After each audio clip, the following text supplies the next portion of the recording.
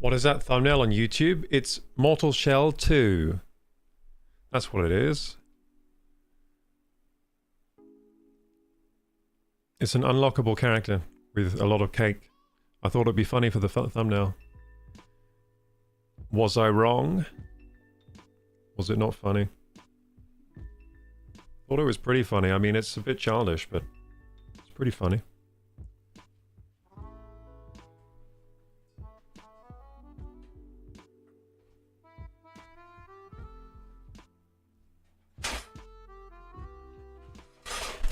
How you doing, bruh? Nice to see you here, dude. Always a pleasure.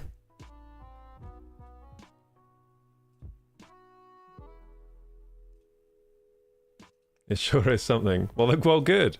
That's what a thumbnail should do. It should make you look at it and go, huh, that sure is something. And then you might click on it, right?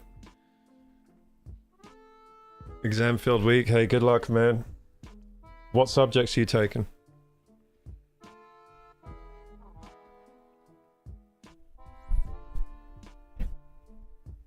Dead inside. Well, you're allowed to have this stream on as long as you're studying for the exams, dude. Benched 100 kilos today. Nice, man. That's good. Nice. 100 kilos is good, man. Did you do that in 1 rep, or were you doing for reps? Is that your, like, 1 rep max? They say 100 kilos a big, like, milestone, isn't it? Once you get to 100 kilos, you're strong, man. You're strong. You're certified strong. 1 rep, hey, man, that's good. 65 for reps and 100 for 1 rep. Nice. Hell yeah, dude. Make sure you're eating enough protein in that and getting enough sleep. Make sure you do the recovery just as hard as you do the training. And you'll be golden.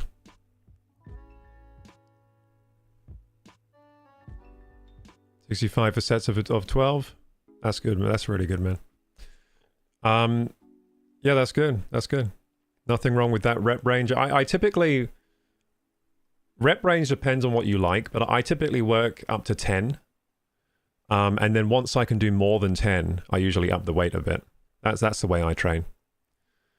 The minimum amount of reps I do is like 6. If I can't even do 6, I'll lower the weight. That's the way I do it.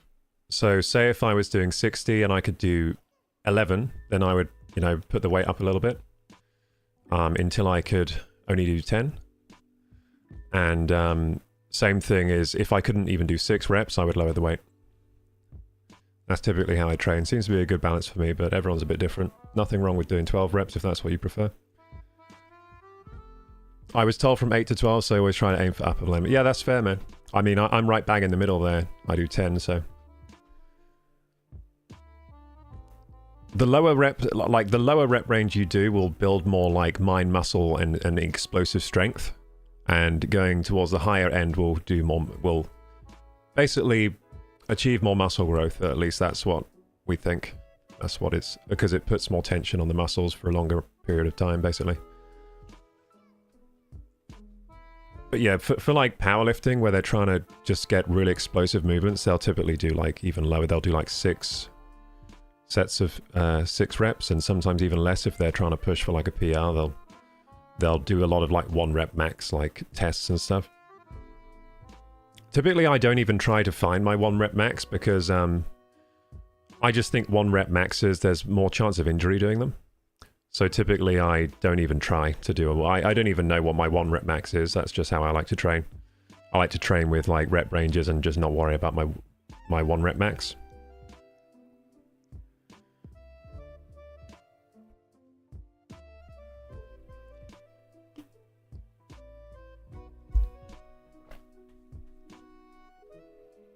The way I train right now, I don't even have a squat rack or safety bars, so I should definitely stay towards the higher end and not try to do any kind of heavy lifts because I don't have any safety.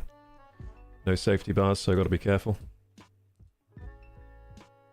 I did the bench on a machine to avoid dropping the barbell on my face. Oh yeah, another word of advice, never ever lift, especially heavy lifts, right, in the gym without the safeties, okay? Never do that, there's a risk of death. And it can happen very suddenly, so never do the bench press without, some safety bars. If you're doing heavy weights especially, never do it. If you're doing squats, always put the safeties up first, then squat, and then if you get in trouble, you're safe. Or at least a lot safer than without them. And never trust a spotter either. Some people, they'll just trust a spotter without any safety bars. I've seen people die doing that, so don't do that. Always safety bars. You can have a spotter as well, but never go just with a spotter if you're doing heavy ass lifts. Especially a weight you've never repped before,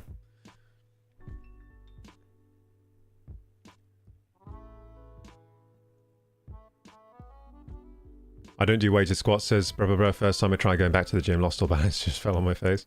So I do the leg press things on the machine. That's fair enough, man. They both train the legs. Do what you feel is comfortable and giving yourself the results you want. Leg press, there's nothing wrong with doing leg press instead of squat. Slightly different exercises, but hey, if you're here for the leg gains, the leg press is good. Okay, there was something I needed to do.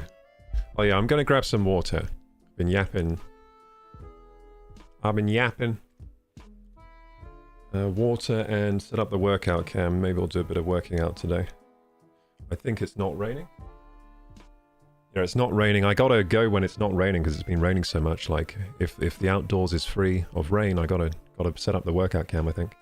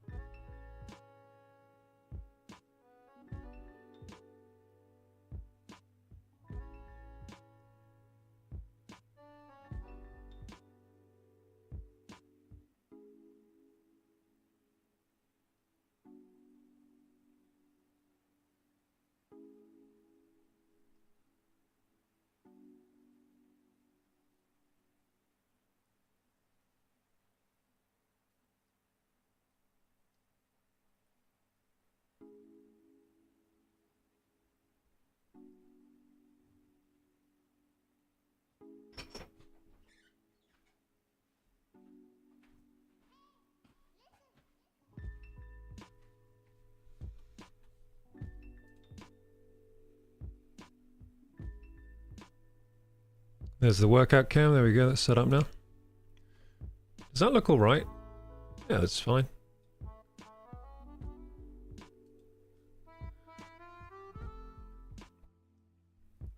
Rubber Brush says, yesterday I forgot to close my window when it was raining, so now I have a paint peeling off my wall. Damn, dude. Gonna have to get some of that that good paint. Non-peeling paint. Brass says, I think they do the same muscles, just don't have a cold steel bar press my neck. Well, they do similar, so the main muscles they train are the same, but squat does train some more stabilization muscles in the core, and you know, it's just really the core, really. So you get core and like stabilization muscles plus the legs. Yeah, you know, you're also training your balance a bit more, but leg press, the main thing that they train is the legs. Mainly the large muscles in the legs and the butt, the glutes and stuff, and it's definitely a good exercise still if you're targeting leg strength and gains.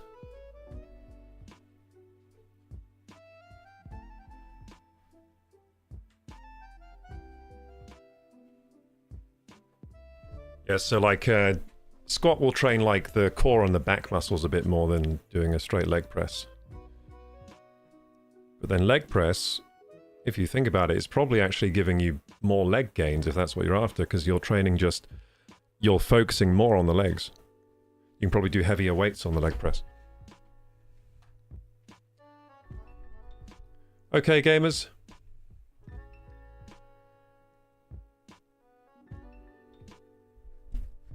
Ah shit, my camera's not working.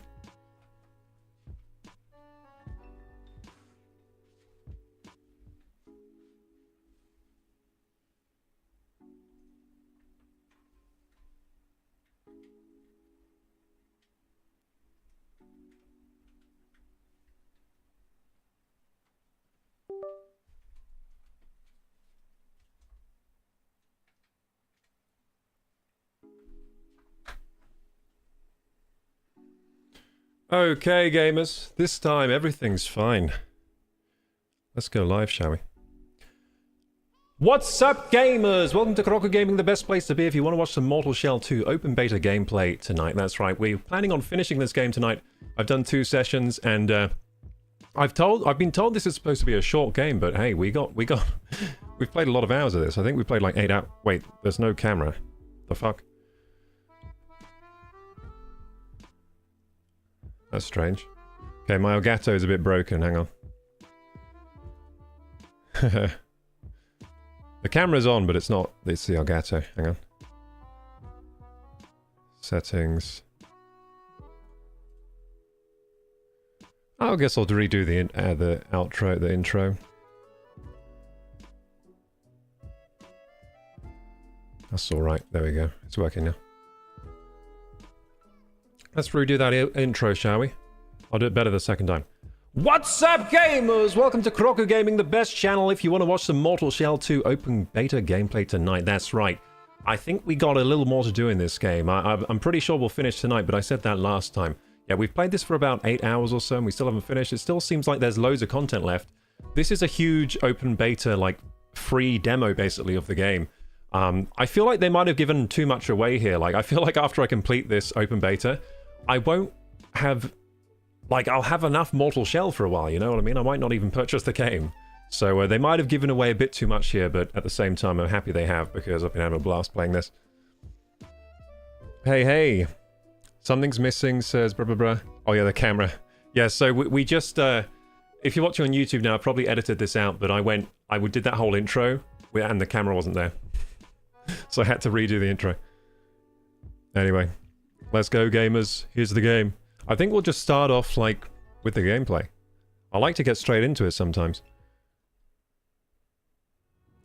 Well, actually, I like to get straight into it a lot of the time. Let's get to the gameplay, shall we? Let's get straight into it. Let's go. Hope everyone's doing well today. I'm doing another one of my fasts today. I've had nothing today except a coffee in the morning and then some lovely green tea with jasmine at around lunchtime, and I'm feeling great. Like, I'm starting to... I've done about 3 of these fasts now for the last 3 weeks. I'm starting to really enjoy them because they make me just feel like... During the fast, I start to feel this sense of, like, calm and, like, gratitude for things, because, like, when you're feeling a little bit hungry and you're just, like, you enforce that discipline of, like, hey, I'm not going to eat today because I'm doing my fast. There's something about that that really makes me feel grateful for the life I have and for the people I know and all this stuff, and for you guys, and... Yeah, I don't know, there's something about the fast that triggers that in me. It's really nice to have that every week. It's like a reset. And then tomorrow I'm just going to continue eating my healthy food. I did my meal prep today, and it's nice to get some time back from, you know, constantly having to prepare meals. So yeah, I would recommend trying out the 24-hour fast, especially if you need to lose weight. In fact, probably only if you need to lose weight. If you don't need to lose weight, probably... I mean, fast probably not the ideal thing, because then you'll start losing weight, most likely. I've been losing weight, so... If you're overweight, you're like, hey, I could shed some pounds and be nice to feel some gratitude and stuff, have a bit of a meditative day, then... Hey, I'd recommend it. It's been going well for me. Yeah, I've been enjoying the fasting. It's something I've been... like, I'm going to stop doing it once I get to my goal weight, though, because, like I said, I wouldn't recommend this if you're already, like, a healthy weight. I'm still in the overweight category on BMI, so I got a few pounds to lose. I got some belly fat as well to shed. Like, visible belly fat. Like, I don't really have, like, shredded abs or anything like that, so... So I'm doing well there. Having a nice day today. It's just so calm not having to, like, prepare meals, because... I feel like a lot of my time is, like, spent preparing meals, cleaning the kitchen, preparing another meal, cleaning the kitchen, that kind of thing. And yeah, I hope you've been doing well today. Personally, I've been just doing a little bit of admin, setting up this stream, of course. But overall, having a pretty relaxed day. Pretty relaxed day. Ah, Jesus, these guys poison you, don't they? Let's start killing things. I was getting my bearings out. I was like trying to remember what we were trying to accomplish in this game. Whoopsie. I remember now. So we're in this snake-infested place, aren't we? This horrible, why'd it have to be snakes-infested place? I understand Indiana Jones completely, dude. When I play games like this and it's snakes, I'm like, god damn it. I think they're worse than spiders for me. I think snakes are worse than spiders now for me. Wait, I can pick this up now? I swear I wasn't allowed to pick this up before. Revered gland. Wait, how did that trigger? Dude, this was covered in, like roots before, and I couldn't pick it up, but now it's free. Like, how did that happen? I don't know how that happened. If anyone knows how that happened, let me know in the comments or in the chat right now. Like, I have no idea why this is now accessible. Is it the time of day? Is it something I just did there? Like, I don't know. That was weird. Maybe it was like explosion damage from their attacks. Maybe it hit it and then maybe the poison gets rid of the roots. I don't know. That's a mystery. I'm going to rest here again. Do we have to clear this beacon? No, this one's cleansed already. Oh, we can do Mether's Pulse again because we just got a revered gland. Improve capacity. I don't know what that actually does. I don't know what improving capacity does. I actually don't know what it does, but hey, it seems good. BMI isn't something you should follow very closely. BMI, right, it's a decent indicator of if you're a healthy weight or not. It's a decent indicator if you're a healthy weight for your height. However, it's not the be-all and end-all. There are certain like different body compositions, different genetics where, you know, your BMI will be shifted one way or the other. But it's a decent indication. Like, if I'm like in the obese category, I'm probably a bit too heavy right now. I've probably got a bit too much body mass on me. And usually I look in the mirror and I'm like, yep, I mean, I've got a gut and shit, so... So BMI for me though, like I would be, if I lost all the fat I had on me right now, I'd probably be on the high end of BMI still, but I would still be in the green. So even if I diet down and lose this excess body fat, I will be on the higher end of the BMI scale, but I'll still be in the green, like the healthy weight, which is around, like, for me, I don't know, something like 90 kilos or something. So for me, it's a decent indicator. It's a decent indicator, like, if your heart's working really hard for your body size and stuff. Because even if you're overweight and it's all muscle, it still means your heart has to work harder, you know what I mean? So, like, even having excess muscle, which it isn't a lot of us that have that, but even having, like, too much excess muscle is not good for you. That usually only happens if you're, like, abusing performance-enhancing droogies and stuff like that. But, I mean, even too much muscle can be... makes it harder for your heart and stuff, so... For longevity, it's a decent indicator, I think. But if it doesn't add up for you, like if you're high on the BMI and you look in the mirror and you see like chiseled abs and shit and you feel fine, then you know it's probably not a good indicator for you. For me, it's a good indicator usually. Yeah, it's never good to obsess about numbers without, you know, really taking a look and judging for yourself as well in reality as well. Like, never obsess over numbers. Hey, capacity gave me more healing. I know what it does now. It gives you more healing flasks or whatever. I've got another healing flask. I've got 5 now. That's sick. You start with like 3. Now I've got 5. Because I improved capacity twice. I'm getting so strong in this game. I feel like I'm getting so overpowered. Although these guys are freaking annoying with the poison.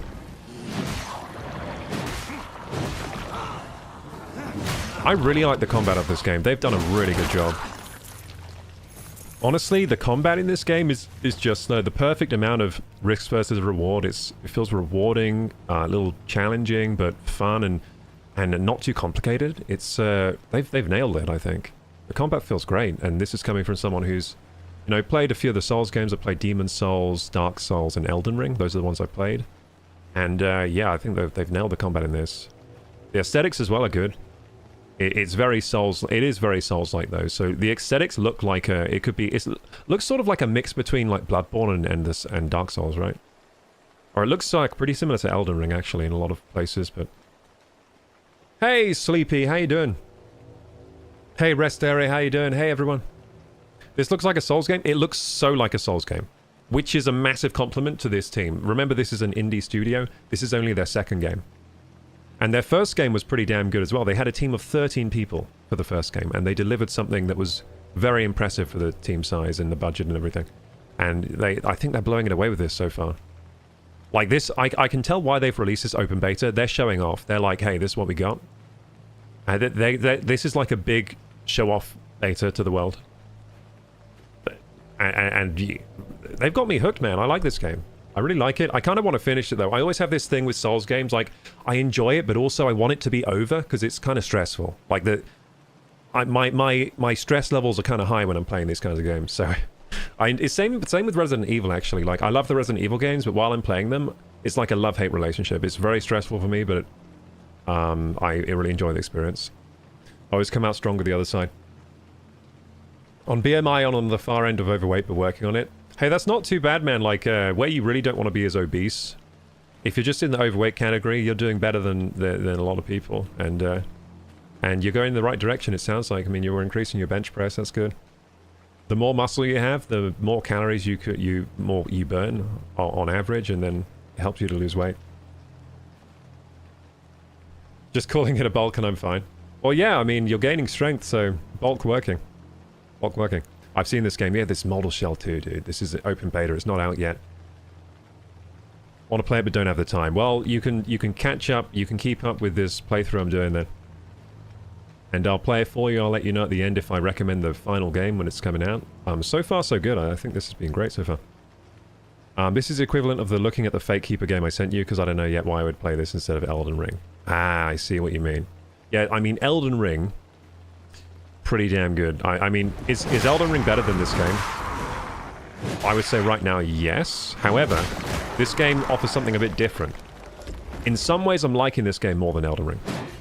I think the challenge and the way the weapons work and the shell system is really... It's enough to make this game very unique. It feels kind of like... You know like Bloodborne? How Bloodborne is very similar to the Dark Souls, but it's unique in its own way. That's how I'm feeling about this game.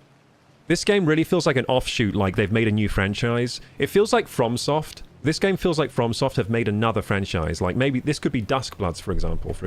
Like that's what I'm saying. Like it feels like it's made by FromSoft so far. Especially since this is a beta. I mean, they're going to probably improve it for the final product. And for a beta, I mean, it looks gorgeous. It plays amazing.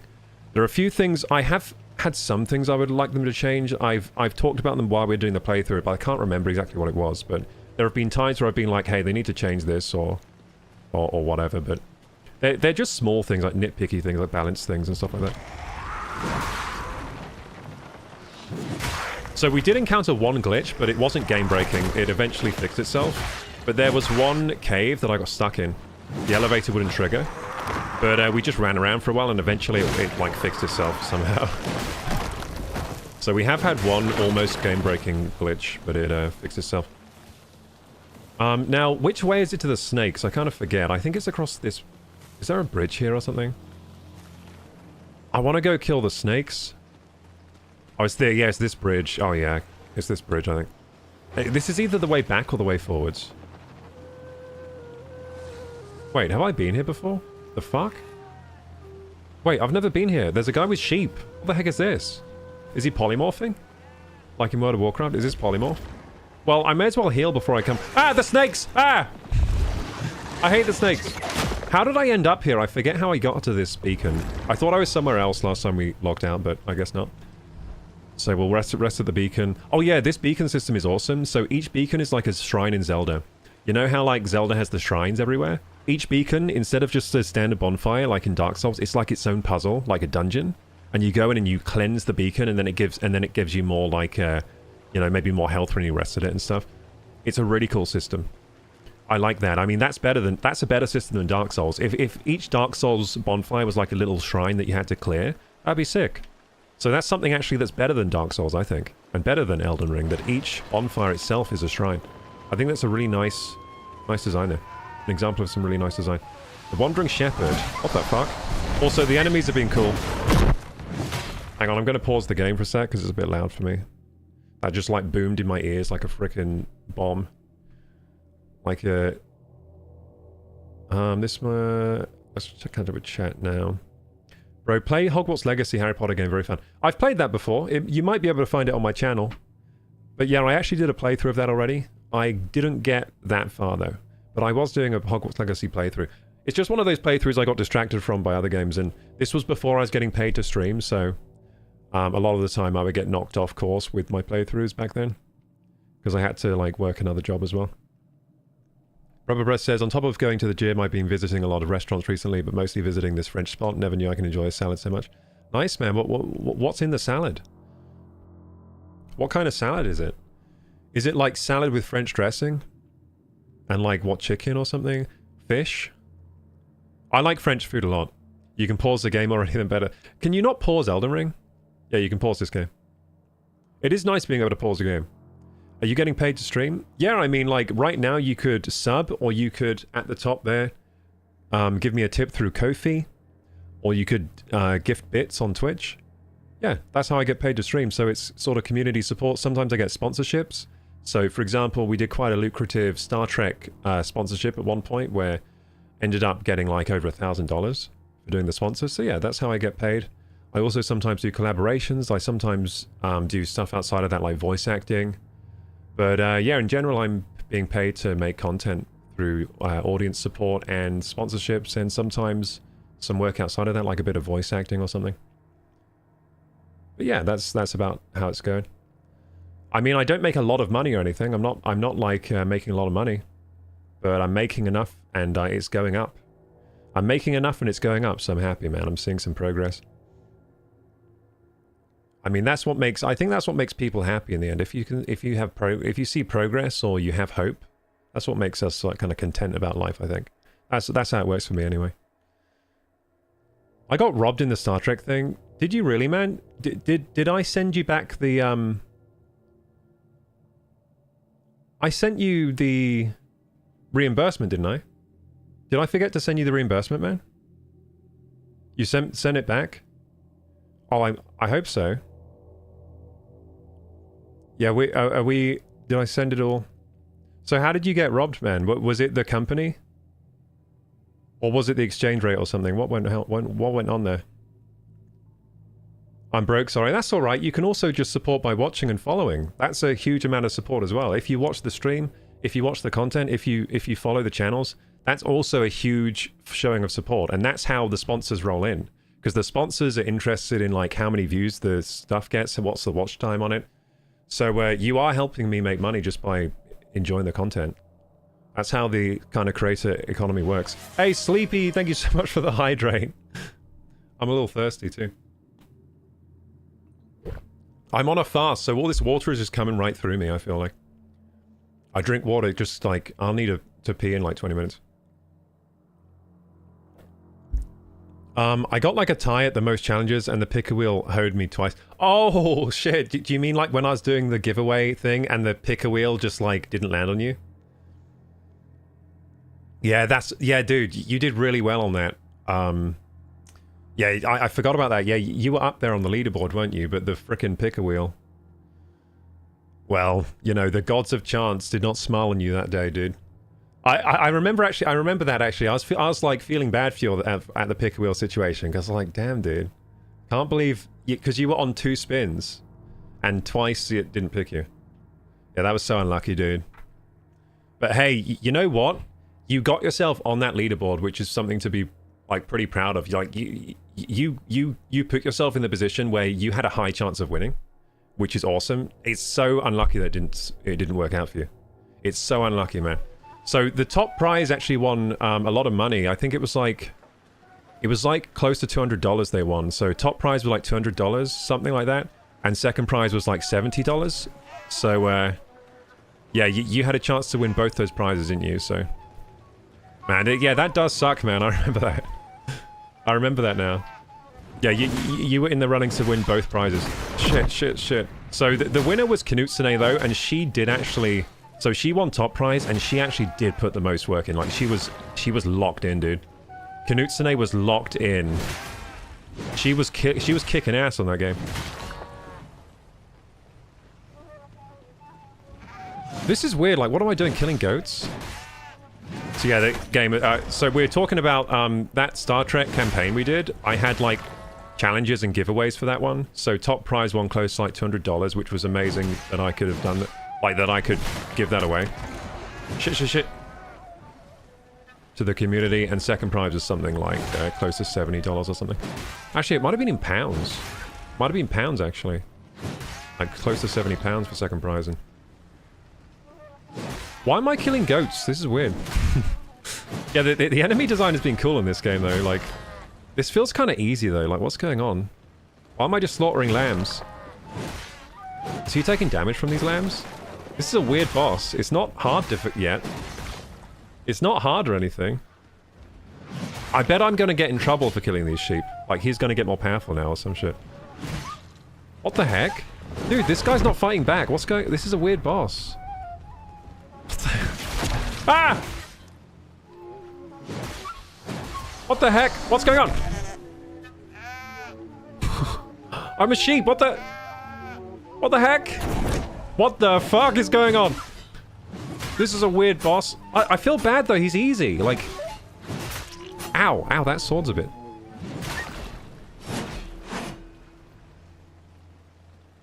That was weird. I feel weird about that boss fight.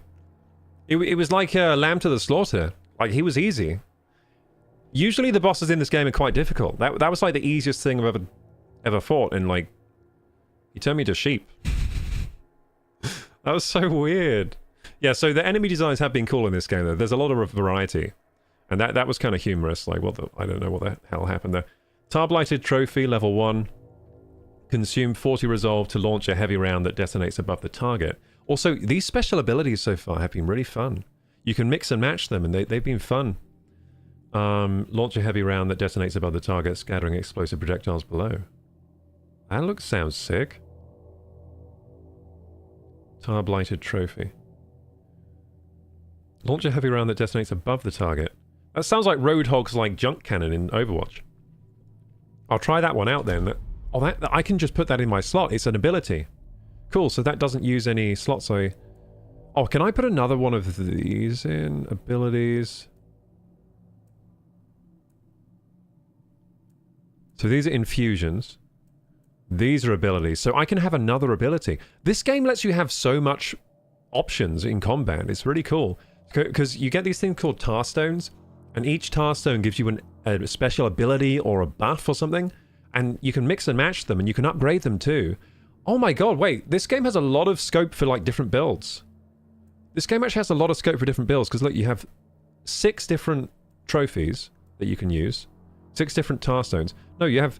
Wait, how many tar stones you get? 1, 2, 3, 4, 5, 6, 7, 8, 9... You get 10 tar stones, and you can mix and match them. And upgrade different ones with your stats. With your... yeah, that's amazing. Holy shit. That's actually really cool. That is really cool. Damn.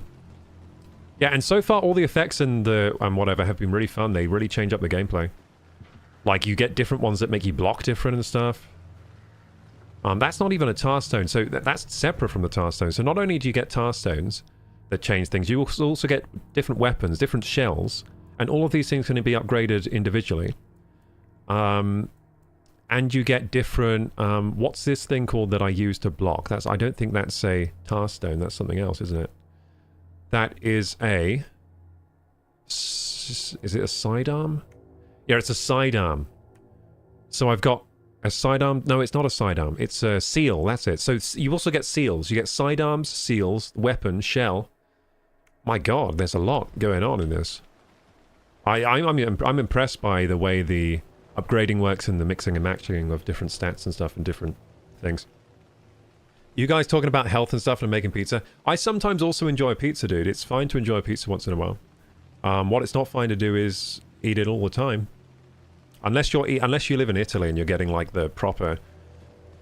There are different grades of pizza. If you're in Italy and you're getting like the proper, whatever it's called, like margherita with the, you know, the aged sourdough bread. What's it called? The Neapolitan.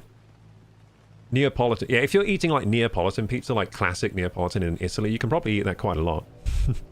It depends what kind of pizza. If it's Domino's or Papa John's or like Pizza Hut, you gotta limit that to like once a week if you want to see like... If you want to get healthy, you know. You gotta limit that to like max once per week. And try not to eat like 2 whole pizzas. But yeah, I mean, it's fine to have a pizza occasionally. I enjoy like a pizza even from the crappy fast food places sometimes. Let's have a look-see at the chat here. What does alert do? Alert just triggers like an alert so it comes up. So you can write a message and do alert and it will like text-to-speech your message, I think. Something like that. This week it was eggs with mayo, says Barbara, for the French salad. Basically Easter breakfast. I was surprised how much I enjoyed it because I don't like boiled eggs. Oh, no, but eggs with mayo is delicious, dude. Boiled eggs get transformed with mayo. That is true. If you don't like boiled eggs, you might like egg mayonnaise. Egg mayonnaise is classic. As my second, I had creamy pasta with salmon. Nice, dude. I really like the restaurant. That sounds beautiful. That sounds great. That sounds like a good meal. You're making me hungry, man. I'm not on a fast. I'm on a fast and you're talking about like the most delicious food. 2-player game is where it's like but it's fine though. I'm fine to talk about food, by the way. I'm just kidding. If anyone else wants to talk about food, go crazy. It'll just make my breakfast tomorrow taste all that much better. The 2-player game where it's like 2 parents that turn small and stuff, says Sleepy. The 2-player game Play It Takes Two. I've played It Takes Two off stream, the whole thing. It was a beautiful game. I loved it. Same with Split Fiction. But you're right though, that would be a great collaboration game to play with someone. It's a bit difficult with timings for streamers because I actually stream at kind of weird times. Even for like a UK-based creator, a lot of them stream later than me. I kind of stream a little early, but not that much. Like, a lot of UK streamers, they either stream really early or they stream really late. I'm in the middle. I'm like on my own in the middle though. So I don't really know anyone that... Because usually the relationships I build up with streaming is people I raid or people that raid me. And then because of how raiding works, that means we don't stream at the same time. Like, I have a lot of streamer friends where we don't stream at the same time. And I guess that kind of naturally is a good thing because then we're not actually competing for the same... We're friends, but we're not competing for the same time slot, which is actually kind of healthy, if you think about it. So I guess it kind of works out. Like, if we were competing for the same time slot, you know, then there could be more drama going down. Like, hey, man, you're competing for this time slot and we share a lot of the same viewers and you're doing the same thing as me. You're copying my stuff or stuff. You know what I mean? It might be like, there might be a bit more drama going on. Maybe that's why that's how the system works, but...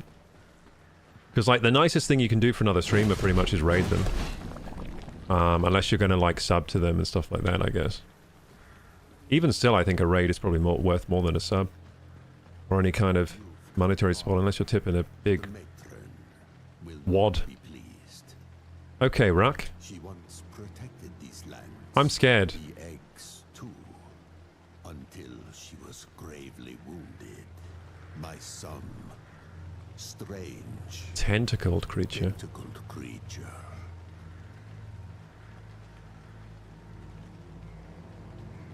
Don't beat yourself up over frozen pizza for breakfast at noon. Hey, if you're bulking, that's a good shout, man. Get your lifts up. Make sure you're eating enough protein, though. That's important for when you're trying to gain muscle.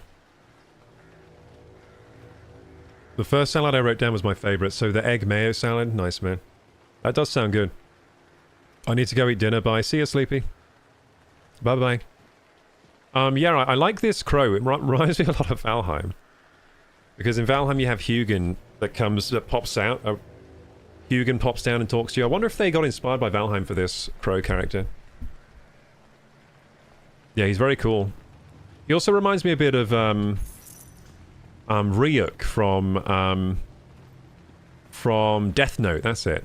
Because he's a bit like haggard. He looks like some kind of spirit of death.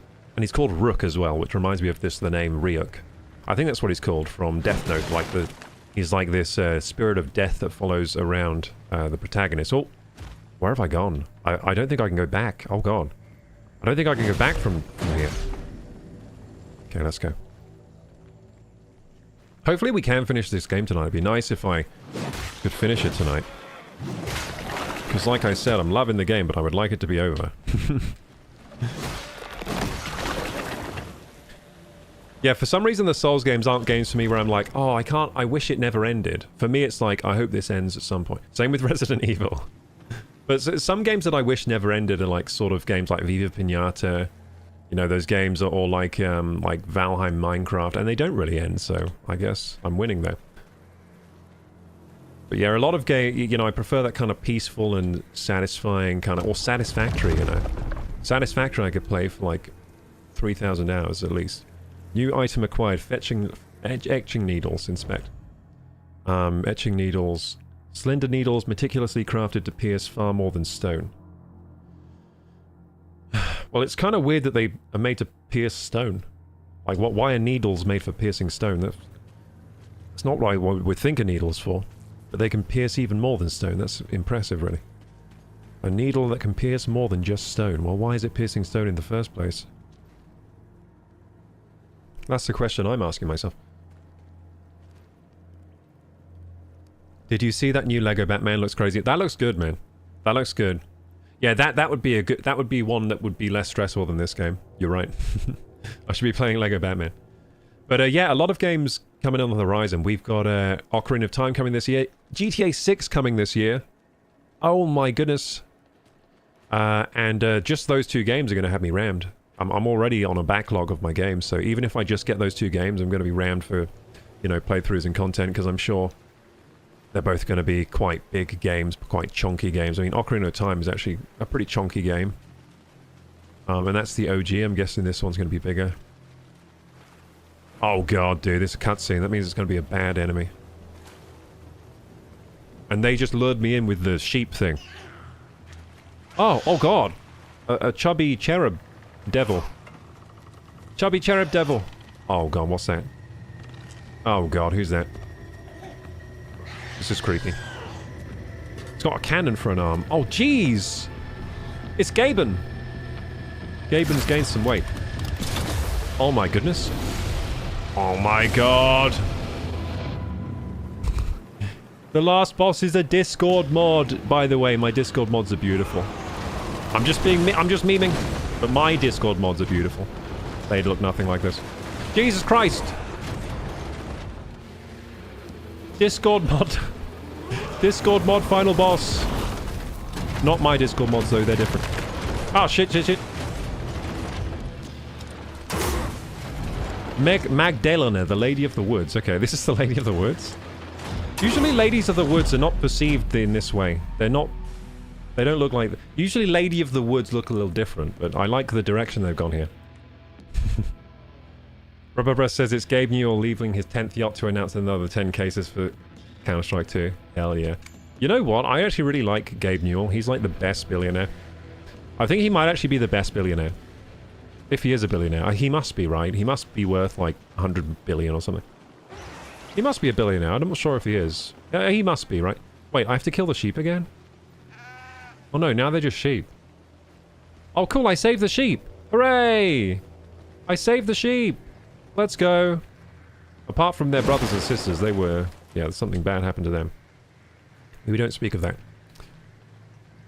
But I saved these sheep from the evil shepherd who was obviously not feeding them or something.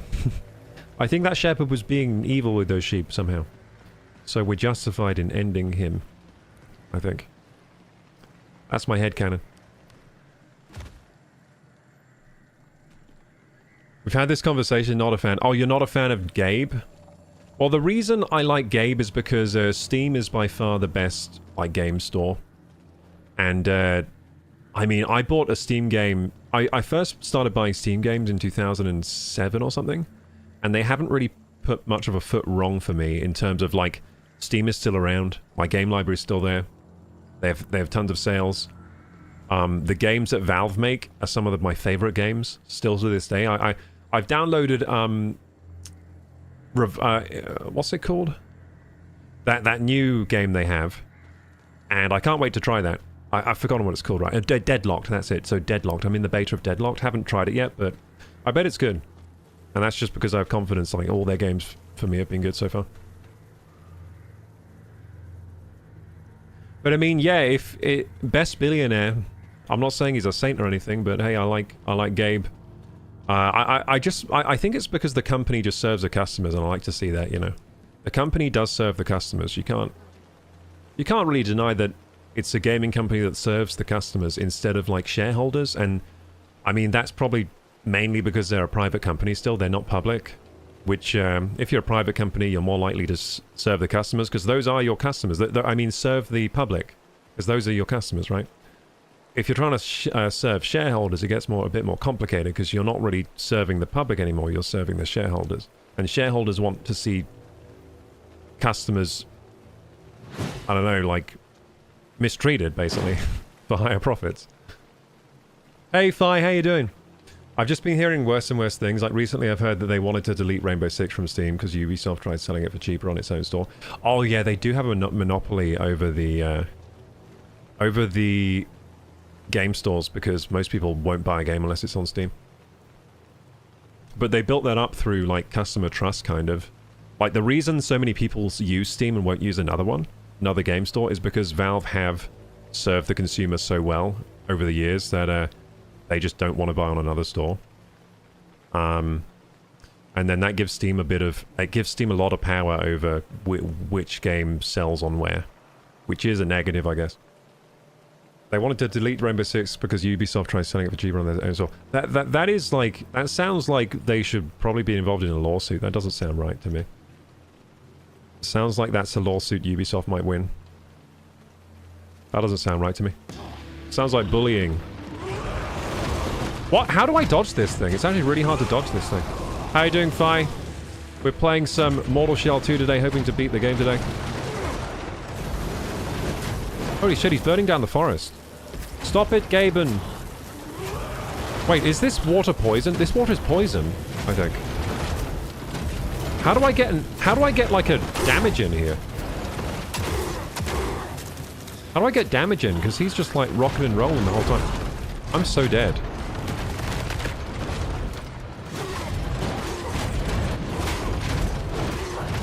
Maybe I'm just supposed to parry a lot. Wait, he's stuck. He's stuck. I think he's stuck. He's stuck. Let's go. He's stuck, and when they're stuck in this game, it's huge because you don't have stamina.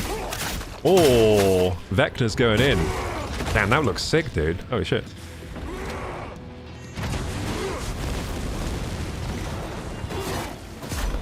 Ow. Well, I'm just tussling now. I'm tussling. Feels good. I'm absolutely tussling with this bad boy. Come on, Gaben. Show me your best moves. Oh, shit. He shot a baby at me. Ah. Oh, he's raising armies of babies. Oh, shit. Do I just skip them and go for him? I'm going to try it. Skip and go for the main boss. Actually, no, I'll kill the babies. Because... oh, shit. In the game, by the way, YouTube. They're in the game. Baby cherub things. Or they demonetized me. Firemoth says, I'm tired. Day 5 of double shifts. Lol, got sent out of town from mutual aid. Damn, dude. Well, GG's for getting work, but hang in there, man. Make sure you get your rest as soon as you can. Nap if you have to, you know. Get that rest in, man.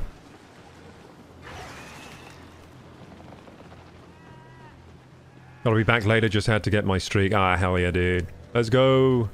100 and what now? 60 or something?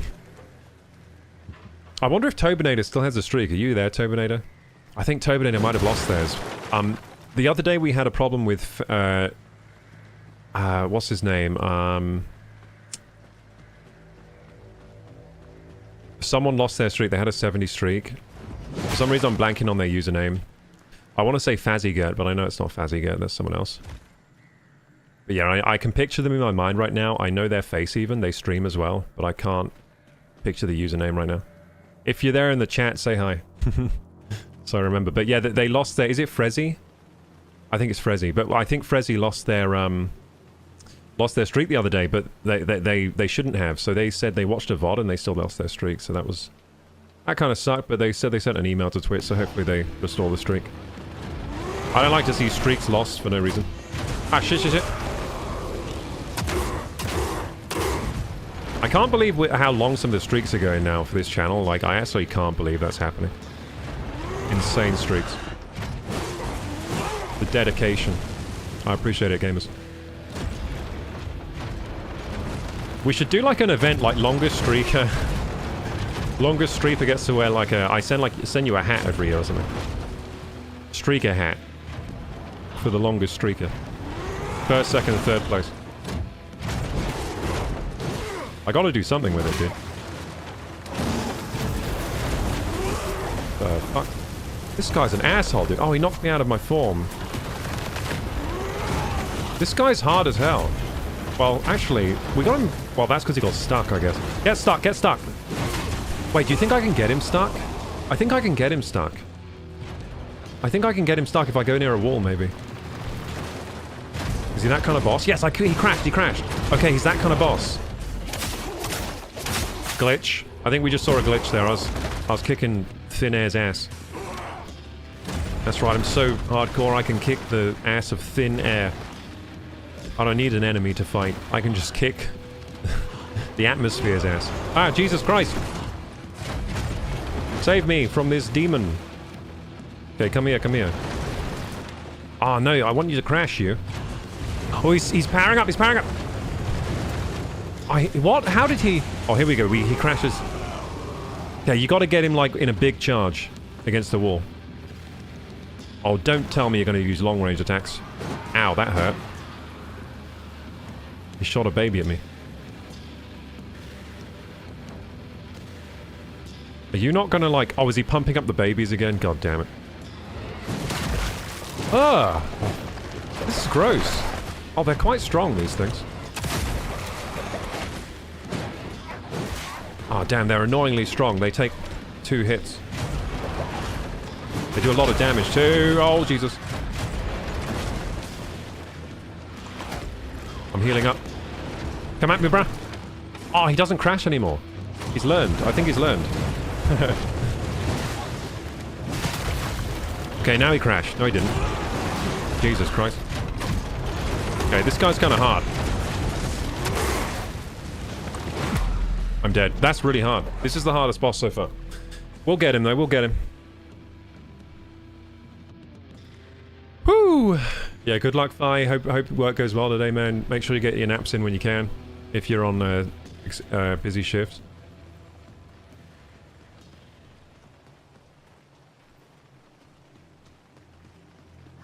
Fi knows what he's doing, but I can't help but worry.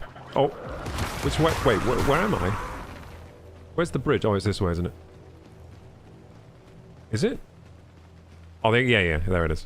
Okay, so we're going back to that boss. I think we can get him. We have a lot of tries here. Oh, we lost all our souls, and I don't know if we got them back, so I think we might have just lost a ton of souls there. A ton of gloom, I should say. It's not souls in this. This is not a souls game, it's a gloom game. Another gloom game is probably Zelda, right? Tears of the Kingdom? Remember all the gloom in that one? Gotta be aware of the gloom in that one. The gloom takes all your hearts away in that one. Is there any enemy here? I forget. No, it's kind of chill here. It's chill and then there's just a boss fight, right? Yeah, it's chill and then there's a boss fight, yeah. Well, that's... they often make the bosses really hard if it's kind of a chill area.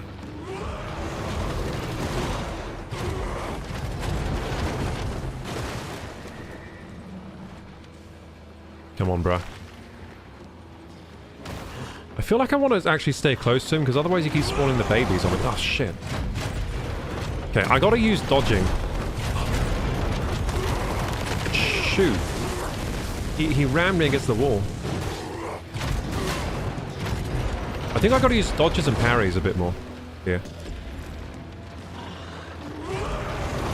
I can't parry that, shit. Okay, I gotta be really careful. So, I've gotta understand how to... If I understand how to parry him... the problem is, he does a lot of these skull attacks, which are unparryable. But if you parry him at the right time, I'm guessing it's probably going to be effective. Hey Stargazer, how you doing? We're trying to beat Mortal Shell 2 today. Hope you're having a good day.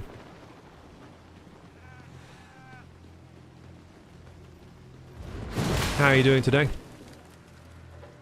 Hey, Gabs as well. How you doing, Gabs? How is everyone doing today? I think everyone's doing well. I'm going to speak for everyone. Everyone's doing well. Yeah, Bro reached max on his bench today. 100 kilos. Fi is actually not doing too great because he's super busy with double shifts and stuff. But he's making that bag, though. He's making that bag, but he's busy right now. He needs to get some sleep in at some point. Who else is here? We got... There's something else here. I'm just going to scroll up on chat. I already spoke for Bro. Sleepy's gone now, but they were doing well. I think... and Vidura here. Hey, Vidura. I didn't see your message before. How you doing? So far looks pretty good. Yeah, dude, this game's awesome. This game is actually surprisingly good so far. It's a nice surprise.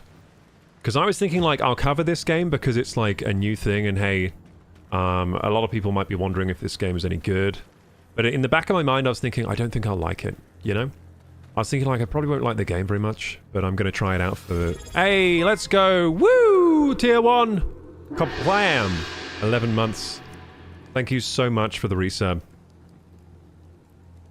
Thanks to Fimorth for my sub gift. Wait, did you just get a sub gift? Hey, Fimorth, let's go! Let's go, dude! I didn't know it was Fimorth until just now. Thank you so much, Fi. Thank you so much, Stargazer, for being thankful to Fi. Thank you so much for the gift sub, dude. Let's go. Stargazer subscribed for 11 months now. Thank you for the 11 months as well, Stargazer. But yeah, but where was I? I was talking about, oh yeah, this game. I was thinking I probably wouldn't like it, but I was going to play it just so I could relay to you guys if it's worth getting and stuff.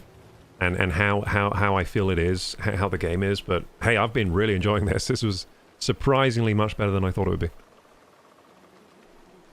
I only have so much space for Souls-likes in my life, but this one so far has been very good. I mean, FromSoft releases enough Souls games to keep me satisfied, to be perfectly honest. Like, they release enough. I haven't even beat all their games. Oh my god, this guy's crazy. He is crazy, this guy. He's already got me de-shelled. Like a pistachio. He's giving me the pistachio treatment, dude. I want to try playing closer to him. I think that's the way forward, but it's hard. Because if I get too far away, he starts spawning babies and stuff. I'm gonna get my shell back off this. He's stuck again. Nice. He de-shelled me immediately. He pistachioed me again. No, and he killed... Oh my god, he's so strong. This guy might be a problem. This guy's the first problem I found. So far, I've been kind of steamrolling this game. Whew. This game is super cool looking. The combat feels fresh. It does. It feels... it's Souls-like, but it feels very fresh to me. It's got a lot of cool, well thought out systems. Like the shell system itself is really cool and well thought out, well executed. The way the upgrades work, the tar stones, the seals, the sidearm system. And I mean, I've only tried 2 shells. There are more shells in the game. So like, hey, there's a lot of stuff to digest here. And it's all pretty yummy. Pretty yummy gameplay.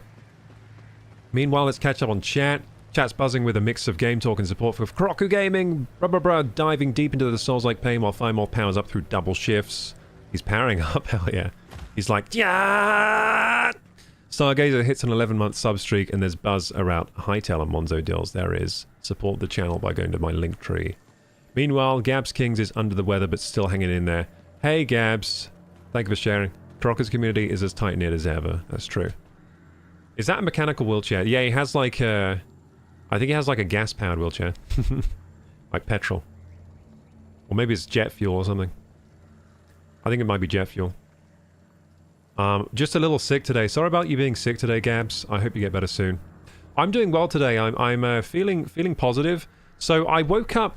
So last night I uploaded a video to YouTube, which was a reaction video. So I did some extra work last night after the stream.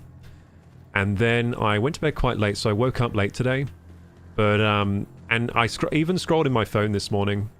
But even though I've had like a pretty good... Even though I did that stuff, I still had a pretty good day. Like, even though I woke up late and that stuff. I kind of brought it back because I started my fast today. So each week I do like a fasted day. So I was like, hey, you know what? I wasted some time this morning, but I can reclaim this by doing my fast today, which gives me more time because I won't be preparing meals and stuff, and I'll turn it around. So I have done that, and it's been pretty chill today, and yeah, I've been feeling positive and happy and grateful. I always feel really a lot of gratitude during the fast, which is why I think they're really good for me in general. I think the gratitude aspect is more helpful for me than the losing weight aspect. I don't know, it gets me in a nice mindset where I just appreciate things. Appreciate the little things and stuff. Oh, crap. So yeah, I'm feeling pretty good today. Come and get me, bro. Ah, jeez.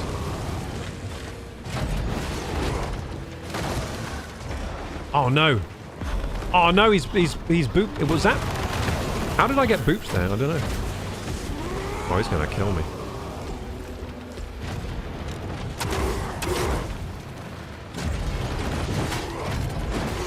Okay, he's stuck again. This is beautiful. I love it when he gets stuck.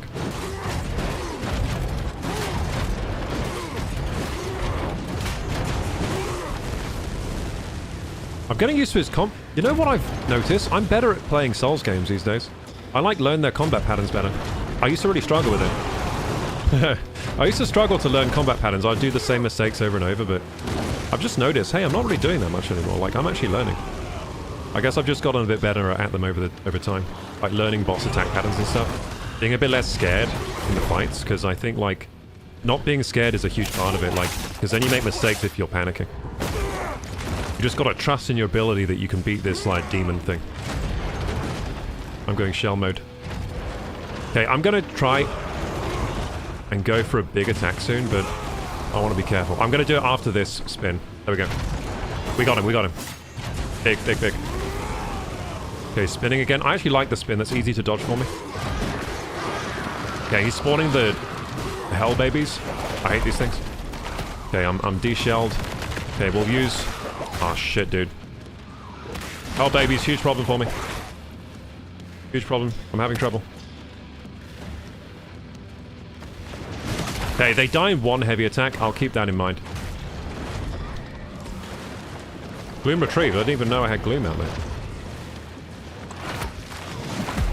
Damn, that's tough. The hell baby's a real problem for me. Ah, man. Winning today, so Stargazer. Yeah, I feel like I'm winning today. I feel like I'm winning. I've just come out of like a kind of a stressful period as well. I feel like things are a bit more calm now. Which is nice. I mean, in life, I feel like you always have like a bit of ebb and flow of like stressful periods, less stressful periods. I'm kind of out of a really stressful period of my life right now, and it's a bit more calm now, so that's nice. I'm sure it'll get stressful again soon enough, but hey, I'm enjoying the calm before the storm.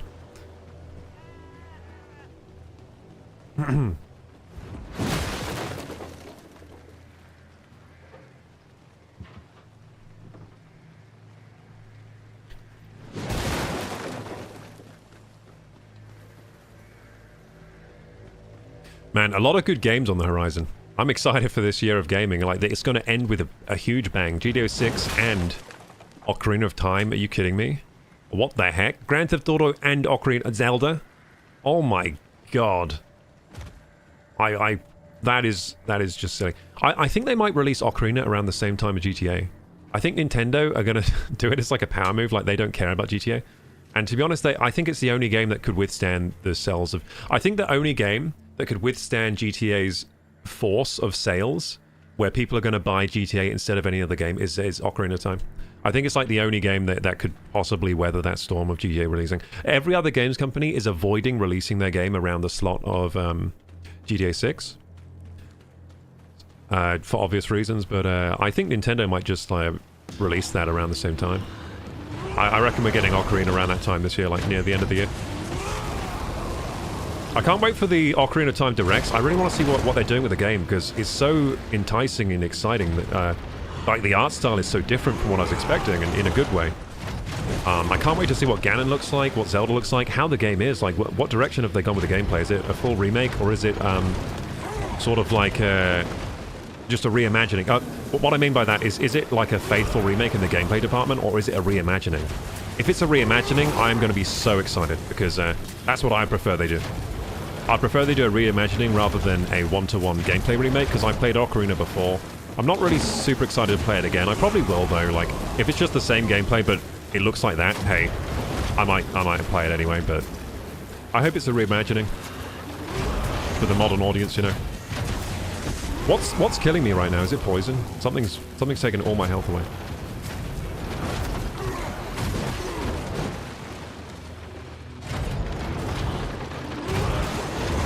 I'm getting rolled this time.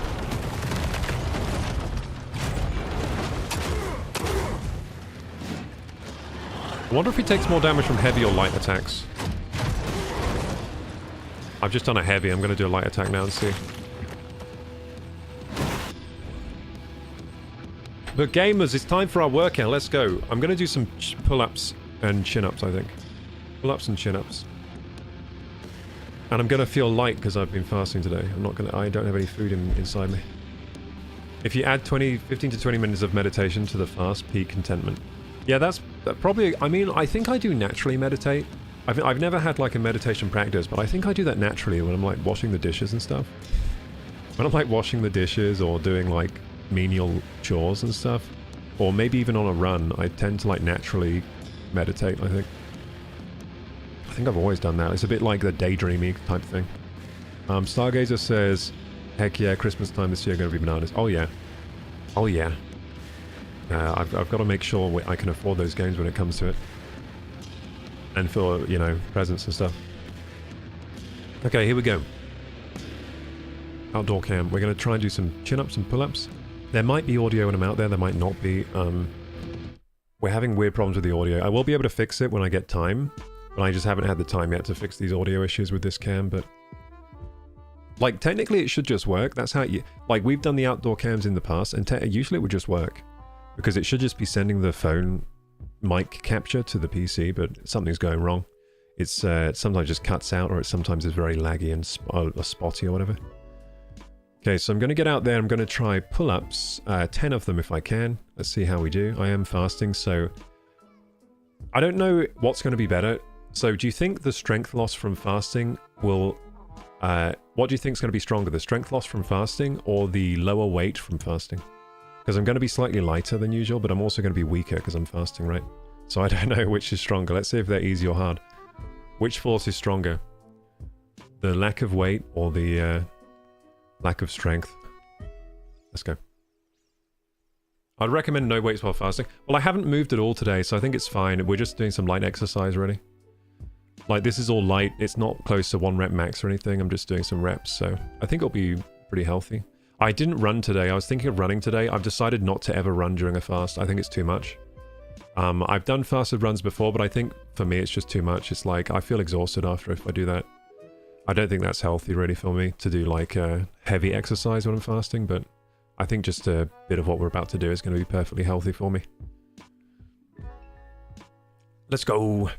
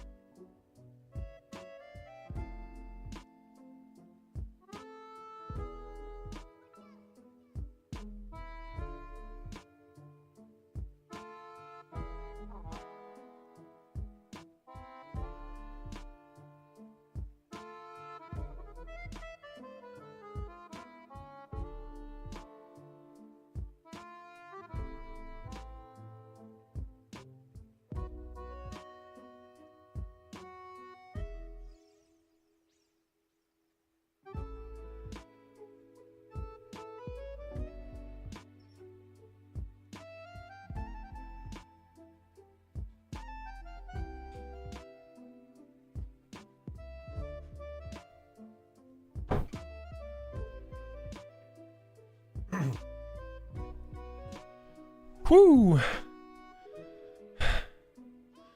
I did 9 in a row, then I did a 10. The 10th one I couldn't get out. So then I did a negative, so I jumped up for the last one. But hey, that's the best I've done in a while. In a row. So, let's go, gamers! We're improving. Once I can bust out 10, that's going to be a great milestone. I think once you can bust out 10, like, good pull-ups. That's huge. Hey, look, doggy. Hee hee. Doggy cam. Happy doggo. Impressive. Thanks, Stargazer. See, I think... So, I was saying I feel good today. That's like evidence that... I was thinking when I was doing those, like, hey, how I feel really influences, like... how strong I am or something. Or maybe how strong I am influences how good I feel. Because I was saying I felt good today and I just banged out like a personal best. Since, not a personal lifetime best, of course. I used to be able to do way more, but I mean a personal best for the last few years, I think. Let's go! Yeah, the fasting has been working weirdly good for me. The fasting has been working weirdly good for me.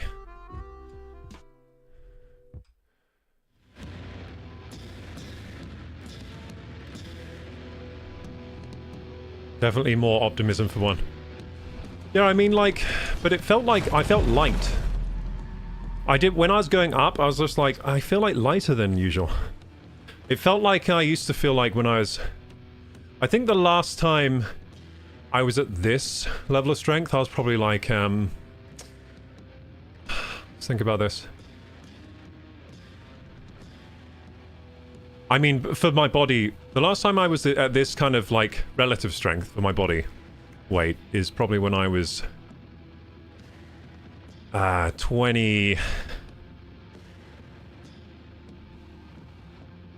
27, maybe? Probably about 27 or something, like, when I've had this relative strength like that. So, they're doing pretty well, so it's been like 6 years since I've had strength like that. But, like, for my relative weight. So something's working well for me. Hey, Alioria, how you doing? So before that, though, when I was about 25... When I was about 20, and in my early 20s, I was, like, really, really strong for my weight. So I could do, like, I used to do chin-ups and pull-ups with, like, 50 kilos attached to me and stuff like that. Like, reps of 10, so I used to be, like, much stronger.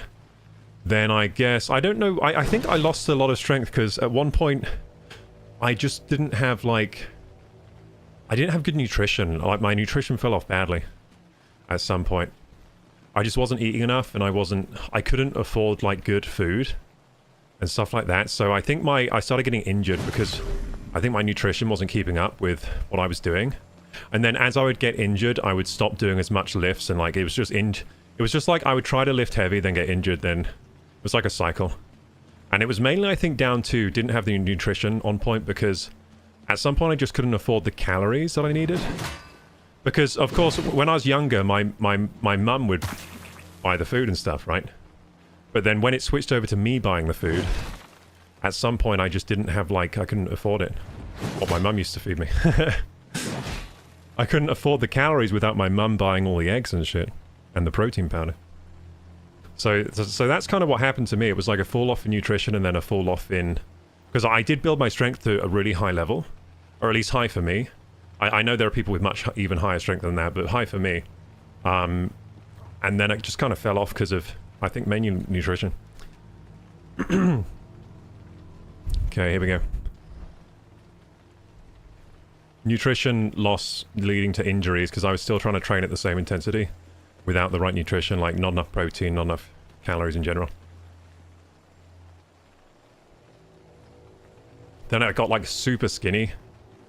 I think when I was around, like, 20... there are probably videos of me on YouTube, like, really, really skinny. And I got super fat over the last lockdown. Eating way too much pizza. How you doing, Alioria? Do you play Dragon Ball Z? I don't, but I used to. One of my favorite games when I was growing up was Dragon Ball Z Budokai 3 and the Dragon Ball Z Tenkaichi series. I did play some of that new one. Is it Sparking Zero? I think it was Sparking Zero. I played some of that. It was good. It had a really good fighting engine. I played it off stream though, so there are no streams of me playing it, but I played Sparking Zero a bit. That was fun. Didn't get super into it. I think if the online were better, I could have got really into it. The online just wasn't there for me. I wanted a mode that didn't... Every online mode when I was playing it had a time limit, and that annoyed me because when I'm fighting Dragon Ball Z characters, I want it to the death, right? I just want to keep fighting until one of us drops. But they had a time limit, so after, like, maybe 3 minutes of combat, like, it was just like whoever has the most health left wins. And that annoyed me. I was just like, that's not how Dragon Ball Z fights go. They don't just, like, spar. It should be, like, to the absolute end, right? So that kind of annoyed me. But, yeah, that's why I didn't get super into that game. I might have got super into it if the online was different. Learning to make sense, says Stargazer. Learning to cook greatly shifted my eating habits. My household eats a lot of processed food, so I had to relearn how to eat well. Well, growing up, like, my mum was cooking. Like, until my dad left, my mum was amazing. She was, like, cooking all the meals, doing the whole housewife thing pretty well. We always came home from school and had food, and it was always nice. Probably not nutritionally perfect, but it was good. It was good. And then when they split up, of course, it caused a lot of pressure, because we had, like, five kids, single mum. So after that, then I pretty much learned how to cook after that, so... Yeah, I pretty much had to make most of my meals after that split. So yeah, I kind of learned how to cook pretty young. Okay, here we go. But yeah, nutrition, I've been into nutrition since a really young age, but obviously I've made a lot of mistakes over the way, so...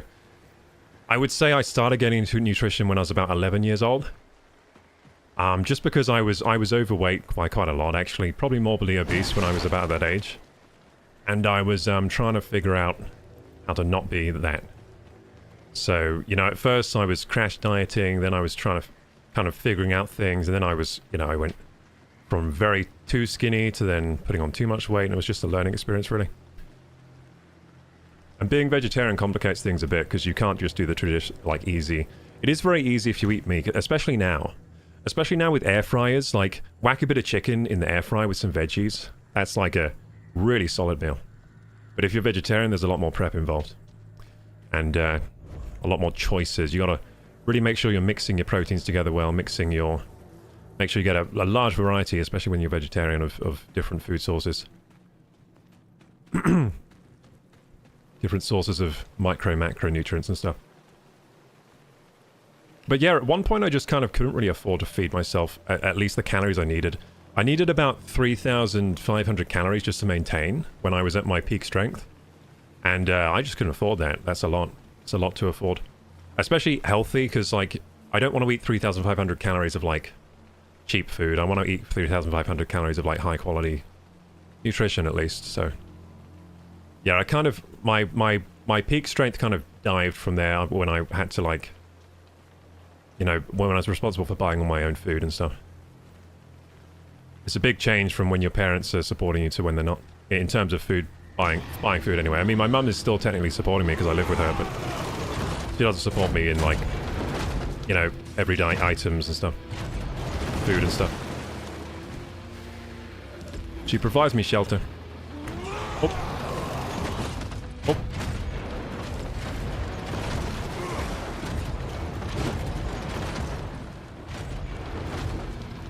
There we go. Ugh. That was a good dodge.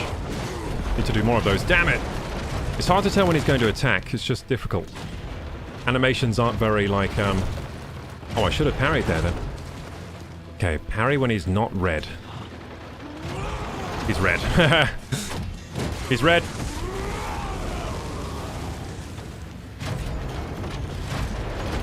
I tried to parry there, I was too slow. I tried to parry there and he went red. It's really difficult. He's not very telegraphed, really. Like, you can't tell when he's... I can't tell yet when he's coming to me what he's going to do. If he's going to use an unblockable or a blockable. I haven't managed to parry him a single time, I don't think. Not a single parry was done. Has been done. But I reckon if we figure out parries on this guy, he's dead. What's your favourite game? Tears of the Kingdom is what I usually say. Tears of the Kingdom. Zelda Tears of the Kingdom, but hey, it might be Ocarina of Time by the end of this year, or maybe GTA 6, who knows?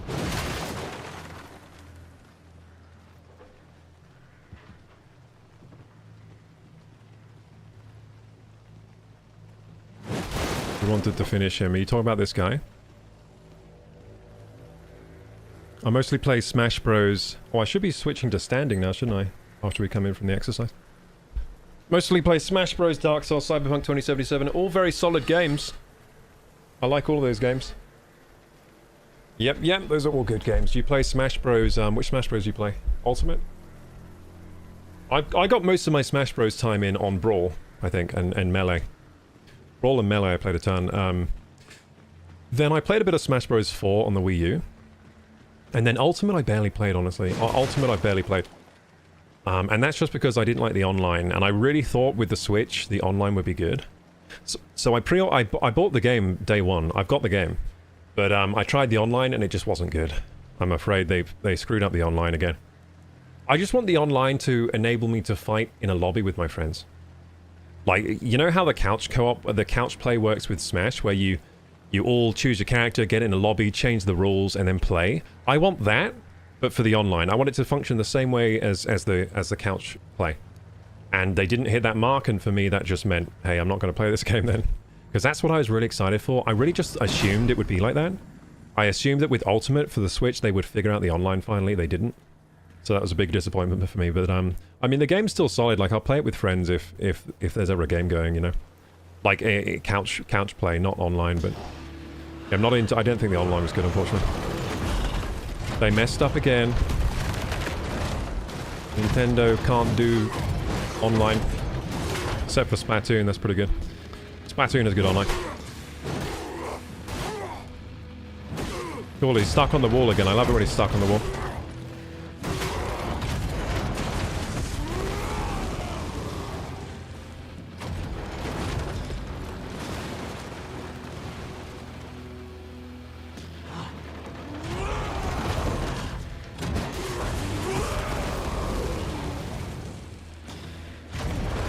Ah, fuck, he knocked me right out. This guy's hard. I mean, this lady's hard, sorry. Got to remember it's a lady. Oh, I think bees are attacking me. That's what's attacking me.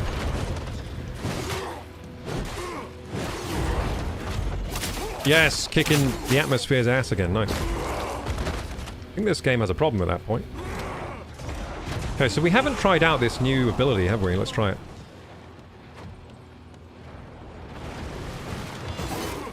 Got him.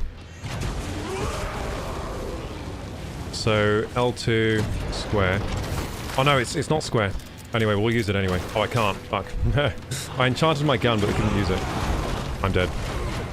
That's frustrating. Not the babies, not the babies. Oh, they're dying in one now. Why are they dying in one?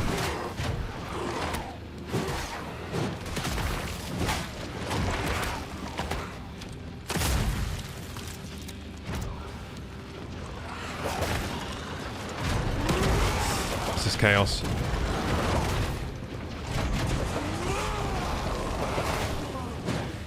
Where are you, baby? Got you.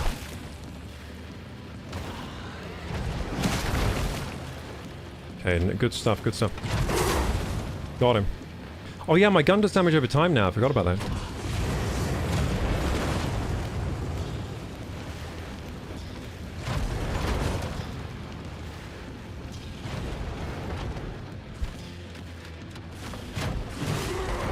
Oh, good. He's kind of low health now.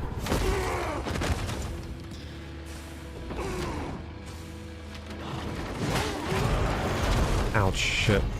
I'm kind of low health now as well. He's getting more frantic, I think.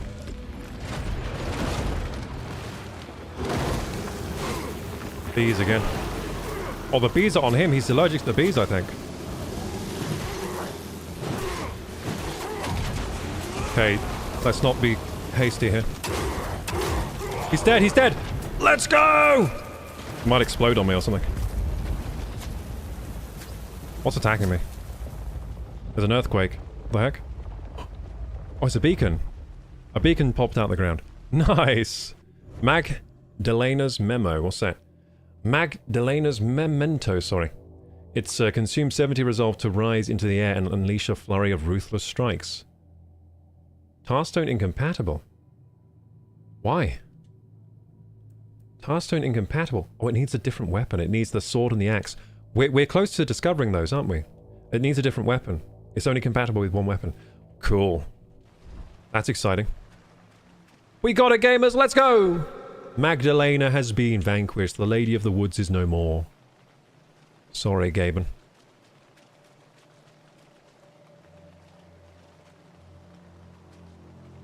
Thanks for sharing your fave games with us, Ali. Stargazer says, I meant with Dragon Ball Z you wanted to finish the opponent. Oh yeah, I want to finish him. Yeah, I just like... In Dragon Ball Z, the whole theme of the show is like long, drawn-out battles, so why isn't the game reflecting that? Bit of an odd choice in my books. Like, why is there a time limit on the battles? Especially if you don't want one. There should be a setting where you can turn off the time limit for the online and just have, like, all-out battles to the bitter end. But no, there was a time limit and you couldn't disable it, and that is the reason I stopped playing. Pretty much. Otherwise, I would have probably played it and got really good. Because I would have, that would have been my game then. I would have liked it. I would have enjoyed that. I mean, competitively, it had a really fun combat system. It was kind of like easy to get to grips, too hard to master kind of system. And I thought it was really well done. It was, the game looks like, it looks so close to the show as well. Which is awesome. I'm stuck down here, am I? Or do I go in the beacon? Is that how I get, is this a beacon? I think maybe the beacon lets me out of here or something. Like maybe you just got to teleport out of here, warp out of here. Seems a bit weird, but maybe that's how it works. Can I level up? I can actually level up to level 8. Level 9? Heck yeah. I don't know if, like, everything else is leveling up with me. I have no idea.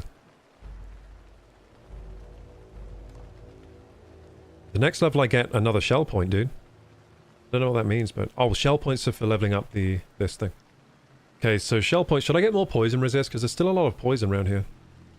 There's still a heck load of poison. I think that might be a good idea. Teal has poison immunity. I like that. That's a good idea. The poison's so annoying. Oh, I don't have enough shell points for that.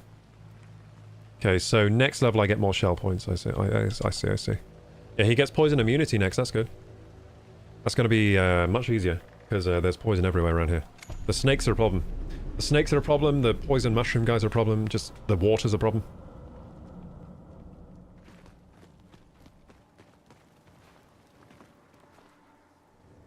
Cleanse corruption. Wait, there's no like boss here. It's one of those shrines where you just walk.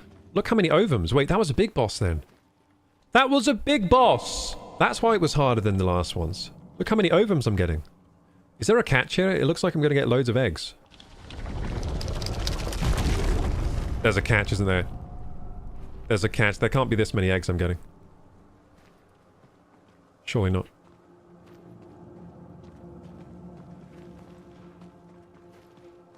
Collect over.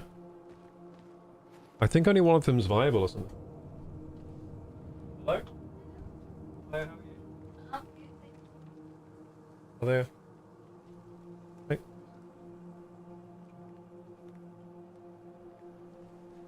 Huh?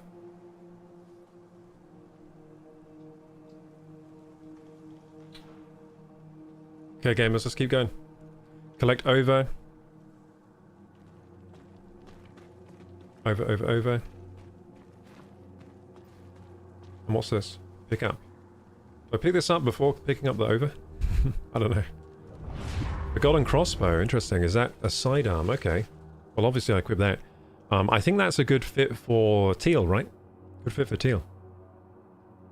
The golden crossbow. Traded to a merchant by desperate addict. This crossbow is surprisingly well calibrated. Yes, we're definitely equipping that. Look how cool I look now. Oh man, this game's cool.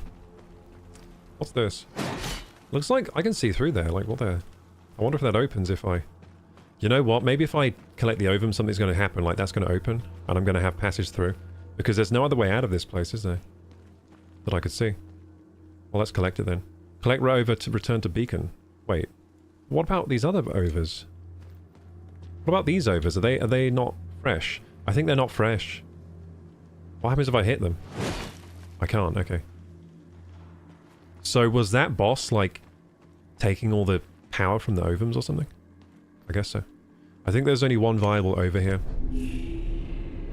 I think the rest have spoiled or something. Yes. You know your Hey! Cleanse all beacons in the beta! I think we've done it! I think we've completed the beta, at least for the beacons. back to me. That's the earth, the undermether, sorry. Collect ovum. So, we've cleansed all the beacons, but there's still more things to do in the beta, I think, so we'll keep going. So, we've done one thing, which is clear all the beacons. Oh! Thanks for playing. Let's go! I think we finished the main gameplay, but there's still more to do. There's still more areas to play, so I guess we continue. I guess we continue and see what else there is to do. I mean, we just unlocked a new weapon. That was a cool boss, so I like that Magdalena. I guess Magdalena's the last boss in this thing. Harbinger. Hello. Shell bonding. Do I do more of this? Ember of Rebirth. I've done those. One level. Deepen bond. So we deepen bond. Okay, I'm just making sure I'm doing the right thing here. Deepen bond, right. So we deepen bond with teal. Shell bond deepened. So we can deepen again, I think. Shell bond deepened, but we're not quite level 2. We can deepen again. No, I think we're level 2 now. Oh, we're about to get to level 2, I think. So shell bond deepened again. Bam, we're level 2. Shell bond deepened. There we go. We're level 2 on the shell bonding.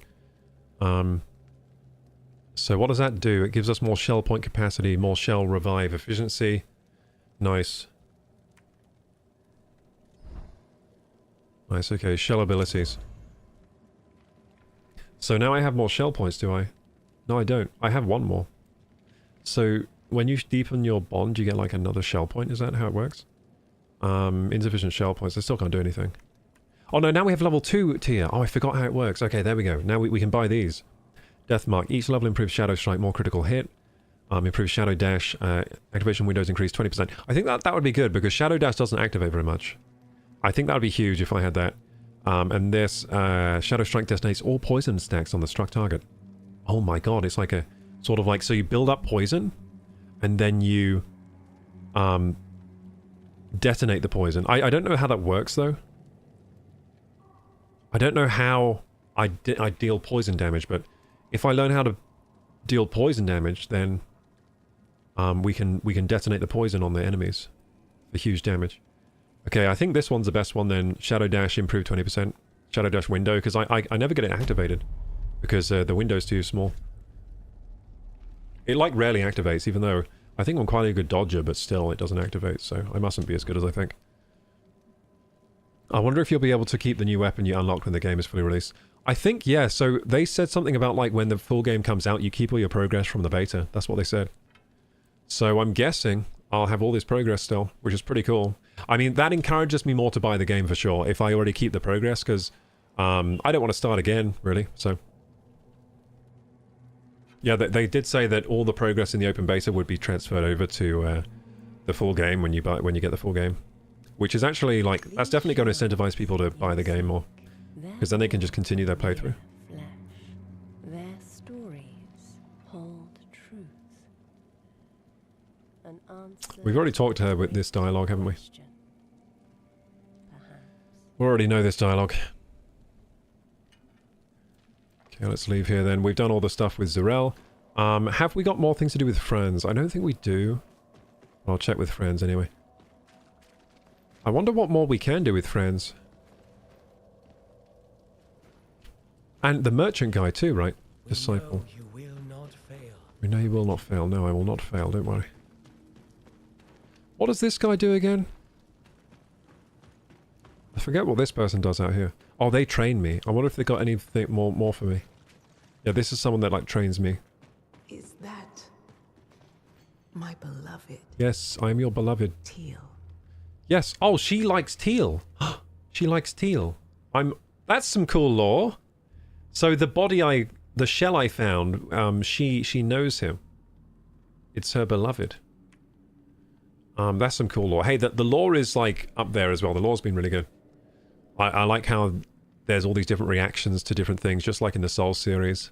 Like, hey, I come here as Teal, and suddenly it's like, hey, Teal. And there's no quest.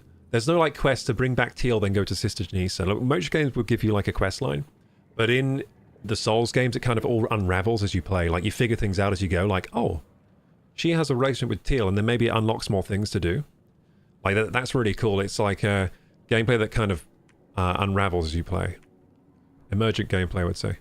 So, Untarnished Seal, Range Weaponry, Infinite Seal, Leave. I don't think she's unlocked with anything. Maybe new dialogue tree or something. Maybe new dialogue tree? Is there still some fight left in him? Yeah, new dialogue. There must be. Is there still some fight left in him? Where he, well, there is, it seems, but he's a skeleton. He's lost a lot of his face. I hope he knows I'm sorry.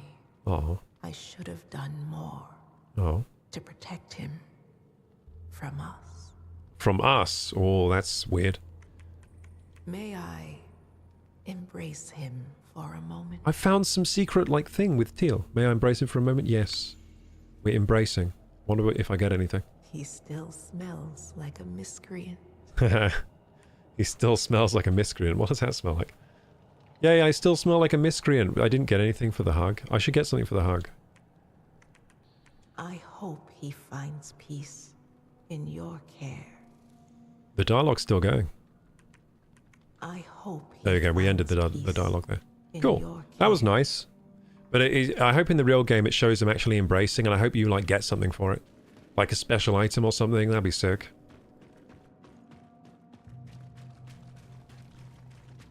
And I hope there's more stuff going on in this game with that. Like, different people have different relationships with their shells, and then you can, like, unlock new dialogue trees with them and stuff. Like this disciple, maybe he knows one of the shells, and it's like, oh my god, my brother. Where have you been? Here, I have the money. He just gives you loads of coins or something. That'd be cool. I'm kind of lost in here. I'm trying to find the man with the plan. There are all these shells here. Do you think I can get any more shells in this game? I can definitely get a new weapon, so we'll definitely go for the weapon. We can get the sword and the axe thing. The twin weapons or whatever. And there's a new... Magdalena's thing does something, doesn't it? Magdalena's Tarstone does some epic thing. If you find that. Oh yeah, we can do this thing with the ovums, can't we? Use Gloom Siphon. So far so good on this. I like this home base. The home base is pretty cool so far. Feels like home. Somewhere to call home. Oh my. You have recovered so many over. I have actually. Look how many over I have. So many. Oh, so I did recover all those over then. So when you beat a boss, sometimes they have multiple over. I was thinking, like, how many over am I going to collect? Because it looks like there are so many pedestals, but I guess when you defeat a boss, there are just a lot more. That's cool. What's that I hear clinking? Oh, I think I do have something for him. Missing piece of her? Well, don't be shy. Let's see it. Here you go, mate. I've got something for you. Do I? Yeah, I have the etching needles. Yay! Ah, yes. Her old teeth. I wonder what this is. I don't know what we're building. She can pierce even the hardest rock. Cool. Even tar stones. Oh, she can tattoo Well, the let's get tar to stones. it. She's got a real bite now. So that's what the needles are for. Speak to Franz. You're not a disciple, are you? You must be the Harbinger. That's me. Well, I'm Franz, and I've been told I have to help you. We're all missing something, you know. Few get a chance to fix what's broken, but you can. At least for her. She'll do all the real work, as long as we keep her happy. Okay. Good stuff. Use Tarforge. Do a lot more if we fix I've it never up. used the Tarforge yet. We can do some stuff here. Enhance weapons. Enhance sidearms. Temper tar stones. Use the Tarforge to upgrade and level up the tar stones. Enhance sidearms. So I can enhance the crossbow. With Ventrium and coin. So what does that do? It just gives it more damage and... puts down the resolve consumption so I can use it more. That's sick. I guess I should use it on the crossbow. Because I feel like that's the weapon to use for Teal. So I'll upgrade that. I'll make Teal really powerful. That's what I'll do. Quite like Teal. So next level increases the resolve consumption by a lot, but it doesn't increase the damage, it looks like. Let's just keep upgrading it. Now the next level upgrades the damage a lot. Interesting. +3. +4. Oh. +5. Hell yeah. Insufficient materials, why? What don't I have? Enough Ventrium? Oh, it needs 12 Ventrium. I only have 3. We just upgraded the crossbow to level 6. That looks like a big boost.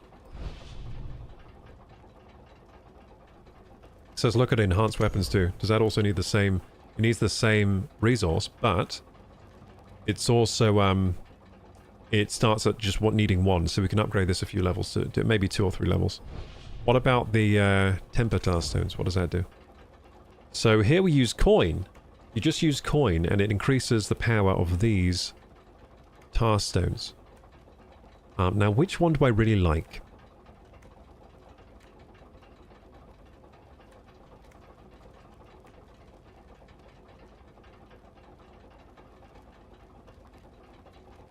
Magdalena's Memento. That, I mean, that way. You know what? I probably shouldn't update the tar stones yet because I don't know which ones I like the best.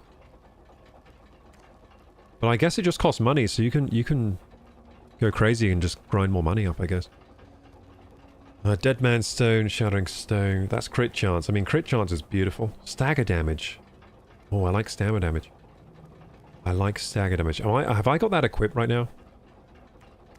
How do I? Oh yeah, I do have it equipped. Oh, I do like stagger damage. I might just upgrade this a lot.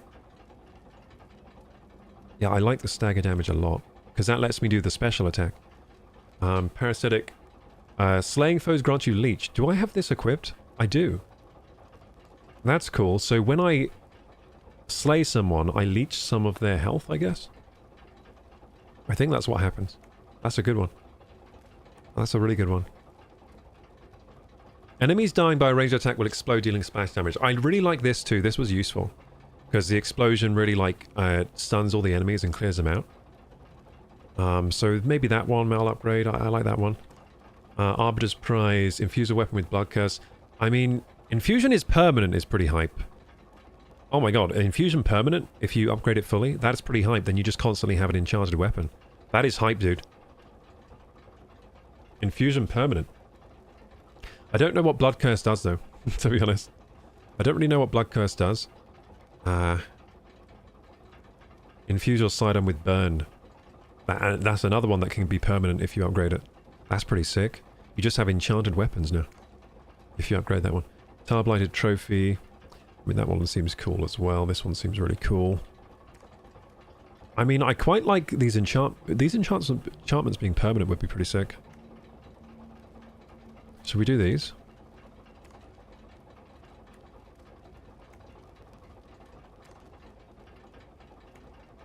I like the stagger damage one as well.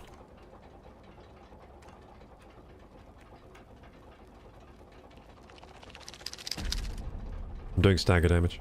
I just feel like that's a really good one. Tarstone not ready. Oh, it takes time? It takes time. You can't upgrade it again yet. You have to wait. Interesting. There's some latency. So then let's upgrade... I think Arbiter's Prize would be good, because it's just a permanent enchant if you upgrade it twice.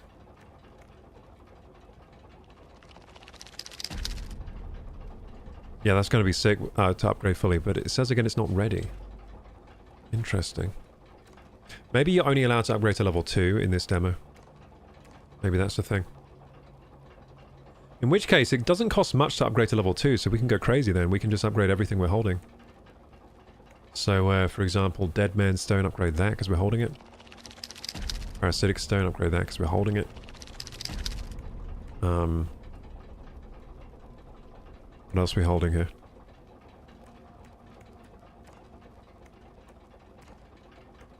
I think that's all of them we're holding. Yeah, that's all of them. Okay, so we upgraded all those to level 2. That's pretty cool. Yeah, I like all the upgrading systems so far. They're really cool. Better than Dark Souls, I would say.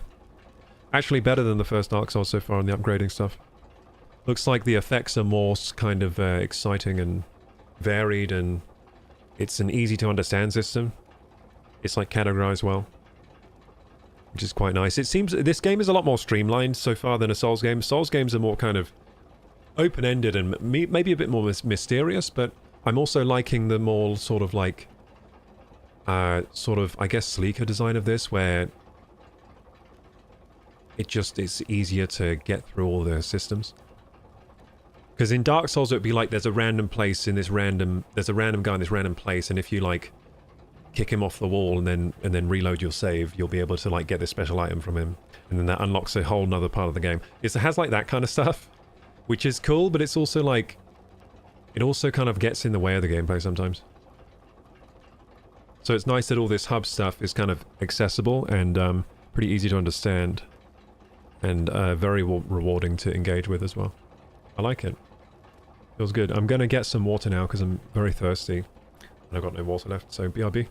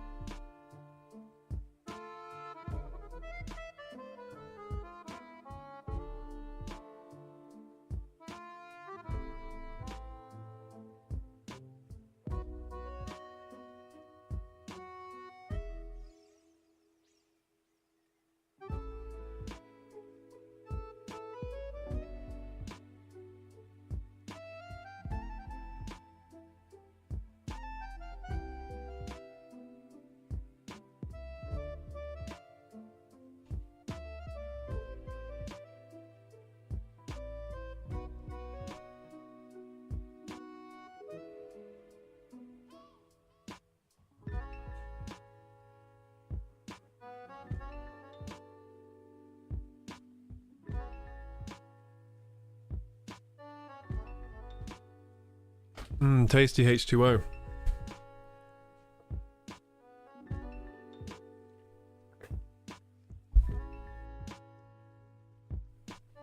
Nice too. You know what's going to be so hyped tomorrow? Breakfast. After this fast, breakfast is going to be so good. I've done all my meal prep today as well, so tomorrow, the next 2 days are going to be so easy for food, because I now prepare 4 meals at a time, so that's 2 meals for tomorrow, 2 meals for the next day, and then my other meal is just yogurt or like shakes, so really easy tomorrow for food, so that's going to be more prep for tomorrow and the next day. Feels good. I was doing 3 meals at a time. At first I was doing 2 meals. I was prepping 2 at a time meals, right? Then I moved to 3, and then for a while I was like 3 is a good amount, but then recently I was like, hey, why not 4 meals at a time? So now I prepare 4 meals at a time, and that lasts me 2 days, and I feel like it's a good balance now. 4 meals at a time, last 2 days feels like a good balance. I think 3 days was kind of a bit annoying, same with 2, or you know what was the worst? Just preparing every meal when I needed it, like, you know, prepare lunch, prepare dinner, prepare breakfast as you go, like, that's wastes so much time. Meal prepping is the way, save money, get healthier, and also save time versus cooking every meal from scratch when you need it.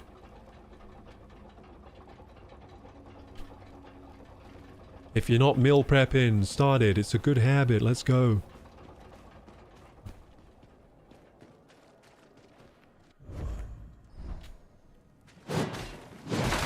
Chop chop. I don't know where I'm going. We just upgraded the heck out of this dude, didn't we? We upgraded him crazy like. Upgraded him like crazy. Did we get any more levels?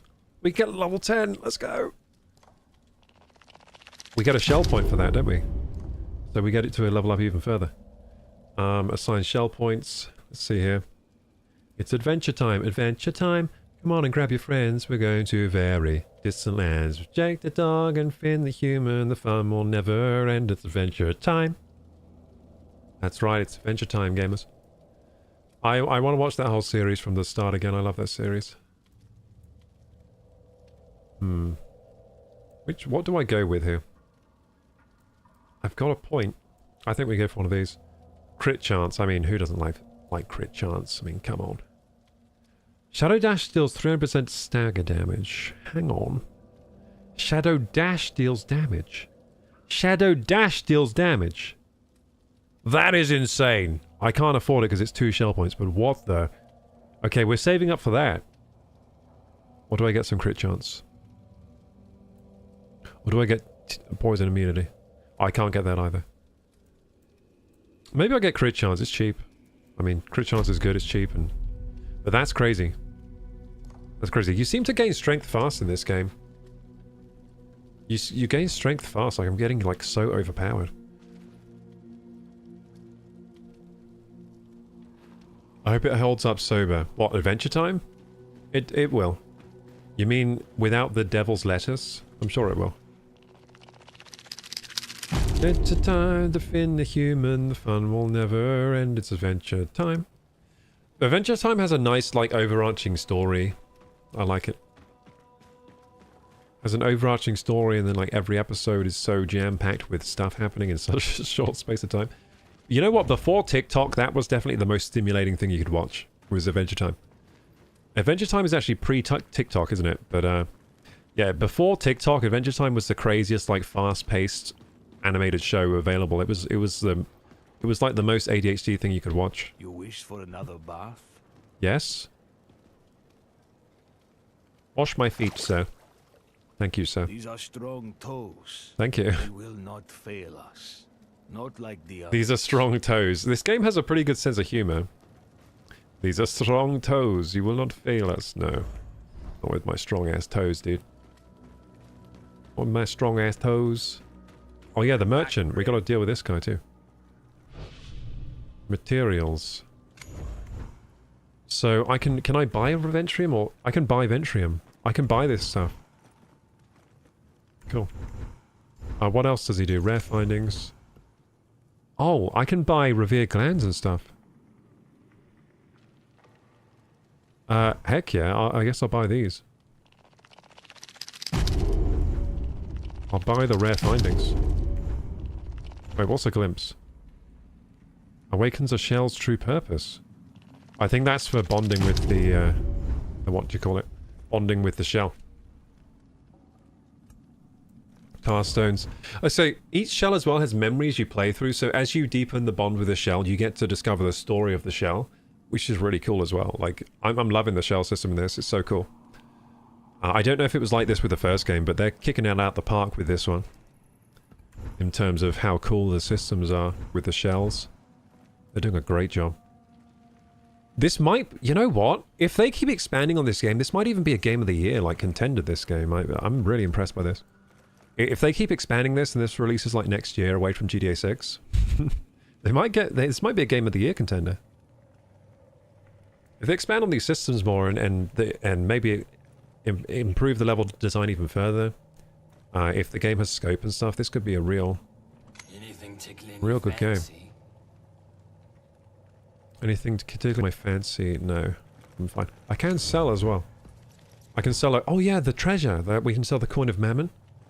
Can be traded for 500 coins. So I guess I'll just trade this. Tooth of Notch can be sold for 2,000. Didn't I have more things to sell?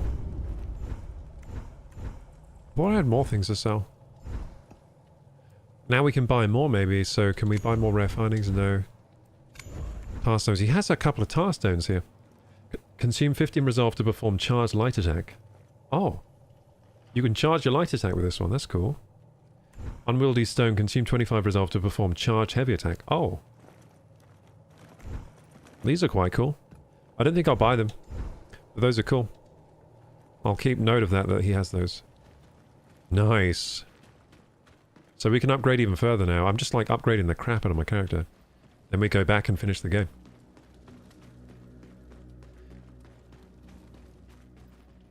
Oh.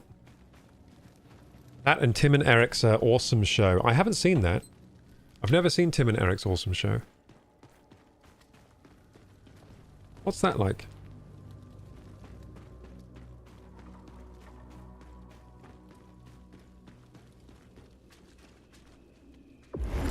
You know what I did like? Gravity Falls, that was good.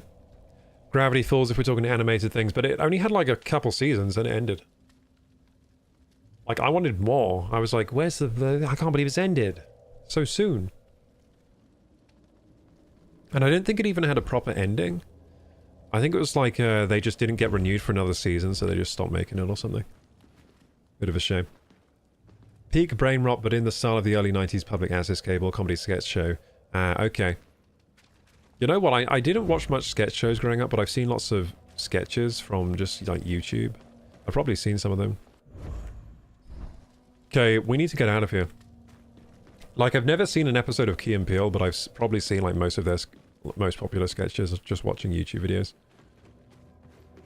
Oh, I can probably deepen my bond now because I got like another glimpse, right? I want to bond with Teal. He's my guy. I don't have much choice. I don't think you can get another shell in this. And my first shell got killed. I'm pretty sure in this game you can defeat the first boss and not lose that shell. I'm pretty sure that's like a path divergent part. Like, either you die and you pick up the special seal, but your shell goes, or you survive and you keep your shell, but you don't get the seal. I think that might be what happens there. I'm not certain, but I'm pretty sure that boss is beatable because we got him so low before we lost. I reckon that boss is beatable, then you get to keep the shell. Nice cleavage, madame. Okay, let's leave here. Impeccable cleavage. Okay. I mean, at the height I am, it's all I see. You know what I'm saying? At the height I am, even though she's sitting down, it's literally all I see. You know what this game's kind of missing compared to the Soul games? It's the writing on the wall, on the floor. Like, if there was writing on the floor, it would be right here, and you would click on it, and it would say, "Nice chest ahead." You know what I mean? It's kind of missing that aspect. I do like those. I mean, they could add it to this game. Why don't they add that to this game? The writing on the floor. Maybe they would get a lawsuit after them if they did that, but... Oh yeah, I can do Mether's Pulse too. Oh, I need 2 now to do the next Mether's Pulse. Can I improve efficiency? Yes, I can. Cool. I don't know what that does. I think that makes me use less resolve when I attack, which is pretty good. So in this game, instead of stamina, they have resolve. That will be a mod. Yeah, maybe there's a mod that just adds writing everywhere.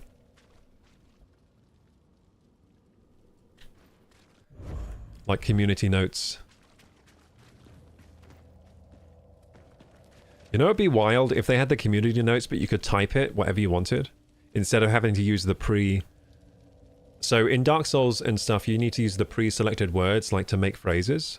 You can't just type whatever you want. It'd be pretty wild if you could just type whatever you want.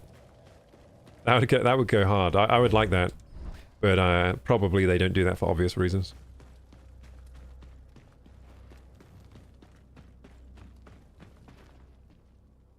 Have we upgraded everything we can now?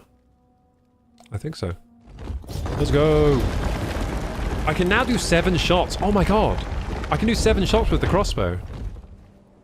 Because I did all that, like, capacity, efficiency, and upgrades and stuff. Oh, we're going back so much stronger now. We're gonna kick some ass. Do we go back to Mushroom Village? I think that's actually the closest place to the sword and the thing. I don't know how to open that door. I think there's a door we need to open. Wait, what's up here? Seeping Mire. Is that new? What are those? What are these flags? Look how long those flags are. I thought those were like antenna of some beast or something. Mushroom Village Gate. Seeping Mire. Have we been there? I think we have, but I'll just go in the middle.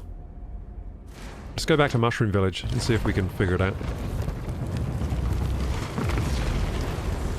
Cue the badass entrance. This is a pretty cool way to enter the level, not gonna lie. As a comet. I like that. As a skeleton comet. Bang! Oh, so cool. So cool, dude. Can I level up? No. Can I level up now? No. How about now? I love to level up. Okay, where we go now then? I feel powerful. I feel like nothing can stop me now. Okay, so we want to go here, because there's the sword and stuff. But I don't know how to get in there. I don't think we figured that out, did we? So we might come to a dead end, but we'll check it out. I think there are some secrets to uncover now. We've got to uncover some secrets to get to the next zone, I think. By the way, performance of this game has been great on my system. Been running on high graphics, seems to be pretty flawless. I mean, honestly, FromSoft games don't run this good. FromSoft games never run this good on release. This goes great. I mean, it runs great. Trade. I want the cage key. Oh crap, I opened the wrong cage, didn't I? I opened the wrong cage. You only get one from him, and I opened a cage with nothing in it. That was so dumb. So I made a big mistake there. I made a big mistake there, didn't I? So for every 100 in inventory adds +5 resolve. So these are actually good to hold. And these two. So the more you hold in your inventory, the more buffs you get. That's pretty cool. I should buy these then. Just buy all of them. I don't know if there's a carry limit. There you go, I bought him all out. I bought out the hunter. Anyone else talk to you around here? Oh, hello. Is this my friend now? So he's in the cage now. That wasn't in the cage before. Have I been scammed? I feel like he was supposed to be in the cage before, but he wasn't. And then he said, fine, the dog is yours. Is this my dog? What should I do? Kill it? This is weird. Yeah, I opened this cage, but there was nothing in it before. But now there is something in it. I feel like I got scammed, like it was a glitch. Like he glitched out and didn't spawn. But now he's there and I can't open the gate. So, like, we're kind of screwed. I feel like you were supposed to open the gate while he was still in, while he was in there. And then he becomes your dog or something. Should I just kill it? Guess I'll just kill it. I feel like that's a bit of a waste, but there we go. Yeah, he wasn't there before when I opened the gate. So the sword and the axe and stuff are in here. But I can't get in there. Mushroom village key, I need that. Where do I get that? So that's where the next weapon is, but I have no idea how to get in there. Keep opening the wrong menu. So, should we look around maybe? Or maybe we've got to complete, like, maybe we've got to complete somewhere else. Hey, look, there are all these markings of crows around, and what's that? I don't know. Oh, is this where I came from? Yeah, this is where I came from, I think. Yeah, that's Marrow Keep up there, right? Okay, cool. So this is like quite a big map then? Oh yeah. Oh, where's this? Look, there's a beacon outside the map. Interesting. I feel like there's still quite a bit more to uncover in this demo, but... no idea how to open this mushroom, how to get the mushroom key.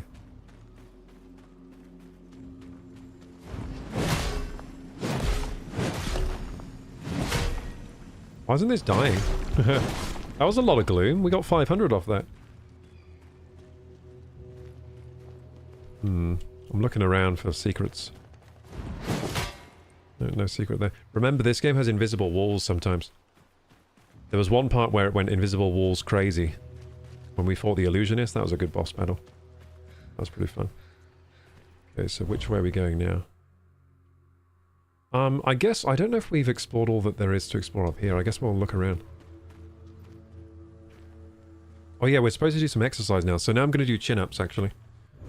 Chin-up time. So I'm going to pop outside, do some chin-ups. You're welcome to do some exercise yourself. I do this to stay healthy while I'm at the PC. Every, like, 40 minutes or so, we do some exercise.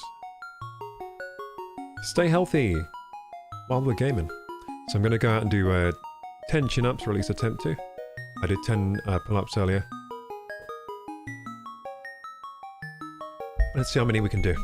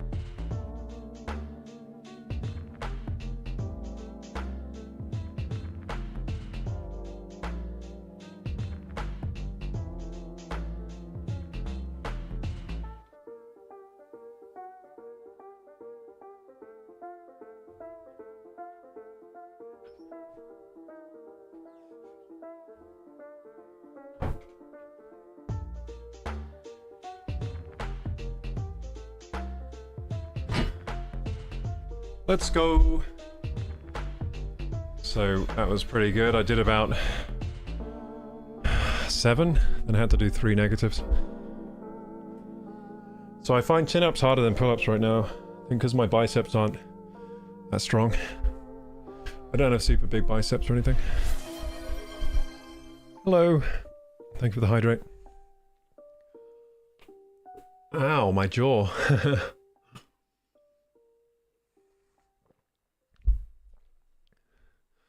Whew. My jaw just popped. Okay, here we go.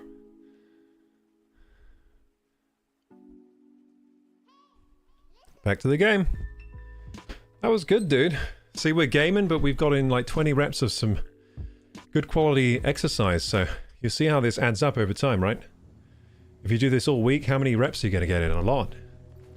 And the whole time you just feel like you're gaming. Or you're getting some work in on the PC, studying. Doing work.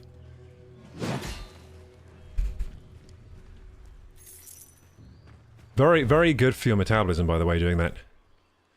So, getting up every 40 minutes and doing a bit of exercise like that, it's as effective as, like, going on, like, a long walk, like a 30-minute walk, they say. In, like, improving your insulin response and things like that. Metabolically, it's very healthy. So, I would recommend it, gamers. I feel a lot better after we started doing that. Okay. A little out of breath. Those were difficult, the chin-ups. So yeah, it looks like my pull-ups, my chin-ups, sorry, are lagging a bit behind my pull-ups, but that's alright. Need to train the biceps more. But we're making good progress on those. Okay, so I was trying to go this way. Can I not go this way? We're really just looking around and clearing up the last things in this game, really. Like, I want to get into Mushroom Village and check out those weapons in there. But I guess we can't go do anything here, can we? No, we can't go under the bridge. No, we can't go that way, okay. I'm basically just running around, seeing if we can find the last secrets. Find the mushroom key. Hey, the hunter's gone.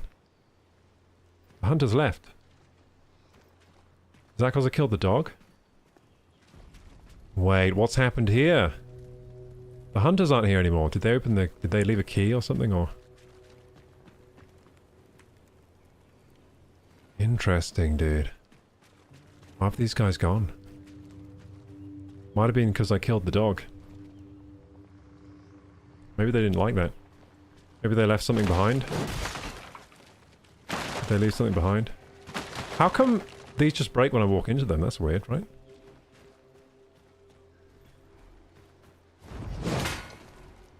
I swear barrels don't usually just break from me walking into them. Oh, okay, well that's mysterious. It's mysterious that these all these hunter people have gone missing. Suddenly. Is that a glitch or intentional? Will I find them somewhere else on the map? Hello, ladies. You little bitch. There we go. So the crossbow's less power than the gun, it seems. But you have more ammo. Pretty cool.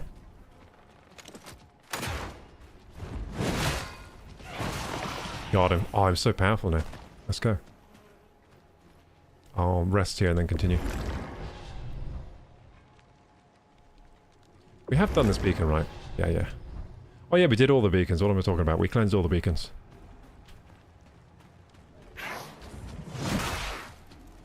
I'm so strong. I'm actually so strong now.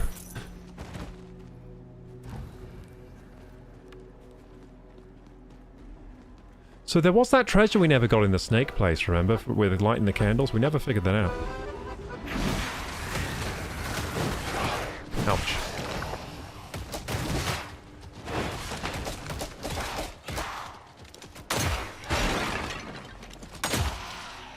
Wow, I like the crossbow.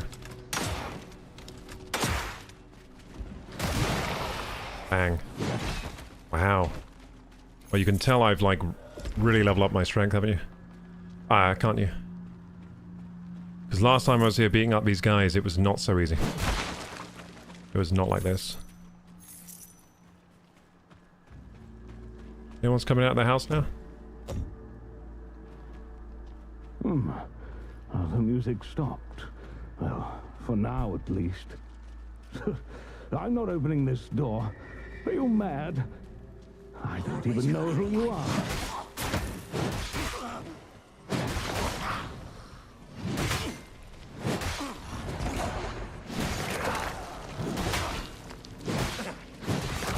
Nice. We're chopping them all down. So it looks like we haven't explored all the way over here, but it might be because of an invisible wall, I'm not sure. We could go this way and have a look. If I explore enough, we'll figure out where we're supposed to go. Wait. That was weird. My watch just glitched. I opened my watch and it said it was 5 o'clock, and I was like, how is it 5 o'clock? And then it changed. It's like the watch forgot what time it was. I like opened my watch, like, I guess it was in sleep mode and I hadn't checked it since 5.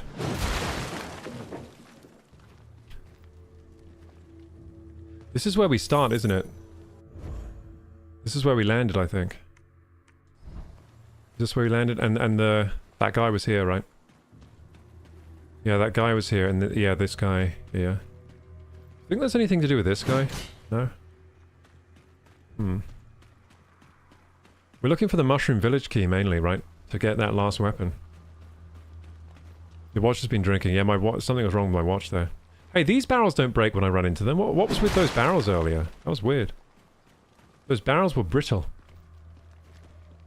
They broke so easily. Imagine if you jump off this and you land in a new level. Or if you jump on this and then it's like the full game has been unlocked. Congratulations, you found the secret. That'd be so hype. And then they just let you play the whole game. Oh, I almost fell off there. Well, that looks like you can go off there almost, but I don't think you can. Okay, so can't go across that bridge. What's this? Oh, that's me, okay. I was thinking, what's that circle on the map, and realized it was me. That's just me. Okay, there's something growling at me. Oh, it's him. Do you perhaps have another mushroom? Yes, I do. Is he going to give me the key, maybe? My strange ailment lingers. I seem unable to croak and call like I once did. Give him the mushroom, yes. Oh, my God. What if this medicine blood leads to such a thing anyway, Bab, your reward? So give me another marshmallow. I don't know what these do yet. Well, there are worse maladies for certain, but I do hope this one passes. Okay, so he's giving me another pearl. I haven't figured out what those pearls do yet. Haven't figured out what the pearls do. But we've got 2 of them now. Plays us area limits, so note to self, we're not allowed this way. Okay, we're not allowed this way.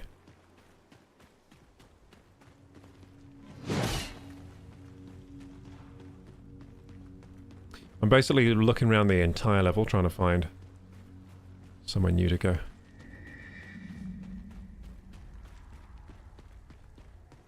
So it seems like cleansing the beacons is like the main sort of objective in this game. At least in this demo. I wonder if it will be the main objective in the full release. But hey, that's a pretty cool objective. It's pretty fun to cleanse the beacons. So far, some of them have been temples with bosses or special puzzles and stuff. I think it's been really cool.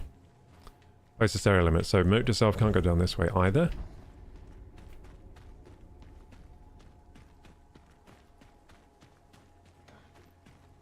Yeah, if we keep going around like this, we're gonna find where we need to go.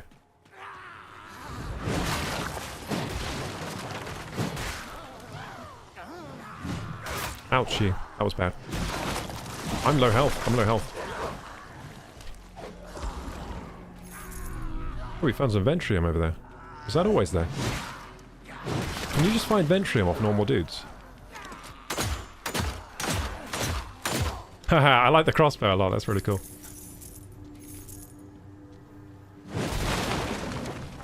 Yeah, and basically with this guy, I'm trying to make him full teal. I think we're still missing some weapons of teal. I think teal's weapons are the hatchet and the short sword. So we're trying to unlock those now to have the full loadout on teal. Make him as teal as possible. So I've definitely done this dungeon already, so I'm not going down there. I mean, I'm looking for anywhere we might find the key. But I'm pretty sure we cleared that dungeon, so I don't reckon the key is down there. Almost forgot about you. Cool. I may as well enchant the sword. It lasts for 8 strikes now, doesn't it? So it's much better than before. Okay, go on this way. So down there's a pit. Maybe the dungeon reset. No, I don't think they do. Because it asks you, like, have you it says cleared on the map, I think. Something like that. So here are the crab people. We haven't been around here in a while.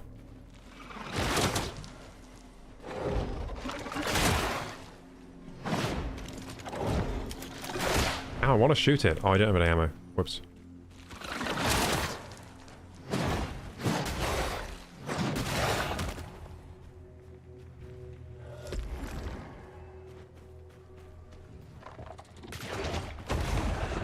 That was a good dodge. That was instinct's reaction. You just tested my reaction speed. That's cool. So we've been up here. There was nothing up here, was there, of worth? I don't think so. I like how you can take out the traps. Oh, it didn't take out the trap. That's weird. I can't really get those guys. So this is where we unlock teal.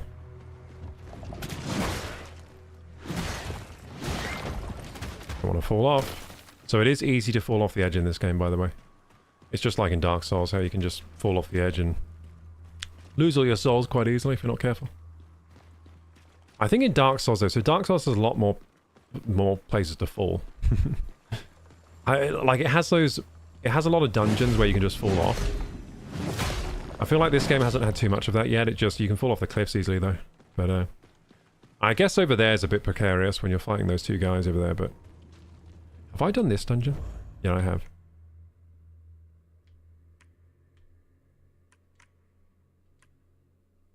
I've done this dungeon too.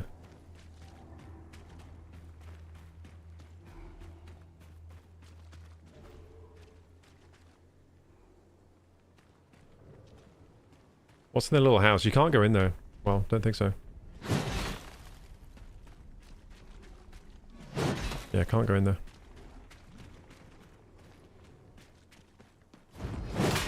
Same with these houses. I think they're empty anyway. But yeah, this is where we found teal buried. We found teal there. I just got loads of... Where did I get that gloom? That was weird. I just got gloom for some reason. I think something died around this area. Just gave me the gloom for it. Okay, so witches over here. Some more gloom here. Let's get it. So as I've been playing more, the game has gotten more chill. Like, this does feel like, you know, in Dark Souls we get later game and it gets more chill because you've been here before, you've like, you know how to deal with the area. Getting the exact same feeling with this game. It's good. It might even be more pronounced in this game because I think this game has a higher power level creep. Like, my power level has increased so much, so quickly. So now this area is, you know, it's nothing to me now. I think it has faster power level creep than in Dark Souls, for sure. But my power level is so much higher. I'm so much stronger than before.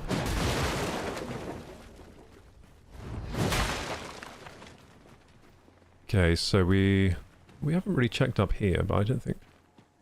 There could be something up here. Maybe, look. We're sort of getting around here. They could put a secret up here for sure, but they haven't. They could have put a secret here. Because, yeah, it looks like you can get around. Okay. Yeah, in Dark Souls they would have put a secret there for sure, like a soul or something. Move through here. So I'm looking for... You know what? You know where it probably is, the mushroom key. Is that you? I reckon it's probably where the snakes were. We haven't completed that snake area. So we're going to have to go back there. Back to the snakes, I think. Sugar. Damn, this one's got hops. That was spooky.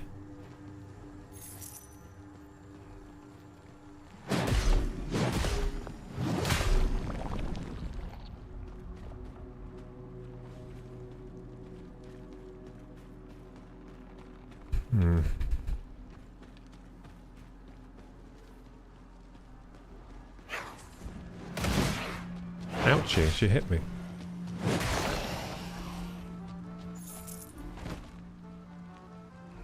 We've crashed the party again.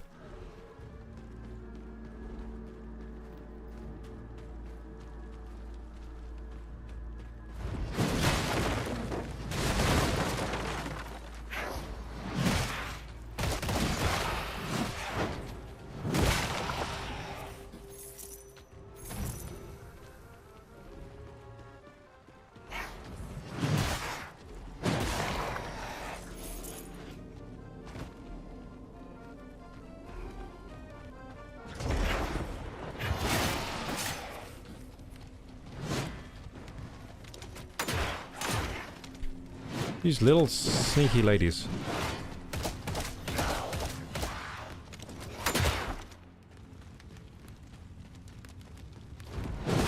I really like that attack, by the way. The sprint light attack is so cool. The downward slash thing with this sword.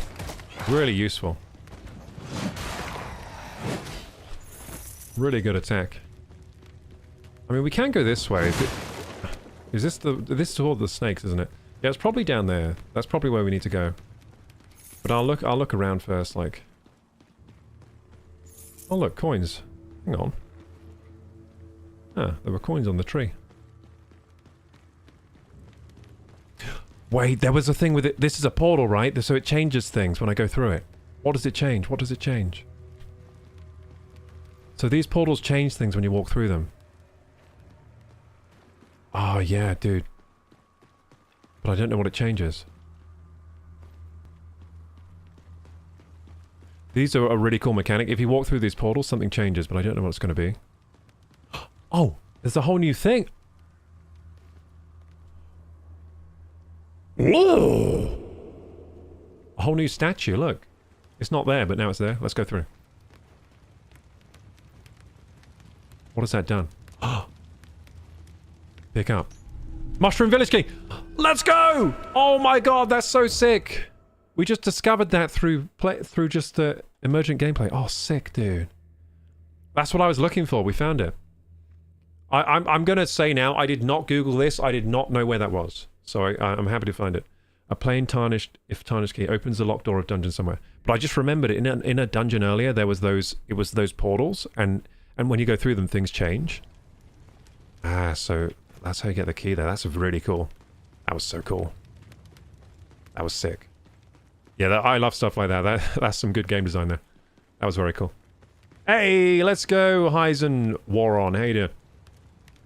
Heisen Schwaron. How you doing, Heisen? Hey, Frezzy. Miss Mel's streak. I'm sorry, dude. Thank you for the 3 stream streak, though. Did you email Twitch about that? I hope they reinstate it. What's your favorite retro game, says Heisen Schwaron. A favorite retro game? Oh, God. You know what's coming straight to mind is Zelda... Oh! Zelda Link to the Past. Yeah, Legend of Zelda Link to the Past comes straight to mind, so I'm going to say that. That's a retro game, isn't it? But you know what? I wasn't even considering some... Like, technically Wind Waker's a retro game now, isn't it? Technically Twilight Princess is retro. Is Skyward Sword retro? Skyward Sword. I guess Skyward Sword is retro now. Like, a lot of games are retro that weren't before. What's this? Is this new? Wait, I haven't been in here before. Did this change too? Going through the portal made this. This is new, I think. What's in... Oh no, I thought it was a cave for a second. I thought that was a cave. I was like, since when was there a cave here? What else has that portal changed in the world? It could have changed more than just that Mushroom Village thing. Maybe we're in a completely different world now. It's possible. Maybe it changed more than just the statue here.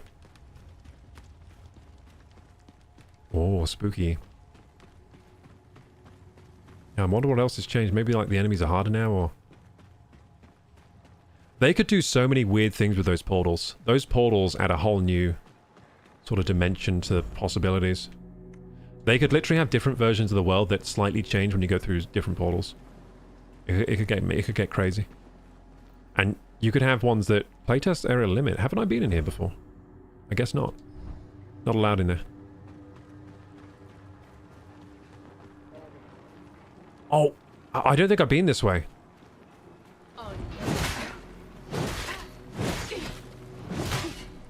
My god, she got out of my clutches. She had a high health, that one. What is that? I don't think I've ever killed that thing.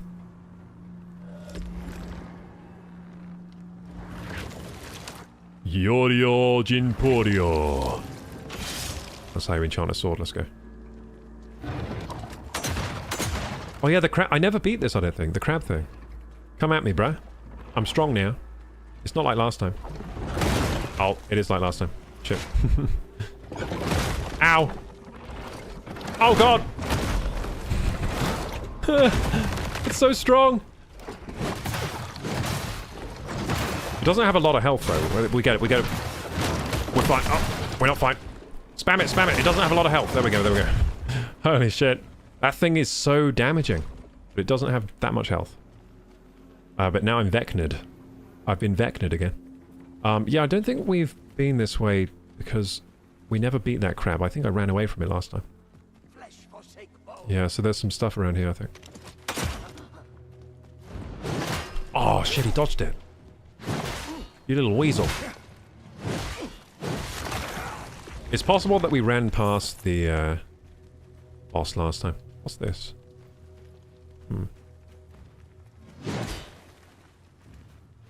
I mean, we might have just ran past him, or maybe he got killed somehow, like, maybe just died for some reason. Like, maybe he got in a fight with someone else. Sometimes the enemies can get in fights with each other in this game. So going through there, that goes towards that boss we did, doesn't it? I don't think that's the way to go. I think we got to go to the Mushroom Village, really. Let's head back to the Mushroom Village, but let's take the scenic route. So I'm going to check this bridge here. I can go across here. I don't think I've been up here before. Yeah, this is new. Yeah, this is new. Ah! Shit! Loads of them. One down. I had to assassinate him because... Uh-oh. He got me. He got me. Got him. Yeah, I haven't been here before. Don't remember if I... Wait. Where are we going here? Like, is that a way to go? No. I thought there was somewhere to go down there. What's this? I've not done this trial before. This is a new trial. That means it's going to be a new item. Usually the trials reward you with something. Okay, that's interesting. But I can't do the trial right now. I've got no health or anything. Should we try the trial? I guess we try the trial with no health. We might luck out, maybe. I mean, we are pretty buffed up now. We're pretty strong. Hey, look, we might open this path as well here if we do the trial, maybe. It looks like this guy might get resurrected as well as this guy. They're big guys. Where's the nearest beacon? It's pretty close. I think we should probably go back to the beacon. Yeah, probs go back to the beacon. Might be able to level up as well. But then we'll come back here. I'll put a marker on the map. I forget you can do that. Put a marker. There we go. Cool. Retro games. Frizzy says, I have a fondness for the Tomb Raider PS1 game. I really liked that game too. That was a good game. I did actually play that back in the day, a little bit of it. Not much of it, but I found it way too hard when I played. I was a bit young and I couldn't figure out the controls. I remember I found it really hard to control her. To control Tomb Raider. She has like tank controls. She's really hard to control. And you had to use like the D-pad on the PS1 controller, I think, to control her. Yeah, it was really difficult. Or not Tomb Raider? Tomby Tomba. Oh, I've never played that. I thought you were talking about Tomb Raider. Which was also a PS1 game. Wait, what was that light shining just saying? Oh, it's here. There's some light shining here. What the... I'll have to defeat these things here before I do this challenge, or they might interfere with the fight. There we go.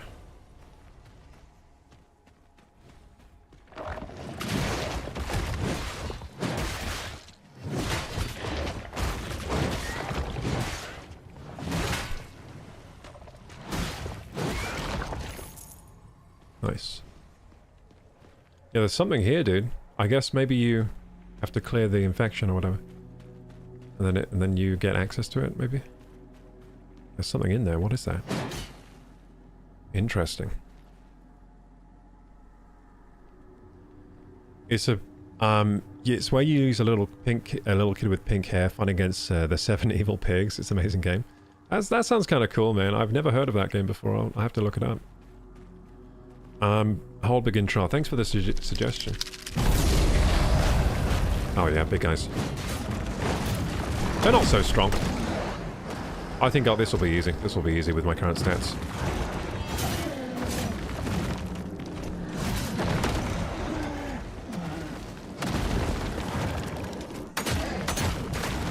Ouch. Ouch. I'm getting too cocky. Ah, now I don't have my teal. Definitely got too cocky there. I mean, it's going to be easy because I have so many Estus flasks. I mean, whatever that is. That acts like an Estus flask. I've got a lot of health regen, basically.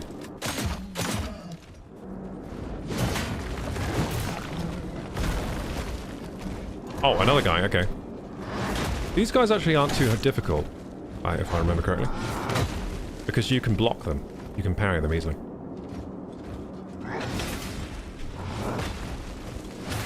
Like that, see? Got him.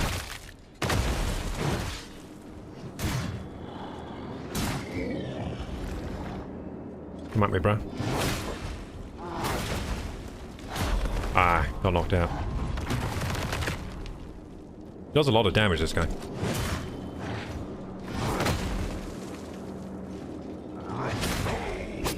Got him. Bang. Cool. That was badass. It's a good game. Okay, pick up Ventrium. Nice. 3 Ventrium. Cleanse all statues in the beta. Let's go! So another achievement achieved. We cleansed all the statues in the beta. This is a fun game to achievement hunt for. I've been loving clearing up this, all these endgame stuff. All these endgame things. Oh, there's something around here too. Oh, died. Fuck! I had loads of healing, but that guy just, he burnt me. Damn it. There's more to do there. What's the lore of this game? You're cleansing the land. So, it has quite good lore. So, there's the Undermother, who gave birth to... Basically, we worship the Undermother. We built homes out of her bones. So, this thing here is made out of one of her bones, basically. And, basically, the Undermother was giving life to all and, like...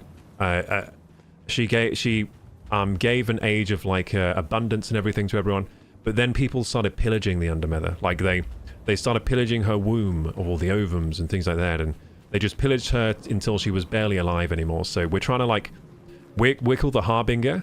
And we're kind of an acolyte of the Undermother. And we're trying to restore the Undermother to health. Or, like, help her out by recovering the last of her ova. The eggs. So we're collecting all her eggs together. We're in, like, a cult of the Undermother. And, you're kind of like this peon of the Undermother, and you can, like, inhabit shells. So you can inhabit people, sort of like body swapping. So right now I'm inhabiting Teal.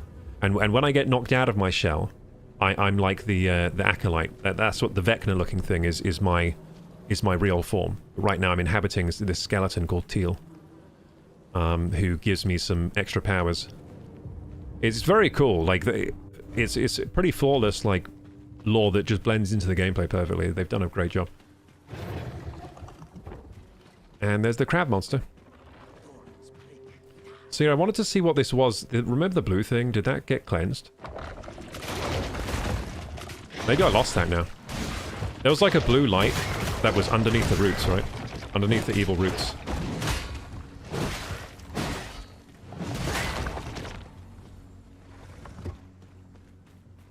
Was it right here? Dude, there was a blue thing here. Where is it? I think I might have lost out on that. I think it was here, right? What's down there? I guess I can't go that way, but... Yeah, it was here. There was something here, but it's not there anymore. There was like a blue light. I think maybe because I died, I missed out on it. Or maybe did I loot it and not realize? I might have looted it without taking it in. Ah, Jesus Christ! Where'd he come from? Looks like the crab's bringing the fight to me.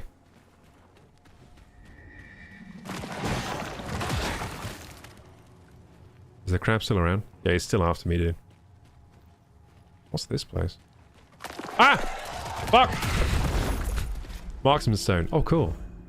Improves critical chance. Ranged attacks. So improves critical chance for ranged attacks. That's pretty cool. That's a cool one. Oh no, crab lost my aggro, I think. I think he's just roaming around. So playtest area limit again. We found another limit. Now, I'm really curious as to what that blue shiny thing was that was under these roots, but it seems to have gone now. Unfortunately. Whatever it was, it's not there anymore.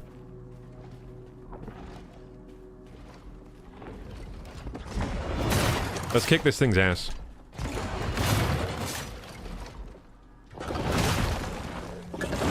Ow, ow, ow. Fuck. I screwed up there. Ow, I'm dead. I got knocked out. This thing's a beast when it gets you. Stupid crab monster.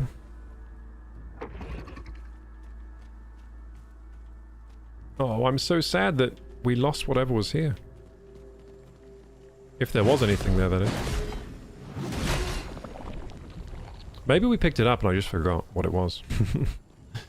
There was definitely some blue shiny thing there. Okay, so we've done that area. I think I think the last area now is to go back to Mushroom Village, right? I think that's probably the last thing to do. Anything else we haven't done here? Nope, think we've been across every bridge. We can't go this way. Not allowed. Okay, fair enough. Not allowed this way. Not allowed... Am I allowed this way? Have I been down there? I don't know if I've been down here. Let's go... Oh, I haven't. There's a chest there. Hell yeah. Let's go. Bang! When you get to use the drop attack, it's pretty epic. Oh, almost fell off.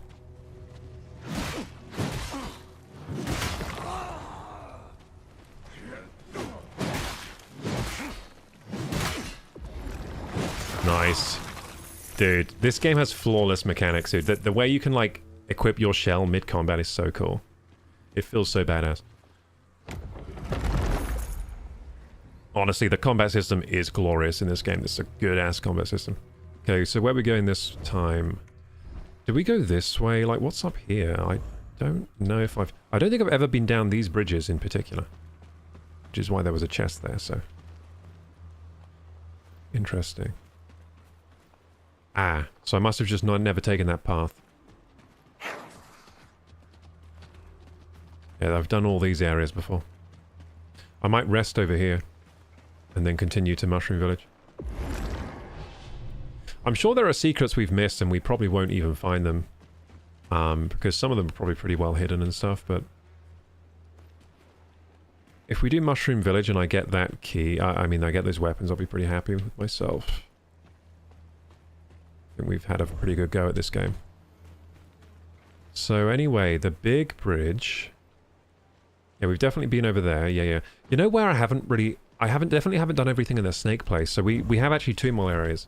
We haven't done everything in the snake area, and we haven't done anything in Mushroom Village, which we're coming up to soon. Oh god, this is going to be a nightmare over here. Where does this go? This bridge goes over here to the to that place. I forget what was in here. I know it was a boss, but then I forget what happened after that. I guess we'll go backwards then. How did we get over there last time then? We mustn't have gone this way. We must have gone this way, then this way. Yeah, that makes sense. So there's a direct route here, but it's dangerous because there's a long bridge with demons on it that can knock you down and stuff. But you can mitigate the danger by dropping on them from above, which we did just earlier. That was pretty cool. That was pretty cool. You have multiple ways to approach the combat. Multiple options. Oh, these guys are back. A brigand. Do you have anything more? Vanished. No, he has nothing more. I wonder if I kill them if I get anything. So the dog's here again. I never got to interact with this dog. I'm not sure if you're supposed to, but when I opened the cage, he wasn't there, and I think I kind of messed something up. I think maybe he's supposed to be your friend somehow, like your companion. But I kind of messed up the quest by, I opened the cage without anything in there. For some reason, he wasn't there when I opened the cage. Hey, we opened the key! New stuff to do! Look, there's a dungeon too. Nice. There's a good old dungeon to do here. Beautiful. Okay, I guess we go down. Well, there's nothing else in here. Secret wall, maybe? Secret wall? No? Okay, let's go. Let's go down the dungeon. Hee. The sun is out, says Stargazer. Do you mean in the game or in real life? Okay, here we go. Let's check actually outside. What's going on outside? Nothing. Good. Checking my outdoor cam.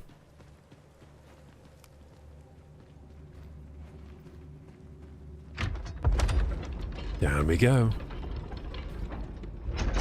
Nice. Nice. What's happening in here then? I wish I could crouch and go into stealth as Teal. You can't do that, but I guess you can. Sort of. Shrine of Trials. Okay, Shrine of Trials. I'm going to enchant my weapon to start with. I might enchant my bow too. That seems like a good shout. Oh, I can't enchant my bow? Why not? I thought I had like bow enchantment. Do I not have that equipped? I guess I didn't have that equipped. That's fine. Let's go! Oh, I wasn't sprinting. Shit. I fucked that up. Hang on. My watch is buzzing me. I might die here. No, I won't. Ow. Yes, I did. I didn't die, but I lost my shell. I'm Vecna mode.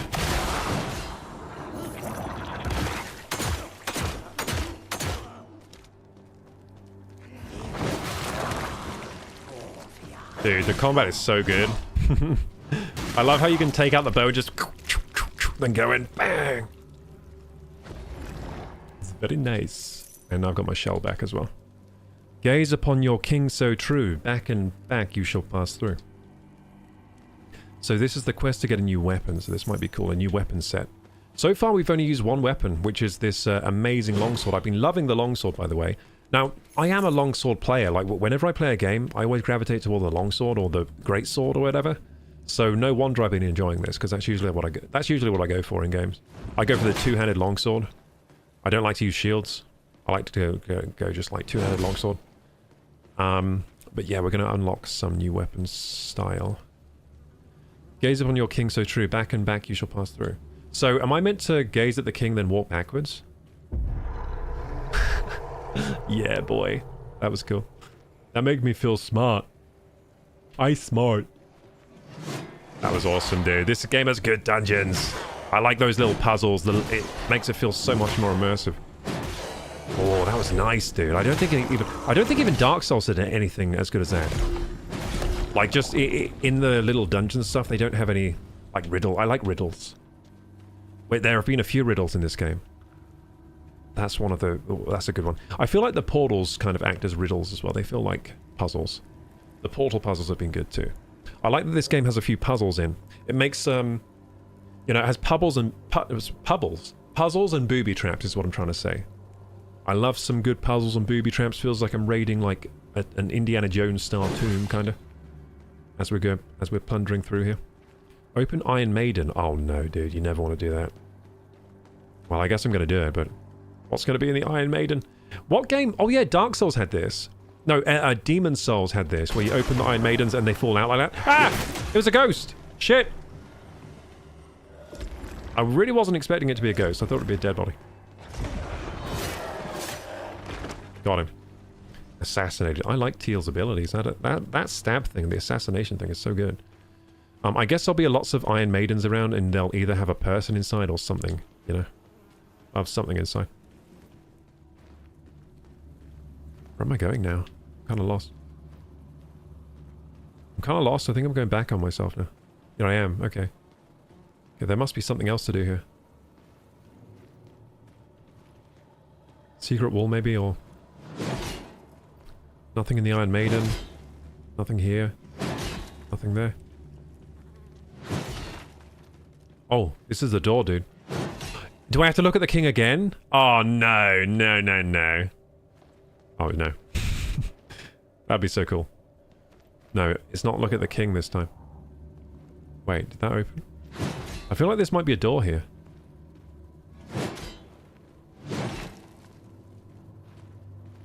I can get up here, but for what reason? I think that's just a... Dude, there's a puzzle again, I think.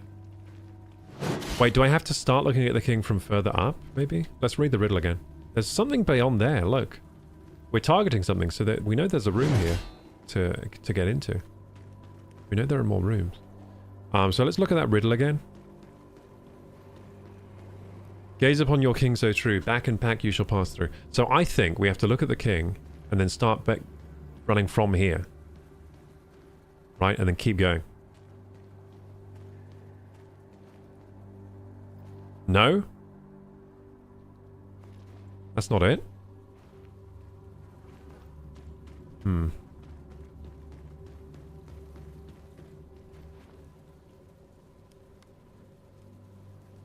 I'm gazing on him. Back and back you will pass through. I reckon this is the way to go, but it's not working.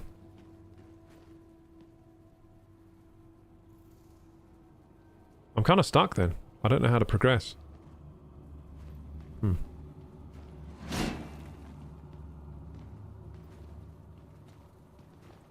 Maybe it's supposed to open, but it's not opening. Well, we know there's a room this way.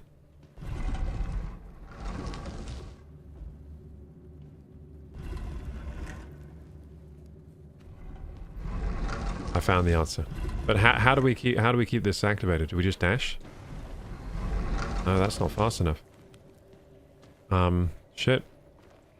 I don't know how to keep that. I mean, can we shoot it? We found the answer. How did I not step there at all earlier? That seems unlikely, right? I mean, usually in a game you would pick up something. Can I push this? Ah, dude. Dude. You can push it with the sword. Bang. That is sick. Okay, this game is awesome. I love this stuff. Hello.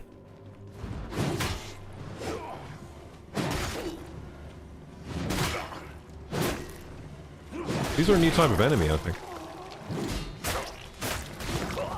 Ow. They hurt. They hurt, dude. Okay, let's keep going. This has been sick. Oh my god, this game's good. I think this might be better than Dark Souls, man. I think I'm having more fun with this game than with Elden Ring's opening. Just because this game is more stylish in like the combat and the shell system, like it's more, they give more to you. In Dark Souls you got to work more for it and you got to piece your character together bit by bit. But in this game they give you a bit more and it's a bit more stylish and kind of frictionless. This game is a lot less frictiony than Dark Souls. There's less like battering your head against an enemy until you beat it. There's less of that. I think this has been more fun than Elden Ring. At least the first like what are we on, like 10 hours or so? I think it's actually more fun than Elden Ring so far. For me.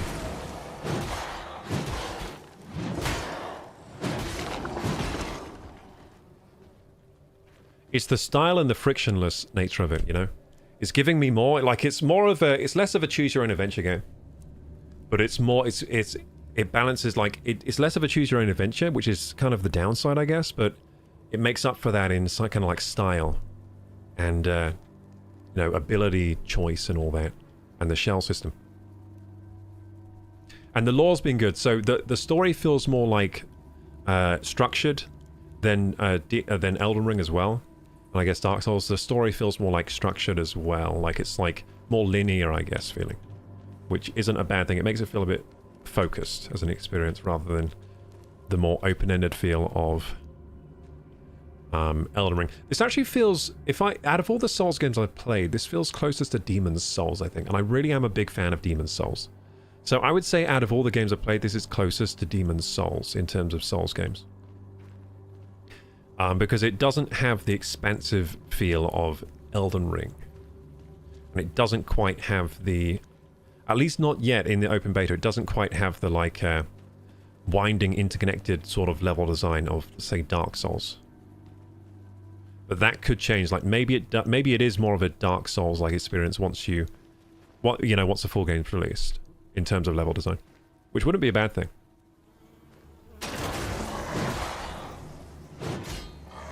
So, I've played Dark Souls, Elden Ring, and Demon's Souls. I think out of those, I think my favorite might be, at least right now, Demon's Souls, but I haven't completed Elden Ring or Dark Souls. And did I complete Demon's Souls? No, I think I got furthest in Demon's Souls, though. Like, I did the best in Demon's Souls out of all of those. I got furthest in that one. Just because I liked it more, I guess. I got really overpowered in Demon's Souls. I found a stupid build. I have magic that you put your hand on the floor and all this fire comes up and it just one-shots all the bosses. It's the most broken thing ever. There was like a really long quest line with some trainers, like mages and stuff, and at the end of the quest line, I guess, you get this crazy-ass attack. And then I just built my character around that attack, where you just, like, put down the fire on the floor and kill everything in the area. It's like a massive AoE that deals insane damage. So that was fun. But I've probably got to revisit Elden Ring, and maybe all of them, to be honest. And I've got to play Sekiro, I've heard. I've heard Sekiro is really good. You know what looks good as well? There's an Onimusha demo out, I think. There's an Onimusha demo. And that... I was looking at that game in the Direct Onimusha, and I was thinking it looked really good. I think it's called Onimusha. I don't know where to go again. Oh, well, you know what? It's probably another pillar challenge. So we can see the pillars have been sliding around. So this way, maybe? It's the classic puzzle where you gotta get them both on the stones. But it's difficult because they're like staggered. Well, I know what to do then, so this is an easy one. I've done so many of these puzzles. This is like a classic. This was all the way back to like Pokemon. This is a Pokemon puzzle. From like those early Pokemon games. So there we go. Bang. I've done so many of these puzzles in games, like they can't get me with those. Easy. Like that puzzle with like the stone, like the moving the stones onto the right things and they collide with each other. Classic. You ain't gonna like this. You're not gonna like this, mate. And this. Check this out.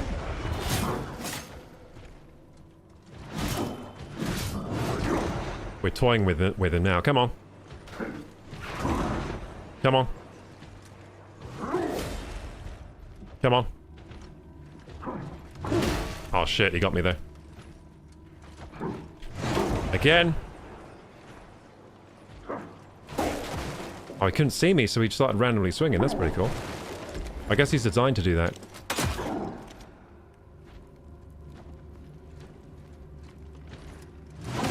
Ow. Ow. I'm trying to block him. I want to parry him. Oh, well, I'm just going to end him. Die.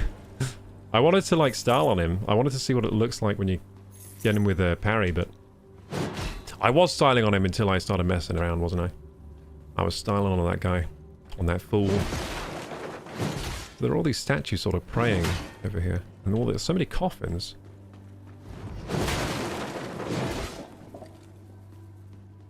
So this must be my weapons. Teal's weapons, eh? Let's get them. Axe and dagger, let's go! Unlock the axe and dagger, it's an achievement, let's go. Axe and dagger, an unusual pairing of a simple thieves' tool and a vicious axe from the northern lands. So these are Teal's weapons then. So we've got... Oh, cool, dude. Well, so what are the attacks like? This is pretty cool. So now we look the business, don't we? We've got all of Teal's stuff. We've got his crossbow, we've got his hatchet, his little sword. I like how he holds them. Look at that. Look how cool we look. If someone had a fit like this in Dark Souls, it would be like... They look so cool. But this is like a pre-built thing, isn't it? It's a shell, so it's a bit different. But still, it looks awesome. But yeah, if anyone had a fit like this in Dark Souls or Elden Ring, you'd be like, respect, man, you're looking the business. look in the business. What can we do heavy attack style? Oh my goodness. He goes in with like a ground pound. And what if we mix it up a bit? Let's see. Okay, so 1, 2, strat, and then on the heavies it's 1, 2. Oh no, that's because I already did lights. What is it from heavy stacked? 1, 2, 3. Okay, so it's 3 on both. So if we do 2 lights and 1 heavy. Yeah, that's a good combo. Holy shit. What about 1 heavy and then lights? Okay, I see. So it just chains together simply, basically. Bit less flourishy than the longsword combo. Like, the longsword has a bit of a longer combo, I think. What about the jump attack? Like the sprint attack, let's see. I really like the longsword one. Let's see what this has. Okay, that comes at an angle, does it? Oh, it goes at an angle. Oh! Does that go at an angle? Or is it just trying to target on something? I think maybe it's trying to target. Maybe it's homing. Yeah, I think it's homing on the pillar. Fair enough. Let's try in here where there's nothing to home on. Okay, so it's just a hop and a slash. And what about if you continue the combo? So we've had a lot of time with the longsword, so I'm just getting up to speed with this weapon. So it just continues the combo from there. What if we do a heavy sprint attack? Okay, so it's kind of a spin flourish. That's a pretty good one. That seems amazing, actually. That's probably the one to go for, usually. You get 2 attacks in. Nice. Seems like a good weapon, this. Good weapons. And there's a special task stone that only works with these weapons, too. So we'll check that out, too. It's like the Magdalena's one. It says you jump up in the air and unleash, like, hell or something. Return to entrance, I guess we can. Cool, so yeah, there's like a special task stone to use. I guess we'll equip it now if we can. So task stone, it's like Magdalena's thing. Yeah, Magdalena's memento. Consume 70 resolve to rise into the air and unleash a flurry of ruthless strikes. Seems pretty cool. And that has its own slot. It doesn't have to use any slot, though. Oh, did we lose slots because we changed weapon? I think we did. I think some of our task stones got unequipped because we changed weapon and it's not compatible. Interesting. We got to reconfigure our build. Because some task stones don't work with these weapons. And some do. Cool. That's cool. Let's get out of here. So I think we've done everything in the game now. Apart from try out our new kit. But, you know what? They might have sold me. They might have sold me on this game. I want to continue now. And the only way to continue is to buy the game when it comes out. So, well done. I think that might have convinced me. That was fantastic.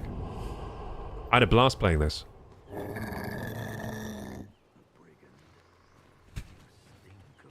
You stink of coin.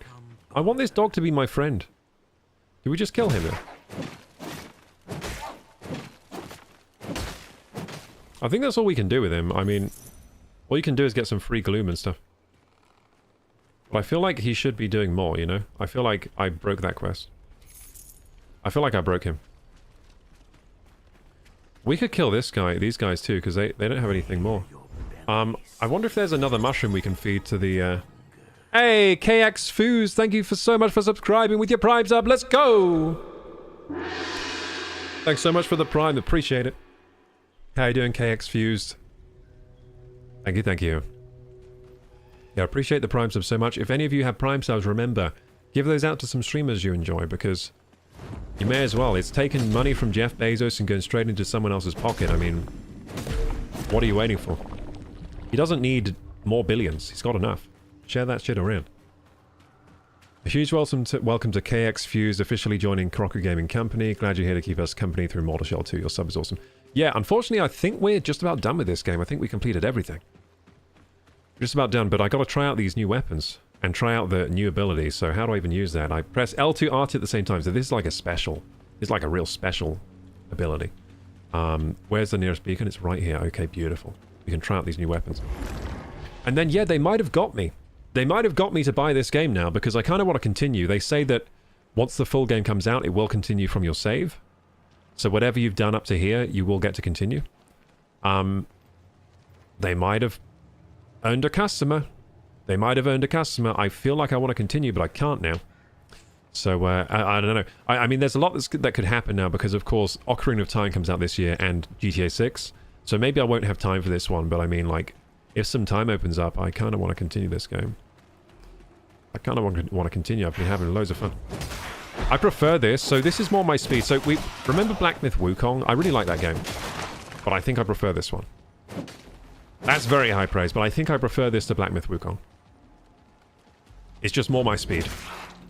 It's more my speed. I prefer how the combat works a bit better. I gel with this one more. I really did like Black Myth Wukong though, so high praise. I think I like this a bit more than Black Myth Wukong.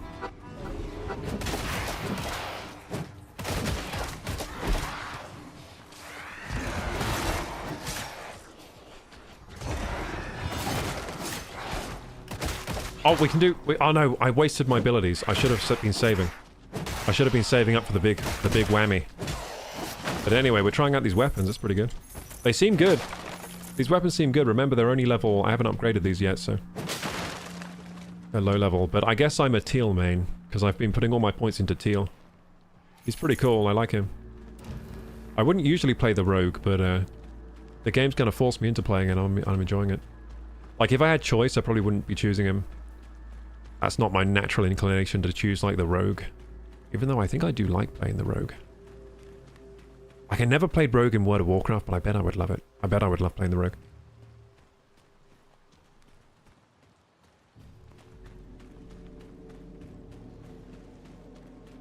I'm more likely to go to, like, a knight with a long sword, usually. Or just, like, a naked person with a long sword. And just as fast as I can possibly be with a long sword and just hope I can dodge and parry everything. Yeah, leather longsword.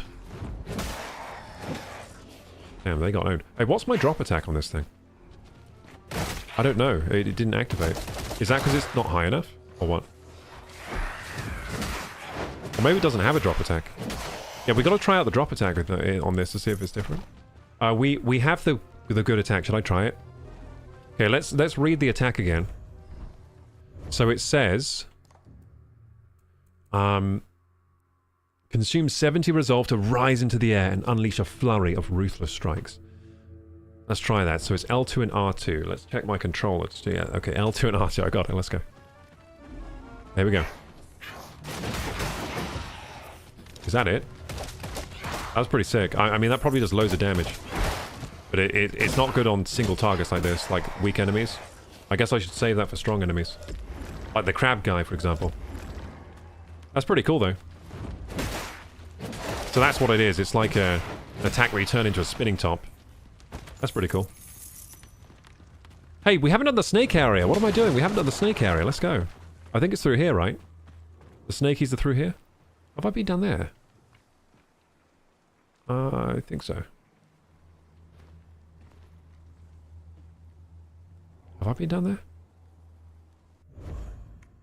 I don't know, actually. I don't know if I've been down there.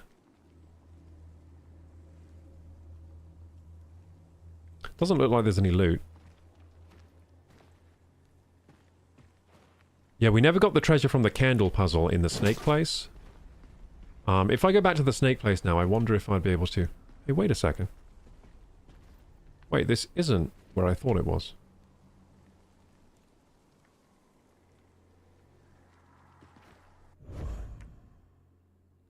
This isn't where I thought it was. I thought this went to the snake place. It doesn't. I probably have been down here then. Is this where we got our... Oh, this is where we got the grave. Okay, I know where that is. Okay. Let's go to the snake place. So, snake place, is that through, like... Is that through here? I think it might be through there. Yeah, because there's no other place it would be around here, right? Yeah, it must be. It must be through this portal thing. Yeah, let's go through the snake place then, because we definitely haven't done that. There's definitely an area with loads of enemies that I just skipped. And maybe if we go kick their asses now, we'll get a reward. There's also some candle... There's a candle puzzle. For some treasure we never got, because I could never find the candle. I guess we're going this way. Hey, can we drop down from the bridge, maybe? Oh yeah, we can. Let's go. Let's try the drop attack. Oh, I can't go this way. Damn. That's a real shame. I'm going to have to fight through these enemies then. Wow, these weapons are fast. Oh, they're good at stun locking. It'd be great if I had the L2 and R2 for this crab thing. You could use a good ass kicking. I think I'm gonna try and skip them. Ah, fuck. That didn't work well. I'm down here now. It looks like the enemies around this place are weak to Teal. Teal's weapons are really strong against all these guys. I guess Teal, like, they're just weak to Teal. Teal's like the endgame here. He's the best shell for this area. Which makes sense because you unlock him here, right? So yeah, Teal seems to be their weakness here. Like, they all get stun locked by his weapons. I'm guessing in different areas, different shells will be stronger or weaker. So, yeah, there'll probably be a shell for... There'll probably be an area where, you know, different shells shine. That's what I'm guessing. Okay, let's go. I think this is where the snakes are, through here, I think. I might be wrong, I can't remember exactly. Is this the zone with the snakes and stuff? Shit, I don't know. Oh, map unavailable for this area. Maybe it's not. I think I've got... Or maybe? No, this is the snake place. Yeah, it is. The booby traps and then... Yeah, the booby traps and the exploding people and... The frog people. Yeah, this is the right place. This is the right place. Okay, I'm going to try use my L2R2 against this guy.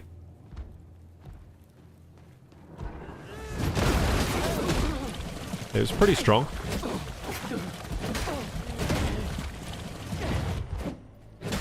So Teal can also be completely immune to poison, which would leave enemies like this completely vulnerable to you. Because they deal most of the damage through poison. So right now I've only got slight resistance, but Teal can get a full immunity if I just spend some more skill points with him. Let's go! Dude. Teal absolutely owns these guys.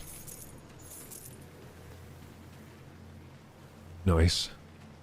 How goes it, good sir? It goes well. Hey gamers, I think we're supposed to do another workout. Let's go do it. How you doing, Weird Crazy Few? We're about to do a workout. Let's go. We've done some chin-ups, some pull-ups. What should we do? What should we do next? Some Romanian deadlifts, maybe? That'd be a nice... You know what I feel like I want to do? Rows. You know what I'm going to do? I'm going to get up on the tree and do, like, rows on the tree. I hope it's not raining out there. It's raining in the game. I heard the rain. I thought that was outside. Would have been getting my camera wet, so... Let's get outside and do some... I'm going to go up on the tree and do rows like this. Then I might even, if I feel like it, get the barbell and do some more rows for the back muscles there. Let's do that. That sounds good. You know what I should do as well? Press-ups, but we'll do that next break. I should do some press-ups too. I feel like I'm not working my chest at all recently. So let's get out there and do some exercise.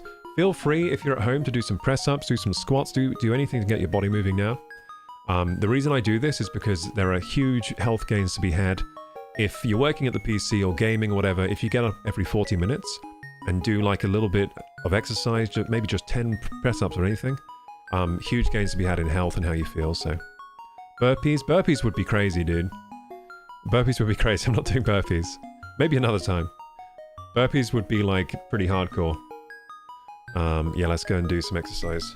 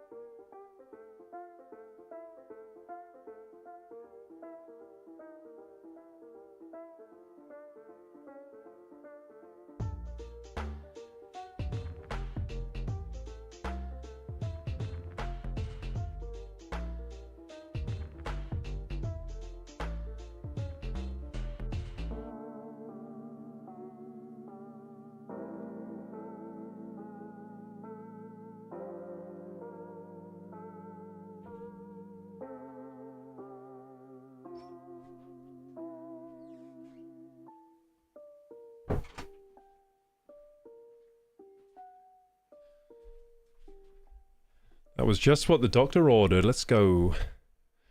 This felt good. Like, I could feel in my muscles they wanted me to do that. My muscles were like, you should do some rows.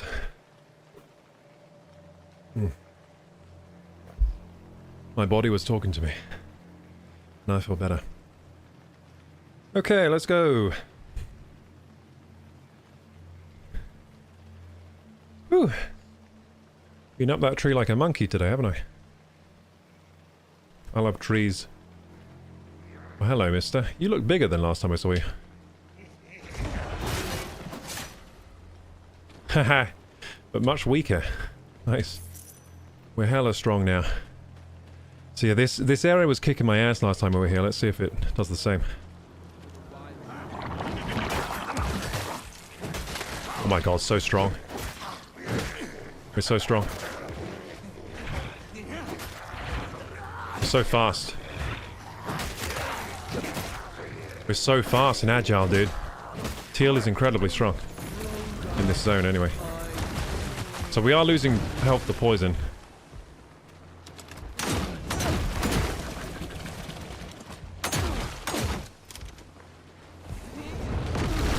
Ow.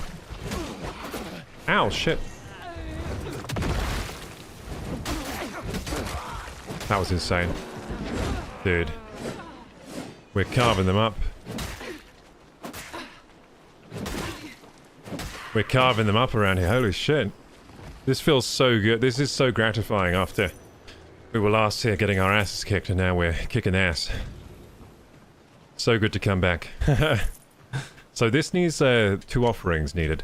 So we found 2 of these candles. We didn't find the third, so... I might have to Google that and find it.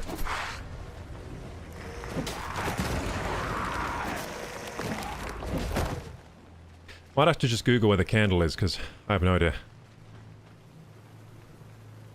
There's the second one over there. Wait, have we? Oh yeah, we could never open this. We need a cage key that we just don't have. What's that on the floor there? Is that a candle? It's the bloody candle! We need to get in there to open the candle. Damn, how do we get the cage key then? There's the candle.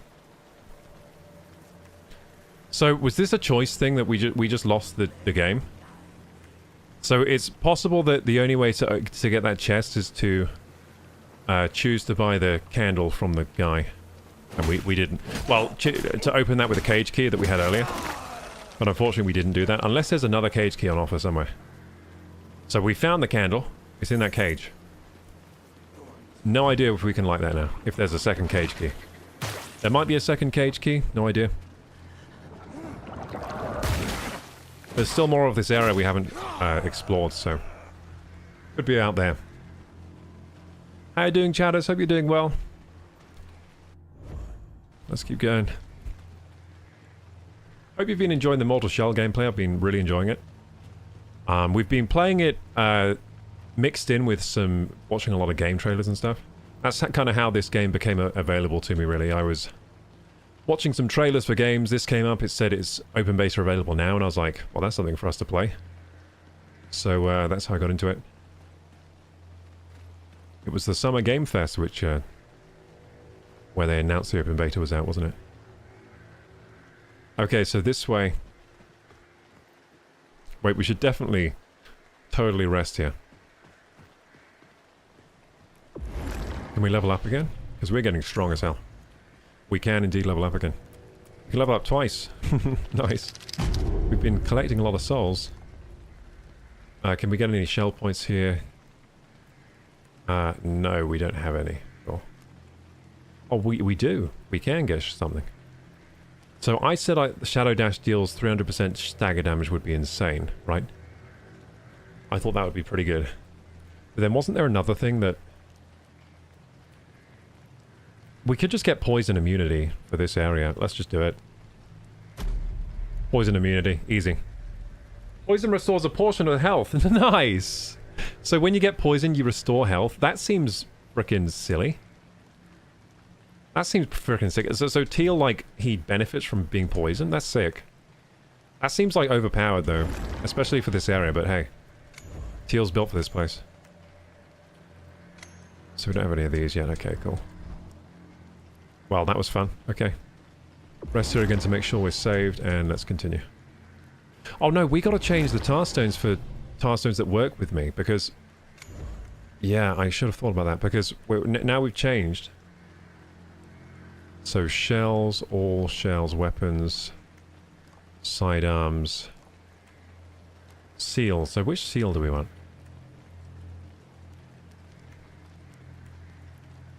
Sidearms deal break damage. Some health and resolve are restored when repulsing an enemy in a glorious manner. That might be the one to go with teal. Gloomslayer. Atras seal.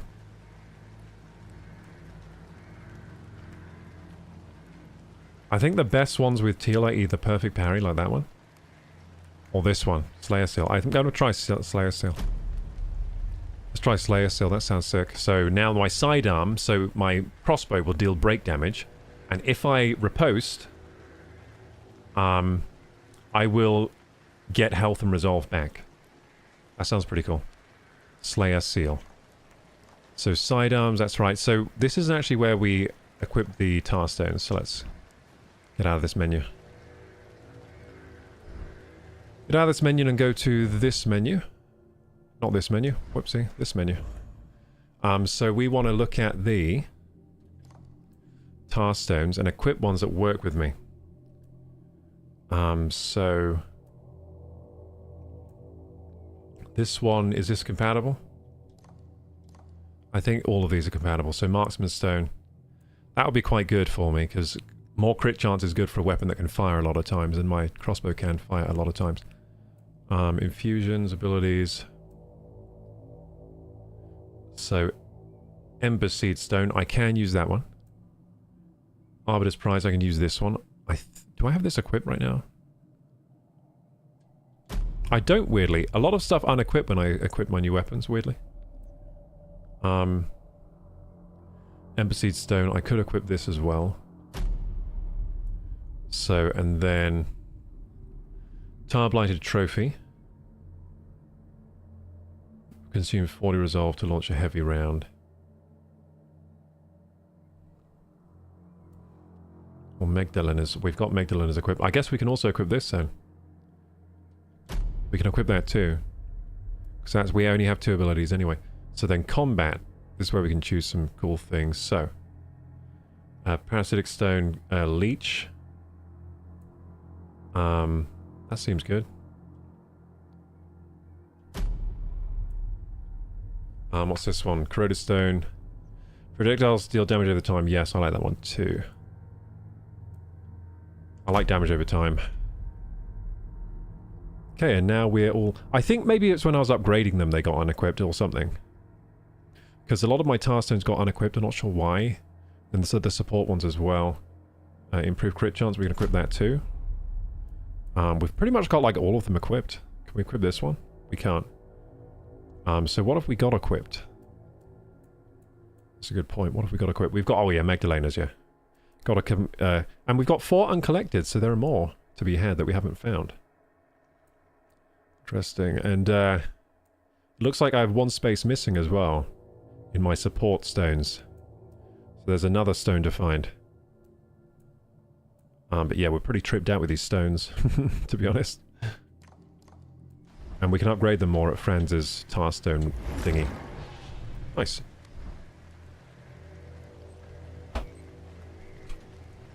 Cool, cool, cool. So when we get back outside again for the exercise, I think I'll do some, like, press-ups, maybe. Press-ups? For press-ups, I might have to move the camera.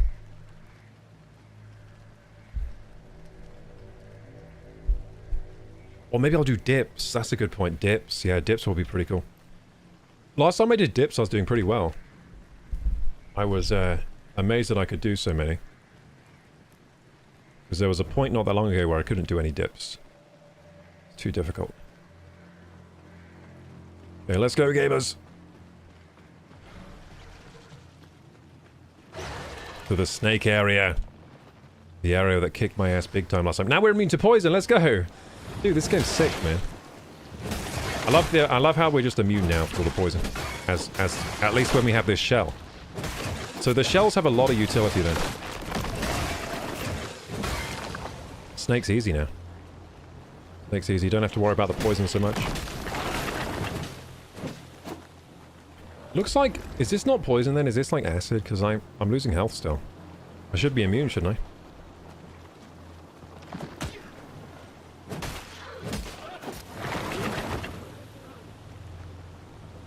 I'm still getting damaged by something. Like, whenever I kill these things, I receive damage. I thought that was poison that was doing that, but maybe not. Maybe they do some kind of effect that's not just poison, it's something else. There could be lots of things around here.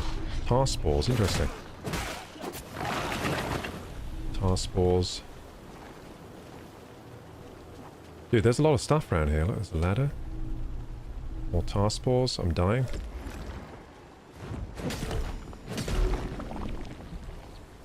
So last time we couldn't really explore this place because we're getting poisoned too much.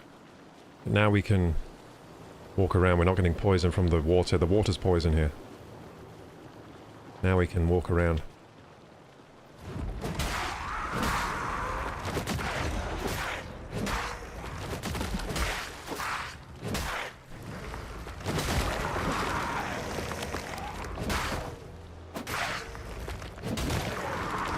Nice. I love how we just like slicing and dicing through all the enemies now with ease. Oh, we've upgraded Teal quite a bit. Oh look, I haven't been here, I don't think.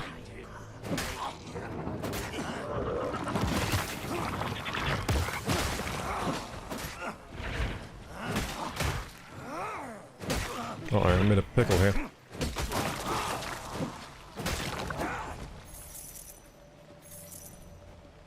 So yeah, I think I'm... Oh yeah, we've done this part, but yeah, we did this part. It's the next part that we have not done. There's like a place with a lot of snakes in a bit. And that part I just skipped, because I was like, there's no way I can fight this many snakes right now. There's the part across that bridge there. Just making sure I've looked at everything around here. I mean, there's still these guys around.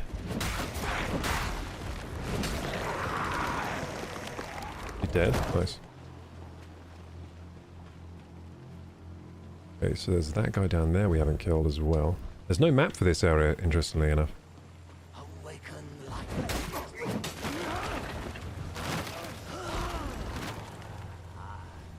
So I don't know if I've done this whole area down here. I think I have. I think I dealt with all these guys before.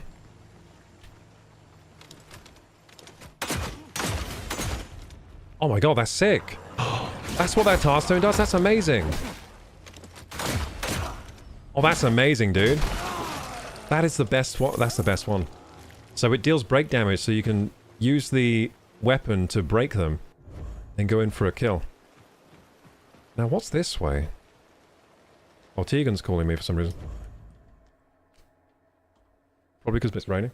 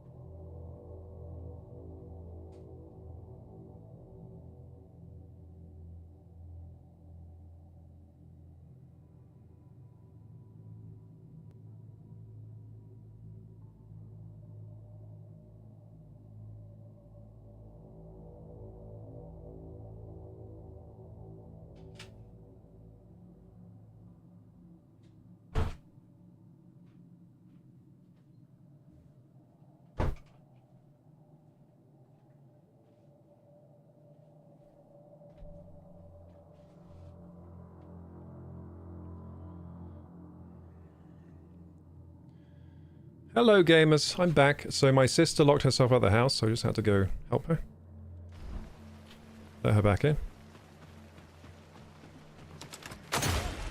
Oh my god. This is amazing. Look what we can do now. Look at that. Hey! So this is what we saw from the trailer a long time ago, like they're using the gun to sort of break them and then and finishing them off. That's really cool. That's been very fun. Okay, play that. Is this the area with all the snakes? I think it is. So we haven't done this area yet. I'm going to enchant my bow here. Is that what that does? That's sick. I think it used all my resolve though. Yeah, that used a lot of resolve. We're kicking ass.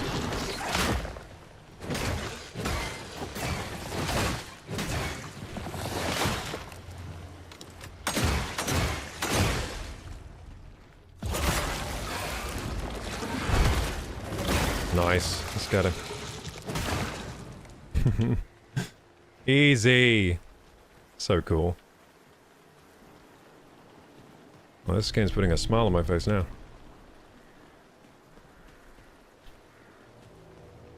It's a good-ass game. What's this? So we know we've missed the Shrike Stone. Ooh. This must be for Teal. Shrike Stone. Oh, it's not for Teal. It's actually for the longsword. Consume 70 resolve to leap high and plunge your weapon into the ground ahead. So this is another special attack. But this time it's for the longsword. So we've now got a special attack task stone for the longsword, as well as the... what is this weapon even called? Axe and dagger. That's a long dagger. I'd call that a short sword, but hey. I think I prefer the axe and dagger, though, to the longsword. It's just so OP for this area. Howdy, 12 Nichols. How you doing? Welcome, welcome. We're cleaning up in Mortal Shell 2. We've done all the main story bits. Now we're just cleaning up all the content. Just got a new task stone there. We're actually still missing 3 task stones, so there's a bit more for us to do. I don't know where we're supposed to go to find those, but probably somewhere secret. That is that area complete now, isn't it? I'm just going to do another ring round just to make sure I've done everything here. Everything that I can see is done.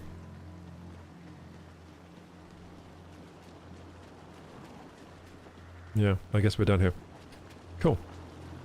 No, but I swear there was another area with more snakes. Like, I remember there being, like, lots and lots of snakes. But maybe I was just seeing, like, 2 snakes and thinking that was a lot. Maybe I just saw, like, 2 snakes and I was like, no way. That's too many snakes. Maybe it's up this way. Looks like an interesting game. So far it's been magical, dude. This is a great game. This is the open beta as well. You can play it for free if you like to. If you want to try it out, see if you like it. Play it for free. They might have convinced me to buy the game now. As I've been playing, I've been having more and more fun with it. So that's a good... You know, that's a good sign if the more you play, the more you're having fun with it. As I've been playing, it's just been getting more and more fun. And now we're tripped out with this character. This character's, like, awesome now. We've really upgraded this guy to the girls. It must be up here. No, I haven't been here, have I? Have I? Have I been down there? Oh, is this the start? Is this where you start? Yeah, this is where you start, isn't it? Yes, I have been here. I think that's where you start, yeah. Yeah, that's where you start. Okay, I've been down there. Haven't been up here, though. No, I've been here. I remember this. This is the road to the boss fight, isn't it? Is there any other, like, secret way? Like through here?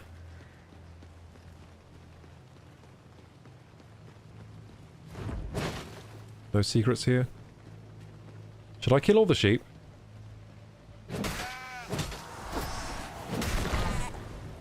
Bloody hell.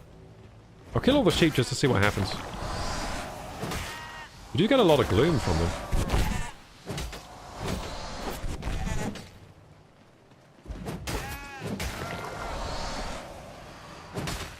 Ah, the sheep is coming for me, dude.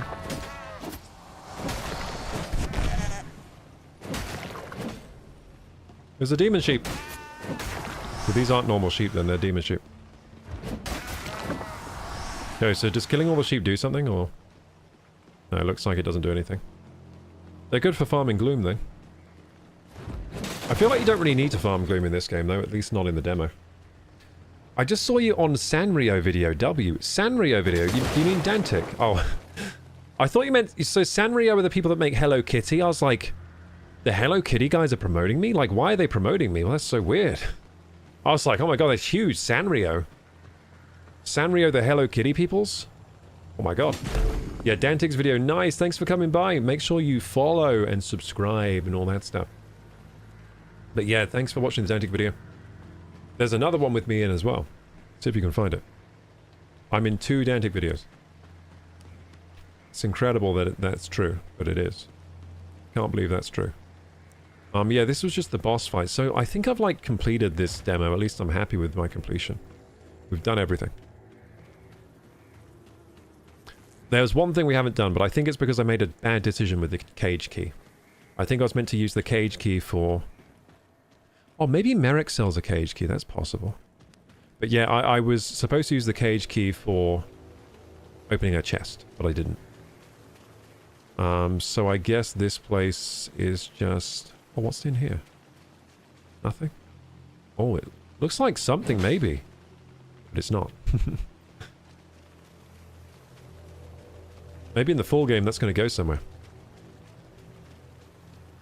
Now, what a great open beta. This is like the best demo for a game I've ever played, almost. I think it might be. Might be the best demo I've ever played.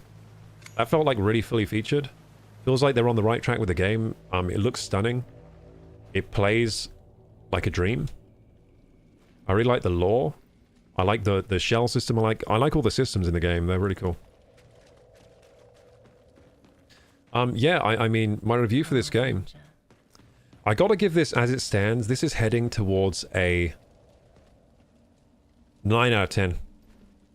This game is heading towards, if the whole game is just builds upon this, it's definitely a 9 out of 10. And if they execute it even better than this open beta, it could be, you know, this could be like a flawless, it could be a 9.5 to a 10. It really could. I mean, this game has huge potential from what I've played. Huge potential.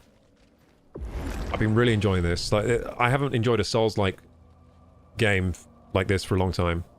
I prefer it to Black Myth Wukong so far. So big praise. I really like Black Myth Wukong, but I prefer this so far to that game. Cool! Yeah, this is a really well thought out Souls-like. Beautiful.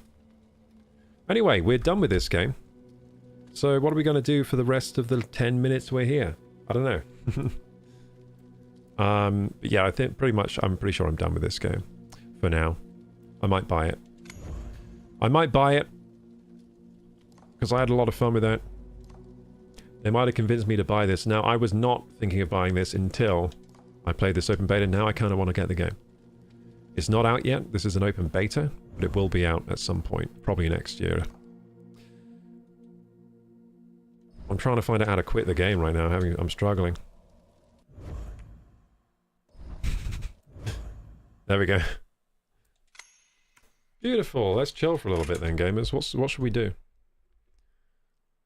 That was such a good run for a demo. That was an awesome demo. I mean, that was amazing. And I liked the way they just kind of blocked off areas, but the areas that were there felt really fully fleshed out. Nothing felt unfinished, really, to be honest. So I'm guessing in the full release, they'll have even more stuff to do and more secrets in that. Yeah, I really enjoyed it. I enjoyed how the dungeons worked. A lot of the dungeons had cool booby traps, puzzles. I hope they explore more of that in the full release. I think some of the puzzle systems, like the portals, are really, really cool. Because you had to figure that out yourself. Well, I had to figure that out myself, those portals, and that made me feel smart. That made me feel smart, so that was nice. Is it open world or trail type? It's kind of like... the way the levels are constructed are kind of like the earlier Souls games. I don't think it's like Elden Ring. It's not like a... It doesn't feel like a massive open world. It feels like kind of like Dark Souls 1 or Demon's Souls, really. But it feels really focused, the gameplay, like really focused. It feels a bit more linear than, say, Elden Ring, but I would say it plays to the strength of this game, really, the linearity. It looks like you'll have a lot of choice in the game concerning the combat and your build, because there are lots of different shells you can use with different loadouts. So that's going to be fun, seeing everyone's different loadouts and how they play the game. Each person is going to play the game differently, for sure. After that run, I can tell that there's a lot of choice that goes into the builds, even though it is like a made-for-you system, rather than in Elden Ring, where it's like, it's a create your own character. In this, it's kind of like they have a lot of options, but it is like already tailor-made options that you kind of select through and mix and match. But I really enjoyed those systems that we saw in this game. And yeah, I'm going to see if there's anything on YouTube for us to watch, because we only got about 10 minutes left of stream.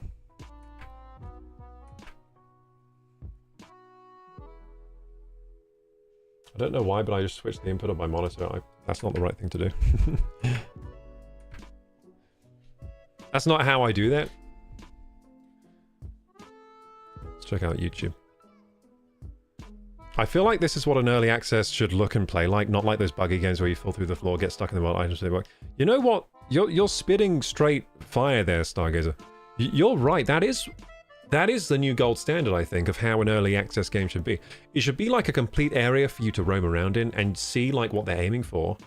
And then with blocked off areas, that's a much better way rather than releasing the whole thing for you with bugs galore and saying, don't worry, we'll fix it all later and expand later.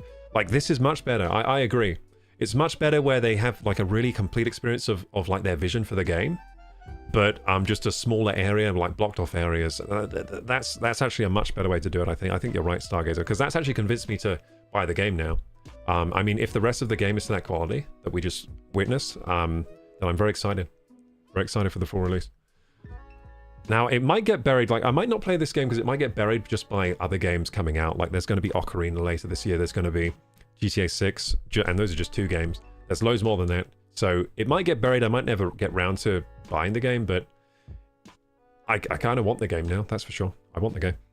That was nice. Okay.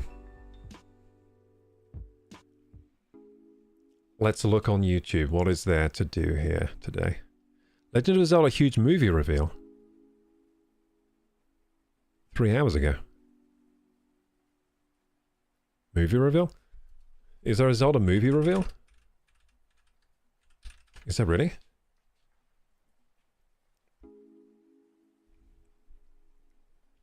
The film is coming April 30th, 2027, that Zelda film.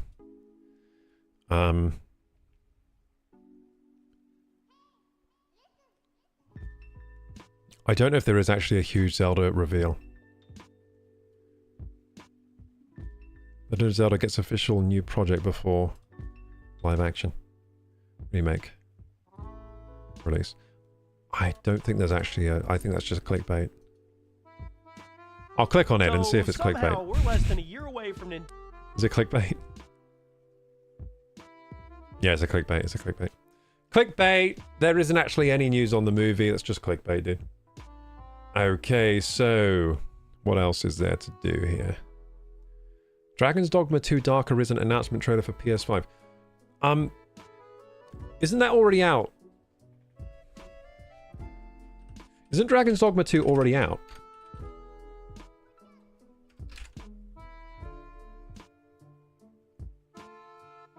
No, it's dark. There's DLC. Okay, so there's DLC coming. Okay, we've already seen the trailer for that on the Switch too. Okay, so we what's that? Do you want to watch a tiny house tour? Those are pretty cool. Do you want to watch a tiny house tour? See someone's tiny house and wish you lived there because you don't own a house like me. Whenever I see the tiny house, I'm like, that'd be better than not owning a house at all like me. I wish I had that tiny house. Let's look at tiny house tour. Okay, I hope it's not one you've seen already. It was 3 months ago, so...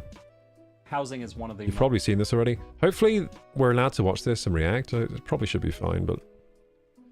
hopefully I don't get in trouble. Most costly parts of everybody's Let's watch life. this. I'll try to make Tiny it house quick. living Like, in the I won't try to pause the video too much like I've just done there. Because I need to get to bed. More freedom than I ever could have thought imaginable. It gives me the Let's watch a opportunity tiny to house pursue things tour. that I want to pursue and do the things that I want to do with my life. My name is Richard. He's like me, see, he wants to do stuff with his life. Very dangerous road that is. Wouldn't recommend it for everyone. Difficult. This is my 250 square foot tiny house on wheels. It Big was fridge. A home that I built Tiny from house, big scratch, fridge. That's from what I would do pencil too. sketches Massive through fridge. electrical, through I want framing, to keep all my and did food everything somewhere. myself. Whenever I was designing this house, I was Stargazer says, I love watching people buy an abandoned Japanese home and renovate it. I've never even seen that. That sounds amazing. But like, you mean those abandoned Japanese houses that they sell for like $1? I'm going to get one of those. I think that's the only way I'm going to own a house anytime soon, is if I just buy one of those abandoned Japanese houses. But then I'd have to live there. I'd have to move to Japan. Maybe that's a shout though. Like, what's the rent like? Like, I mean, how expensive is it to live there? Maybe I I mean, that might be actually a way forward for me. Maybe I should like buy a house, one of those abandoned homes in Japan, and just live there. And do it up over time. That, I don't know how expensive it is to live out there. Maybe that's doable. I mean, I'd have to like get over there, and I'd probably have to go through loads of documentation. Maybe it costs money to get like living permission to live in Japan and stuff. It's probably going to be really expensive to get there into Japan. But once I'm there, it might be cheap. I'm a lot cheaper than here. It probably is a lot cheaper than here. The ones in Europe are like $1. The ones in Japan are like 20k to 150k. I thought I saw a documentary about abandoned homes in Japan that were $1. There's like an area of Japan where they're all $1. And the downside is if you buy the home, you have to actually like live there. So you can't just buy a home and hope it increases in value. Like you can't do that. You have to like actually live there, and you know, take part in their society and stuff. Really designing it for me. I'm 6'2", not a typical tiny house dweller, but I wanted to make it functional for me. Well, it's got a high ceiling, man. It's better than in here. Space that I had to climb up and down a ladder. That's why I decided on the gooseneck trailer. I've been living in here for over 10 years. You know what? I often think about you know, like in America, you have like trailer parks where people live in trailers. Sometimes I'm like, that wouldn't be so bad. Maybe I should live in a trailer park. In that time, things have evolved pretty dramatically.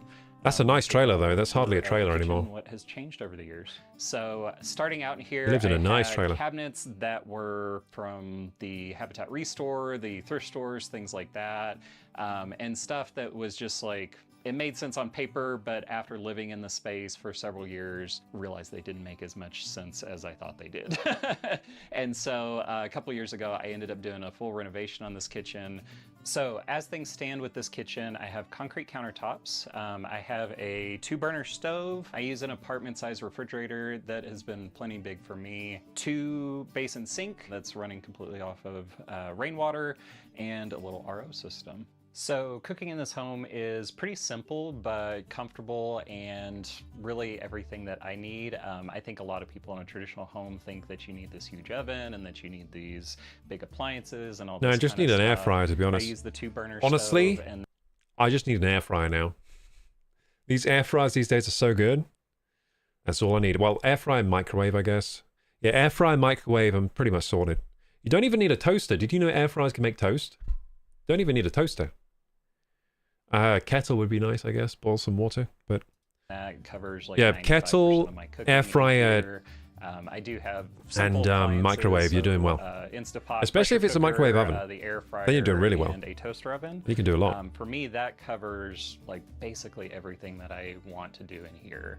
I'm trying to convince my mum to give me her Sprinter van. She doesn't want to give it to me. What's a Sprinter van? I don't know what that is. I have purchased a nice grill for the outside, especially during the summer whenever it gets hot in here and I don't cook inside. Yeah, you know what I would get? Just I like charcoal grills. Why? They're way cheaper and more fun. The heat from I think they're more fun than gas. Filling up my house.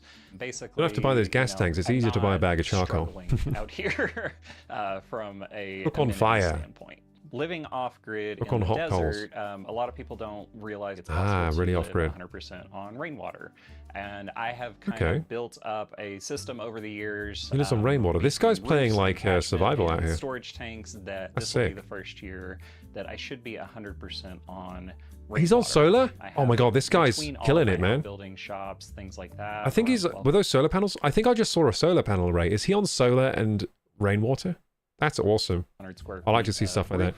I don't know why, like, why a modern home sort of like, why don't just homes in general have like solar rainwater system, like solar heating and stuff?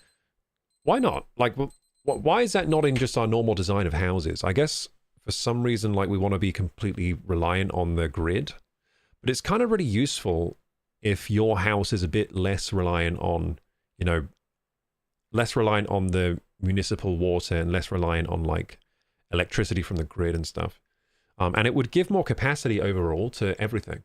So for example, there's more capacity for the grid. If you're getting your own electricity, you can feed it back to the grid and then you're generating power for the grid. So it's like makes a lot of sense. But 1,000 gallons worth of storage. It's just not the norm, is it? And that because the grid wants money from you. I think that's part of it. I think it's partly control. I end up using It's partly about control. They 100 don't like you gallons to be and so self-sufficient, some of because the then you're things not that like I've working done for the to system. kind of use that efficiently is a couple of years ago I upgraded to a small So then planned dishwasher, housing isn't going to and have that those actually facilities, saves really. a ton of water. So that, Gotta do that it yourself. dishwasher I think uses around 2 to 3 gallons per load versus hand washing for 30-40 minutes. You're going to be Like, using, if every house had solar panels in the UK, it'd actually be huge, because that's a lot of surface area to be generating electricity. The grid wouldn't have to do hardly anything. They wouldn't have to generate nearly as much energy through other means, like burning coal and stuff. It'd be 10 pretty to epic. 15 gallons. I think a If lot just of people every think house was that you equipped, can't have a dishwasher every in a tiny roof. home. They do make small Every ones, roof in the and it country just equipped with lives under solar. the countertop. It's plumbed into main I don't drain think we'd need lines, any other kind of power, and really. Works great. We'd have a lot of excess.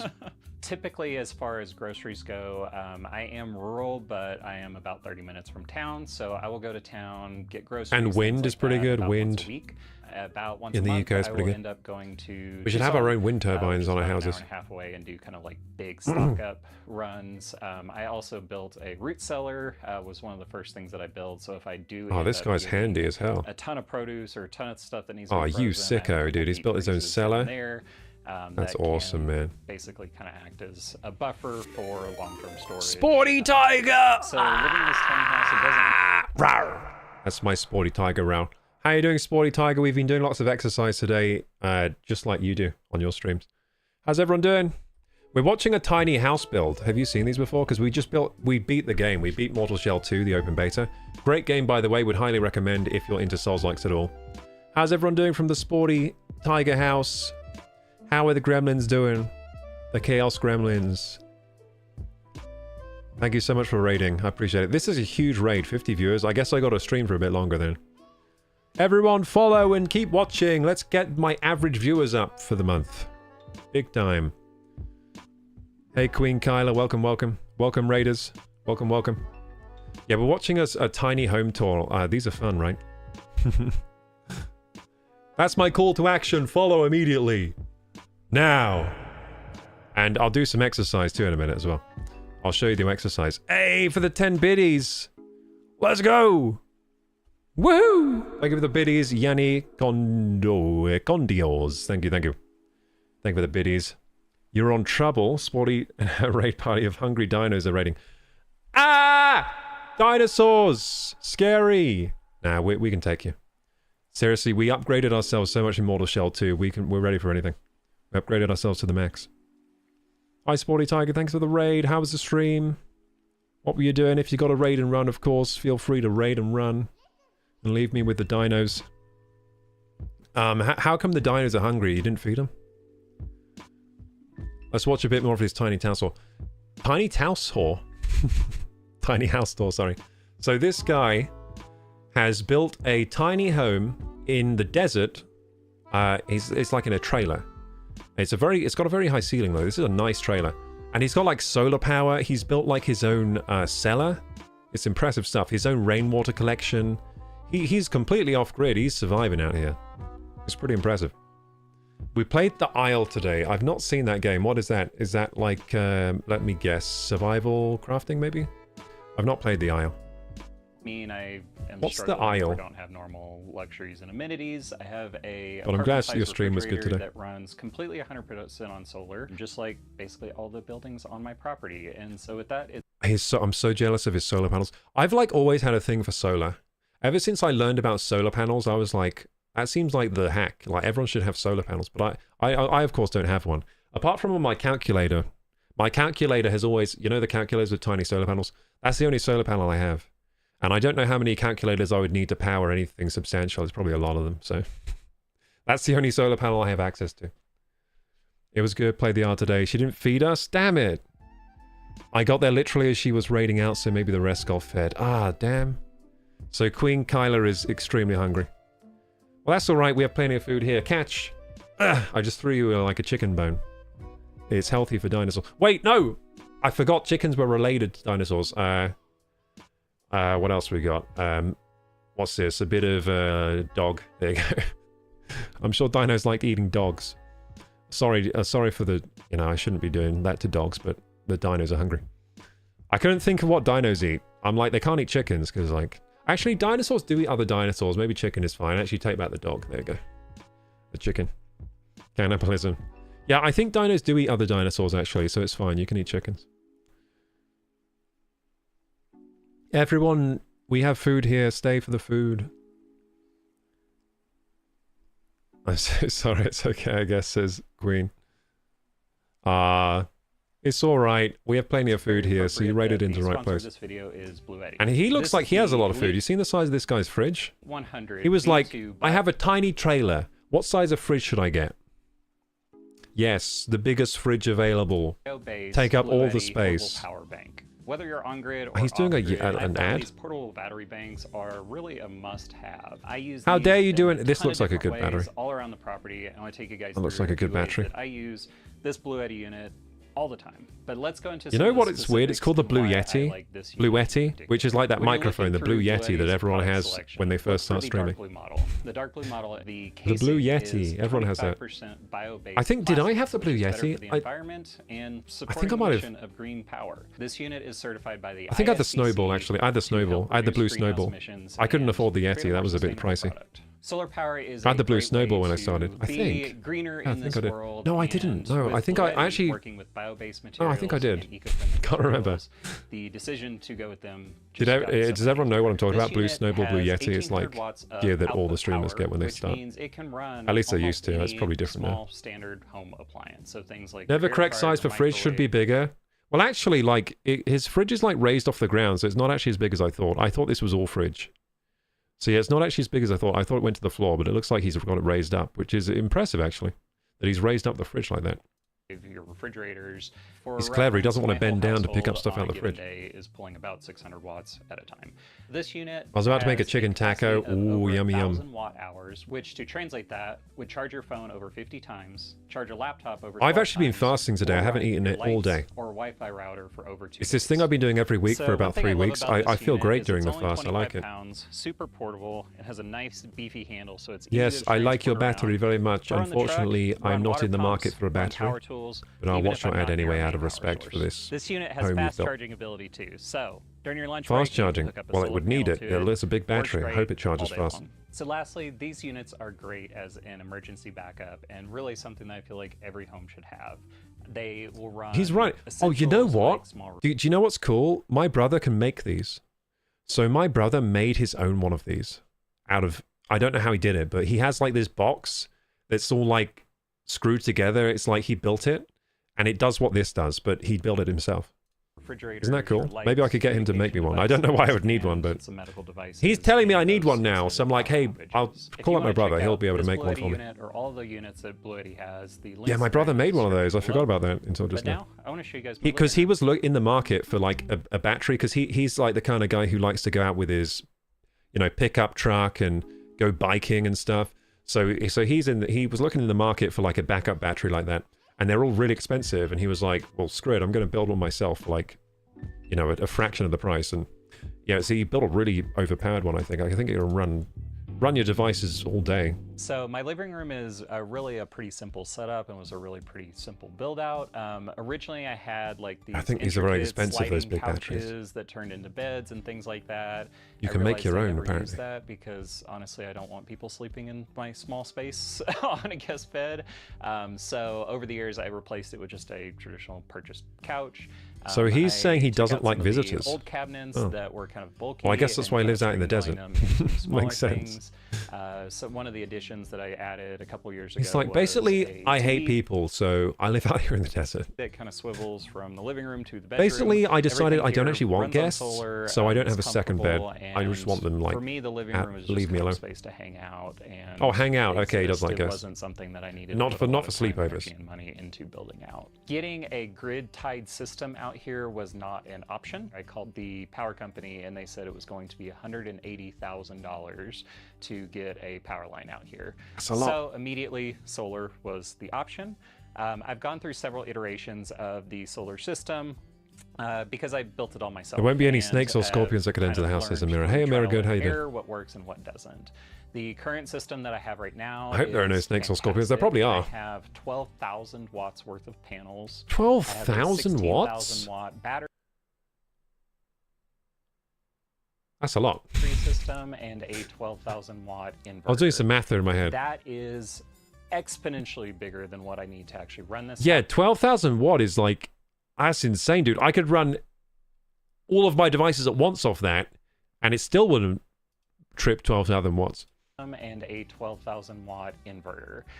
That is wow, exponentially bigger than what I need to actually wow, run that's this really house, good. Considering And if he has a battery as day-to-day well, that's gonna normal functioning, everything running in this house, I'm pulling about 300 to 600 watts.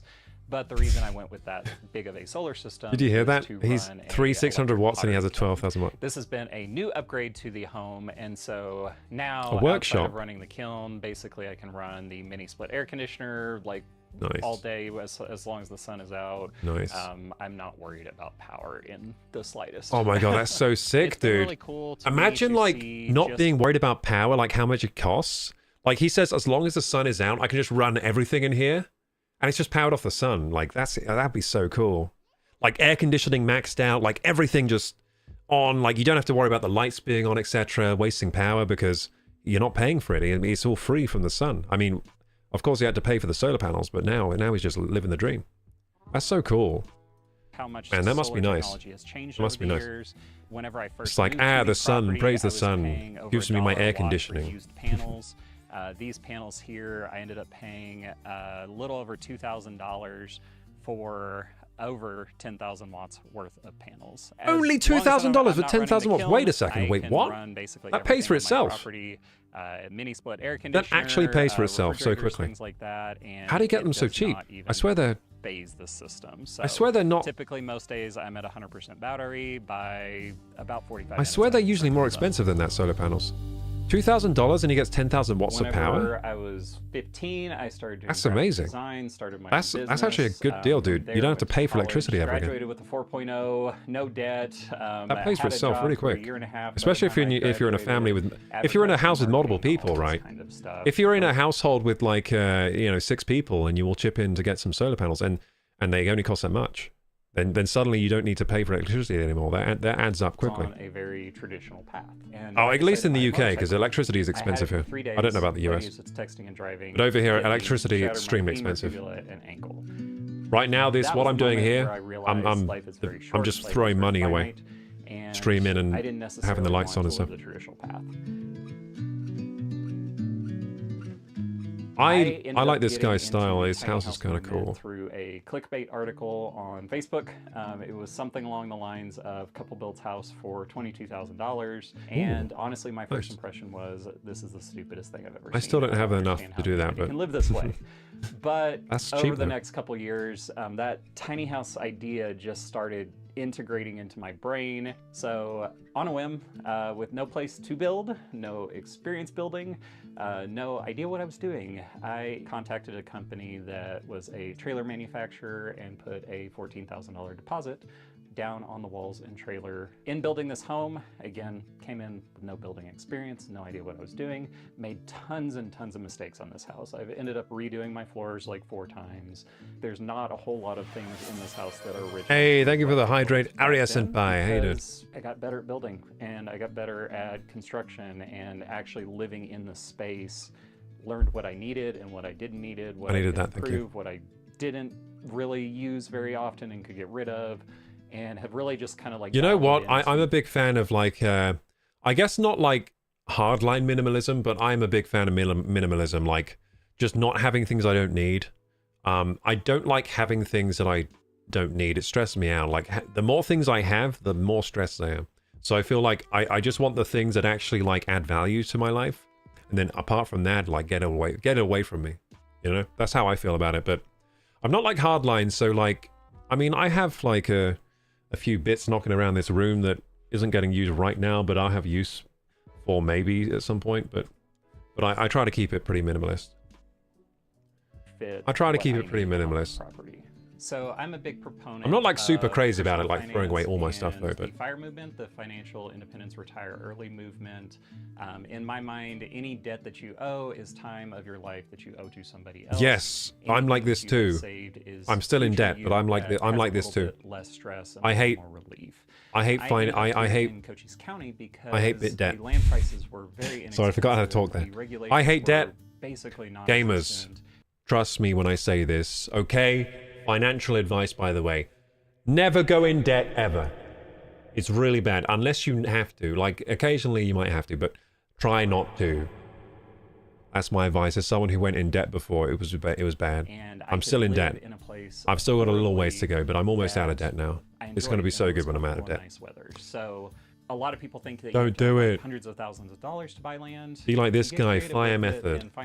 Financial independence, retirement early. Let's go. I ended up purchasing 24 acres for $23,000 and was able to do so with 0 money down and a 0% interest loan. Nice. Basically what I did was negotiated for the owner to do an owner carry on the property and paid him off over a year with a 0% interest loan. Smart. My big thing on this property build and the tiny house build and everything I do is I did not want to take on debt. I didn't want to take on mortgage. I didn't want to do all of that. So as I acquired money, then things got built. The way I kind of saw things was most people are paying around. I think as this guy continues to live here, he's going to keep building out, and it's going to eventually be like this beautiful like paradise. You know what I mean? I think he's going to, because he seems really handy, and he's just building more and more pieces. I think like he's going to build this up, and in like 10 years or so, it's going to be amazing here. It's going to have like a swimming pool. He's going to have all the amenities you could think of. Over years and years and years, now we've gotten to a point where This guy's playing Minecraft in real life. He is, dude. He really is. He's playing Satisfactory Minecraft Edition. That's what he's playing. He's got solar panels. He's got power. He's got his own power out here. He's got his own water. He's got a fridge. He's got a fridge that he doesn't have to pay for the electricity for. That's free fridge. Free fridge power. I was building this, I wanted to do something that was a little more non-traditional at the time that I was building. He only spent $2,000 to get 10,000 watts of electricity generated, you know, through those solar panels.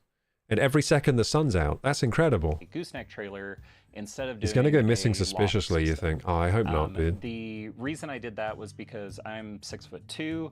I'm a big person. I did not. Hopefully he's armed out here. Little loft that I felt cramped in. He needs to be armed out here. I feel like someone could try and break in and shit. For good, like natural airflow. For me, it was important to do stairs instead of a ladder system. Whenever I was 22, I got hit by a car, broke my leg. So that was. I think there are some people living around him, so I think it would be. It's not just him living out in this area. I think there's other people. I think so. I don't think it would be too. I don't think the security is going to be too much of a concern, like, because he'll have backup, you know, have friends around, so hopefully it's not too bad. I do have a queen-size bed up here. Now imagine a community of people living like this with a communal garden and farm, says Stargazer. Living the dream. That'd be nice, but for that to work, I think you'd all have to be handy like this guy. I don't think I'm quite this level of handy that this guy is. He's like he's a special breed. He can like make his own. He's like creative mode out here. Energy usage at night. I don't quite have those skills, so I'd be a bit useless for a while if I did that. Air conditioner or electric heat through the night. So one thing that I've added onto this bed is a heated and cooling mattress pad. It's something that pulls like 200 to 300 watts versus 12 to 1300 watts, and has been a wonderful upgrade. He's got a cooling mattress pad, nice. Make it comfortable. I'm living off grid, but I have all the comforts of a normal home. He's more comfortable than me, honestly. He's living more comfortably than me with this place. Wasn't a space that I wanted to take up a ton of room in, but I did want some comforts and some kind of normal amenities. So for me, it was important to have a normal size shower. I've done the RV shower thing. Shower important for me too. This, and that does not work for me. So do have a normal size shower. I think it's about 3 foot by 2 foot. One of the luxury. He's got like his priorities straight. Normal size fridge, normal size shower. Very important. Sink, and that was really nice. Especially no bed for the guests though. They can sleep on the floor. That's fine. I didn't necessarily want to brush my teeth in the sink that I'm doing my dishes with, so I added that in. But for the most part, this has basically everything that a normal bathroom would have. Very nice. It's got cactus outside. That's nice. And to put in a well was going to be about $50,000. He's got his own cactus. What a lot of people don't realize is the Sonoran Desert is actually a very wet desert. We get about 15 inches of rain a year. The biggest How heavy is the home? Can you pull it on the trailer? I don't think so. Is storage tanks. I think it's stuck there. Roof space. So here I've got 2 2,500-gallon tanks. This will survive about 50 like weeks. he's like settling down here. He's like planting his flag here, you know. I don't think he can move things around. And then I also have about 1,500 This is where he's planting his flag. He bought the land, and he's just building up now. Accessory buildings. Those accessory buildings, I throw a He's off legacy grid. tote in the back of my truck, drive over, There's no fill those electricity tanks out here. up, and then drag it over here to fill the rest of the tanks. From our main tanks, our water goes into this, which is our pump house and laundry room and community This guy's shower literally space. playing And a survival so I have crafting a game shallow out well here. pump that goes through a 3-stage filtration system, and then Very ended nice. up trenching and running lines to all of the buildings out here for Very our nice. water sources. Out here, again, water is precious, so everything is gray water that can be gray water, so all of our shower, things like that go and help water the plants out here. So this building behind me is my workshop. This is really the heart of the property and something that I honestly wish I would have built basically first thing out here. So it is built with His rock workshop is pretty walls, sick. for the foundation, pallets for the walls, and then a ferrocement coating on the exterior of it. This has every tool that I could ever need. This looks like to it's really build built for the a heat, full house this. out here. Our welders for metalworking, every Wow. woodworking tool that you could want. Dude, by the laser way, cutters. this here, my brother has like this at his house. My brother's really into workshop stuff, so this is how... My brother's got a space just like this, except it has some motorbikes in there too, but 3D printer, everything works. He loves his workshop. in this wonderful shop. it's in the garage of his So this is one of house. the In the most garage, he unique, converted it builds to a on my workshop. property. This But he is also my keeps bikes in very there as school well. bus. Motorbikes. Originally, whenever I moved to this property, I started hosting through Hip Camp and Workaway and different work trade programs. Was that a buried and school bus? Starting this I think it's property something with like that. literally nothing on it. I just needed structures here that we could be inside, that were quick and inexpensive. Alright, Senpai's making So, oatmeal, has enough for everyone. Well, there's ended lots of up hungry contacting dinos a in here, guy so make that sure you had give them this some bus. oatmeal as He well. wanted to get rid of it. Paid him to drag it out here, dig the hole, and drop it in. This was our Hey, community Clorox. space How you for doing? several years, just some place indoors for the people that I was hosting to hang out in. Now that is me on the property, I have been in the process of renovating this and converting this into a pottery studio and office. So yeah, feed these It's hungry been such a dinos in great here. space because it stays They're hungry. more I already temperature fed them some controlled chicken, than but a I think they're normal probably bus hungry by again. burying it. Also, I kind of have that 12-year-old boy sort of vibe and do fun things. So it's my little underground bus fort. That was the bigger reason for burying it, but it does help that it insulates a little bit. Looks cool. You out buried here. a It's just bus. fun, little, quirky, weird building. That's pretty cool. That is cool. Dude, this looks like a level in like a video The tiny game. house movement is all about financial freedom, independence, and owning your time. and This is owning your one of the life. You coolest can tiny actually start home saving builds for I've that seen. retirement, saving for that Except it's not really financial tiny, independence, this. It's saving pretty big. for whatever the Like, life is. That he's got like a lot of different buildings, so it's not really small. And he's got quite a bit of land, so... want to live. This is that like a you're big not home. Currently living for just over 10 years now. I've been doing graphic design, websites, logos, things like that. And now that the property is really built up, I'm able to transition again. So I ended up getting into pottery about 2.5 years ago. And shit. started selling pottery he's last just- year. now as he's still as a selling side pottery. gig. And the nice thing about living out here, where I'm not paying water bills, I'm not paying electric bills. So he was doing I graphic can design, now he switched over to confidently go and pottery. Pursue a new career at 34 in Nice. fine arts and pottery. It's because I had that financial freedom that I Mm-hmm. can feel confident in going into a career that is not traditionally known to make a lot of money. I encourage people to just get into the You tiny could, house though. movement. Even You if can make a don't lot know of what you're money. doing, even if you're scared. If you're using social that's media. even the more reason to do it. And you're If you looking- leverage like social media and you start making pottery and it's really good pottery, you're making a killing. Because you can make videos. You can sell the pottery for high prices because people are like, oh, this guy's like amazing. Like, we got to get his pottery around here. for So your you independence can make anything over make a lot of money, I material think. goods, and I think the If you tiny play it the house right way. movement does I think that he'll do really, well. really I think he'll well. probably do Thank well. you guys for watching this tour. Seems I pretty hope smart. It inspires you to take Seems to control be of your own pretty life, savvy. go tiny, whatever that looks Also, like. he's good at talking to the camera.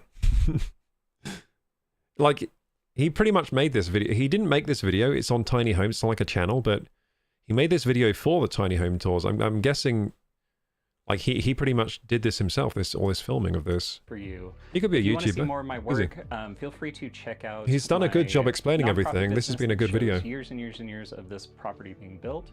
That is on social media at Terraform Together. It's cool being underground I like that. also Yeah, have a it looks pottery cool. business is Dirt Creature Pottery, and that is getting started up. We're starting to put out more content, and we'll have a There shop you go. available soon. And all the Dirt Creature links will be Pottery. in How the many description followers do you think below. this has now?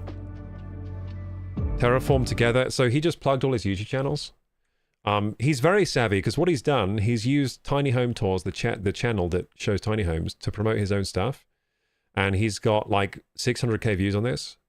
3 months, 600k views. So I want to actually check out his channel, how he's doing. So what was that? Terraform Together or something? Terraform Together. Let's check it out.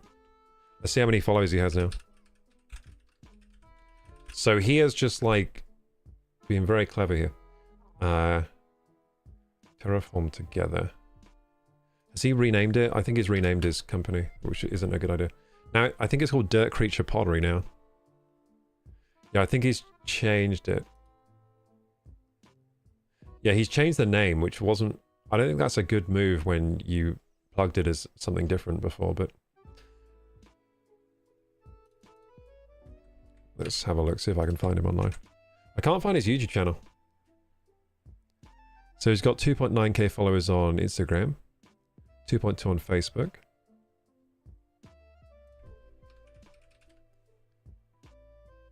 And on YouTube he's known as Dirt Creature Pottery, so I think he changed his tag on YouTube, it looks like. Let's have a look at Dirt Creature Pottery. Hang on. I just want to see how he's doing on YouTube. 12,000 subscribers, he's doing pretty well.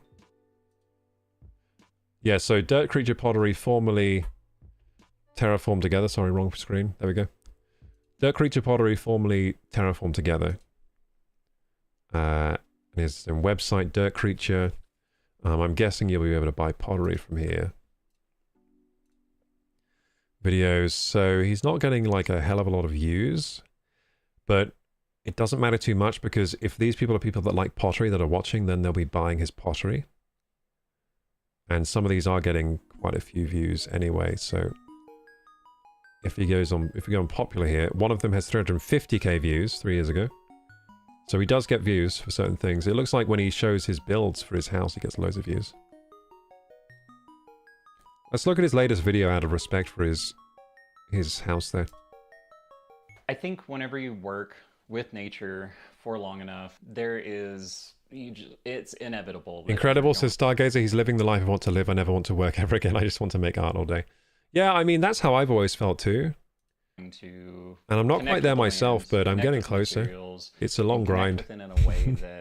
That's kind of what I've always wanted, just to create all day and not have to worry too much about money. Close to land in nature for going on 10 years now, and whenever I got into the pottery world, while I knew it was dirt that I was working with, and I knew that it was parts of nature that I was working with, it took several years for me to actually connect with it on a emotional level. Clay has a long history with basically every culture. In the entire world, almost every single culture. Look at the posture check area. And all of them are a little bit different. It depends on what local materials people had. So he's talking about what clay becomes. Different. The designs, the Let's learn about clay, the gamers. Things that they connected with were all a little bit different, but they all overlap a lot. So one of the things that I think is really cool about clay is almost every single culture has a story that human beings and man was made by God from clay. That's true, actually, yeah. Adam and Eve, like God made clay. Adam out of the dust of the earth. I'm made of clay. Oh my goodness. Has a story that's similar to that. Never thought of that before. One of the things that's been really cool We're all made is of clay. A study that was in the late 90s where scientists actually believe that the origin of life came from clay. Clay, cool. I think they say something like clay particles in an aqueous solution or some scientific speak. Was the first catalyst for the first life forms. And so there's some sort of a knowing in that past culture of like God or spirit or... Well, I don't know about that. He's saying there was past knowing in what because like it turns out maybe life formed in clay, and there's past knowing in like clay made us, but also like clay is just you can form it with your hands into different shapes, and that's all we had back then to do that with, which also might be why we chose clay as that. I don't know if it was knowing rather than just coincidence, but that is a pretty cool coincidence. Everything we are started from clay. And being able to work in a material like that, where you are connecting back with the source of all life, is just so cool to me. The other thing with clay is so many parts of clay and ceramics and the materials that we're using, those are some nice pots, are directly correlated into the human body. So I use a lot of iron oxide, hematite, in my washes and my bells and things like that. Iron is he's getting it nutrients that is in our bloodstream. It's the thing that makes red so blood when you do cells pottery, you red. absorb some It's the good thing things. that connects us back That's pretty cool. to Is humanity. that what he's saying? Like it's the life force, and that exists in our bodies, and that exists in clay. Silica is another really important ingredient in both our bodies and in clay. It is the backbone of glazes. It is the glassifier that makes that nice, shiny, food-safe thing, but it's also extremely, extremely important in our connective tissues, in the way that our body functions. Without silica, we wouldn't exist. And then from a technological standpoint and from a day-to-day existing standpoint, silica is one of the things that makes all the computers run. Most cultures and most histories have this idea of animism, where there is spirit and life in the rocks. The rocks, they can't speak to us because this is a good video about clay. They speak in thousands of years, while we. If you're into clay, this is where you got to be. Quick moment. But if you're into clay, this is definitely where you got to be. You got to be on this guy's channel. Connected with our technologies these days, that every time you touch your phone, you may not believe the rocks are alive, but you are talking to a living rock every time you touch your phone. Silica works in our bodies, works in our technology, works in our clay. Such a cool concept in my mind. Calcium is another ingredient. This guy's a big brain. Bodies. Most people know, he has a big brain. Drink your milk, gives you calcium, gives you strong bones.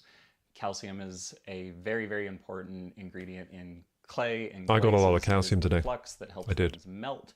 Helps those Who else got particles calcium? that Put it don't in the want to comments melt, below if you that got need some super, calcium super today. high temperatures to melt. I got some from the tofu I was eating. It's enriched with Like calcium. feldspar, just all these different. Oh no, wait! I didn't eat it today. I take that back. I didn't get any calcium today. I got a little bit in the milk in my coffee. I got a tiny bit of calcium. I forgot I didn't eat today until just now. Interacting with one another, and that's what's making. Yesterday I got a lot of calcium. Work. And that is just yesterday so cool to me. That the things I'm working with, while most people today I got don't like see nothing. Them as there's calcium in string trees. Success. You have calcium now. There is. They're the same. Quite a bit of calcium in string cheese. And the plants and the earth and the animals, and it's Let's all go. connected. Redwood Craft's got some string cheese calcium. Woohoo! When you start seeing the world through those eyes, everything becomes special, and I just think that's really cool. One thing that is really cool about clay is most of these cultures that have been doing clay for thousands of years, they plant the clay. Clay grows and it expands underground. It breaks down. It grows? Reconfigures itself. What? This is the first thing he's said today that I didn't know. God, I've just gotten smarter. Wait, clay grows? He just says you plant the clay and then it grows, like it spreads. I didn't know clay grew. No, Stargazer, I think he wouldn't lie to us. I think he's right, but I just didn't know that about clay. Like, that sounds plausible. If it interacts with different materials and the water sources and things like that. So culturally, especially in Japan, people would actually plant these clay fields that they knew they were never going to touch or use or profit from. They were working to create materials that their great-grandchildren would be making pots out of hundreds of years in the future. I think this mentality is something that we could really take into account today and be better about working for not our children, not our grandchildren, but like great-grandchildren and great-great-grandchildren, and working with resources in a way that is not only sustainable but regenerative. And that's something that we've lost. It's regenerative? So when you're working with clay, is clay actually regenerative? From a local... I didn't know that. I thought you like take the clay out, then there's no more clay. I'm Googling it.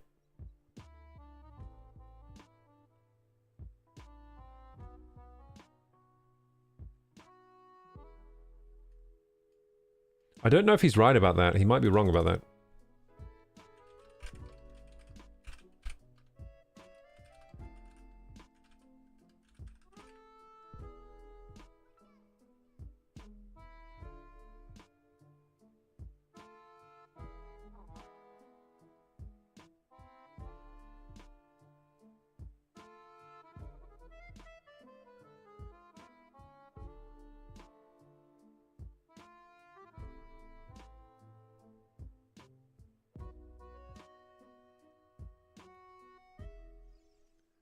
I think he's wrong about that, actually. I can't find any info on it.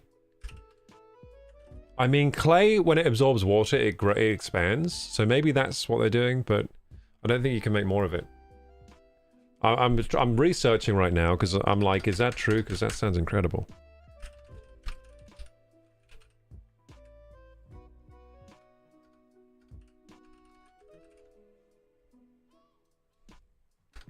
I'm trying to Google different terms, but it hasn't come up yet, so we'll try is clay renewable. Maybe that'll come up with something. Geologically, clay is considered a renewable resource because it is continuously created through the natural weathering of igneous and metamorphic rocks. However, this process takes thousands of years, meaning massive commercial harvesting can outpace natural replenishment, making conservation important. Okay.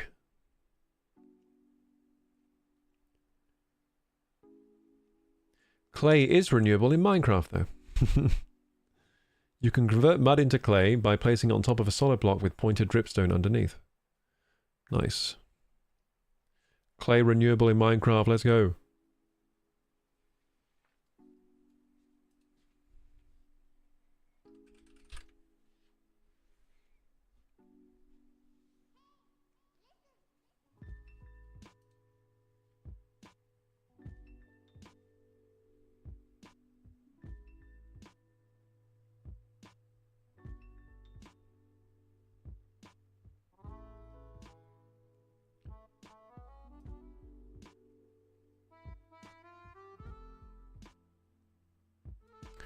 Dude, I don't know where he learned this thing about Japanese planting clay. I can't find anything about it.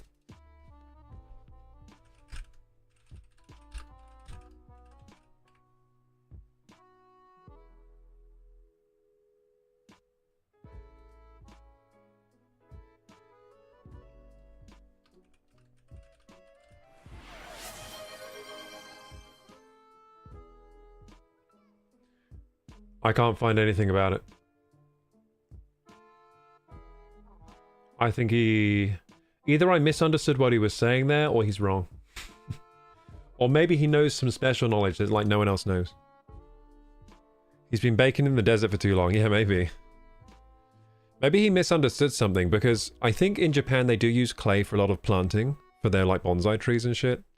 But I don't think they plant the clay in the ground, and like, I don't think the clay like grows. I was thinking it could happen, like maybe if you put clay in the ground, it like, maybe microbes or whatever in the clay like start converting the soil around it into more clay. I could imagine that happening, but I couldn't find anything on it online. I can't find it, so I don't know.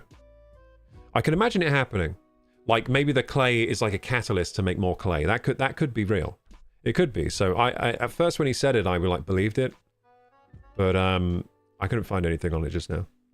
So I'm skeptical. A clay pot in the ground is usually for retaining water for plants. Well, he was saying that he put... So, I think he was talking about wet clay. Like, you put the clay in the ground, the wet clay, and then the clay will sort of convert more of the soil around it into more clay. So, he was talking about planting clay fields, right? And he was saying you can get more clay that way. But I don't know. Maybe there is a Japanese regenerative farming process for clay, but I don't know. I couldn't find it online. Artists, so maybe he just knows more than me, and or maybe it isn't true. I don't know. And you're creating things. Maybe he knows some specialist knowledge that can't be found right now on the internet very easily. That you can benefit from. Maybe it's only in Japan. Maybe it hasn't crossed over to us yet. Be sure to follow along. I love creating content like this. I love talking with people about dirt and the natural world and all the really cool connections with history. A clay pot in the ground is usually for retaining water for plants. Yeah, so the Japanese use clay in a lot of planting things they do. I could see that online, but I couldn't see anywhere where they were saying they were planting clay to make more clay. That'd be pretty cool though if it works. That'd be like infinite clay glitch. That'd be pretty cool. Anyway, gamers, I think I'm going to love you and leave you there. I had a great stream today. Had a great time. Hope you did as well. Thank you for the lurkers being here, but also thank you for those who weren't lurking. Thanks for the follows, gamers. Thank you for the raid. Sporty Tiger, thank you. Thank you for the new follows. Thank you for the Prime sub. KX Fuse, thank you for the sub from Phi, the gifted. Thank you.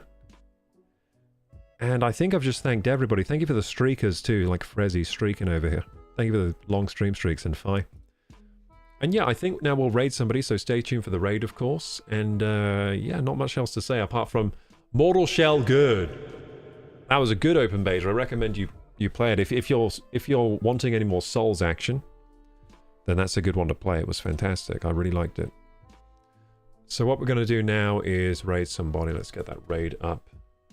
And then I'm going to go to bed, I think, and just go to sleep as soon as possible so I can wake up tomorrow and eat some food.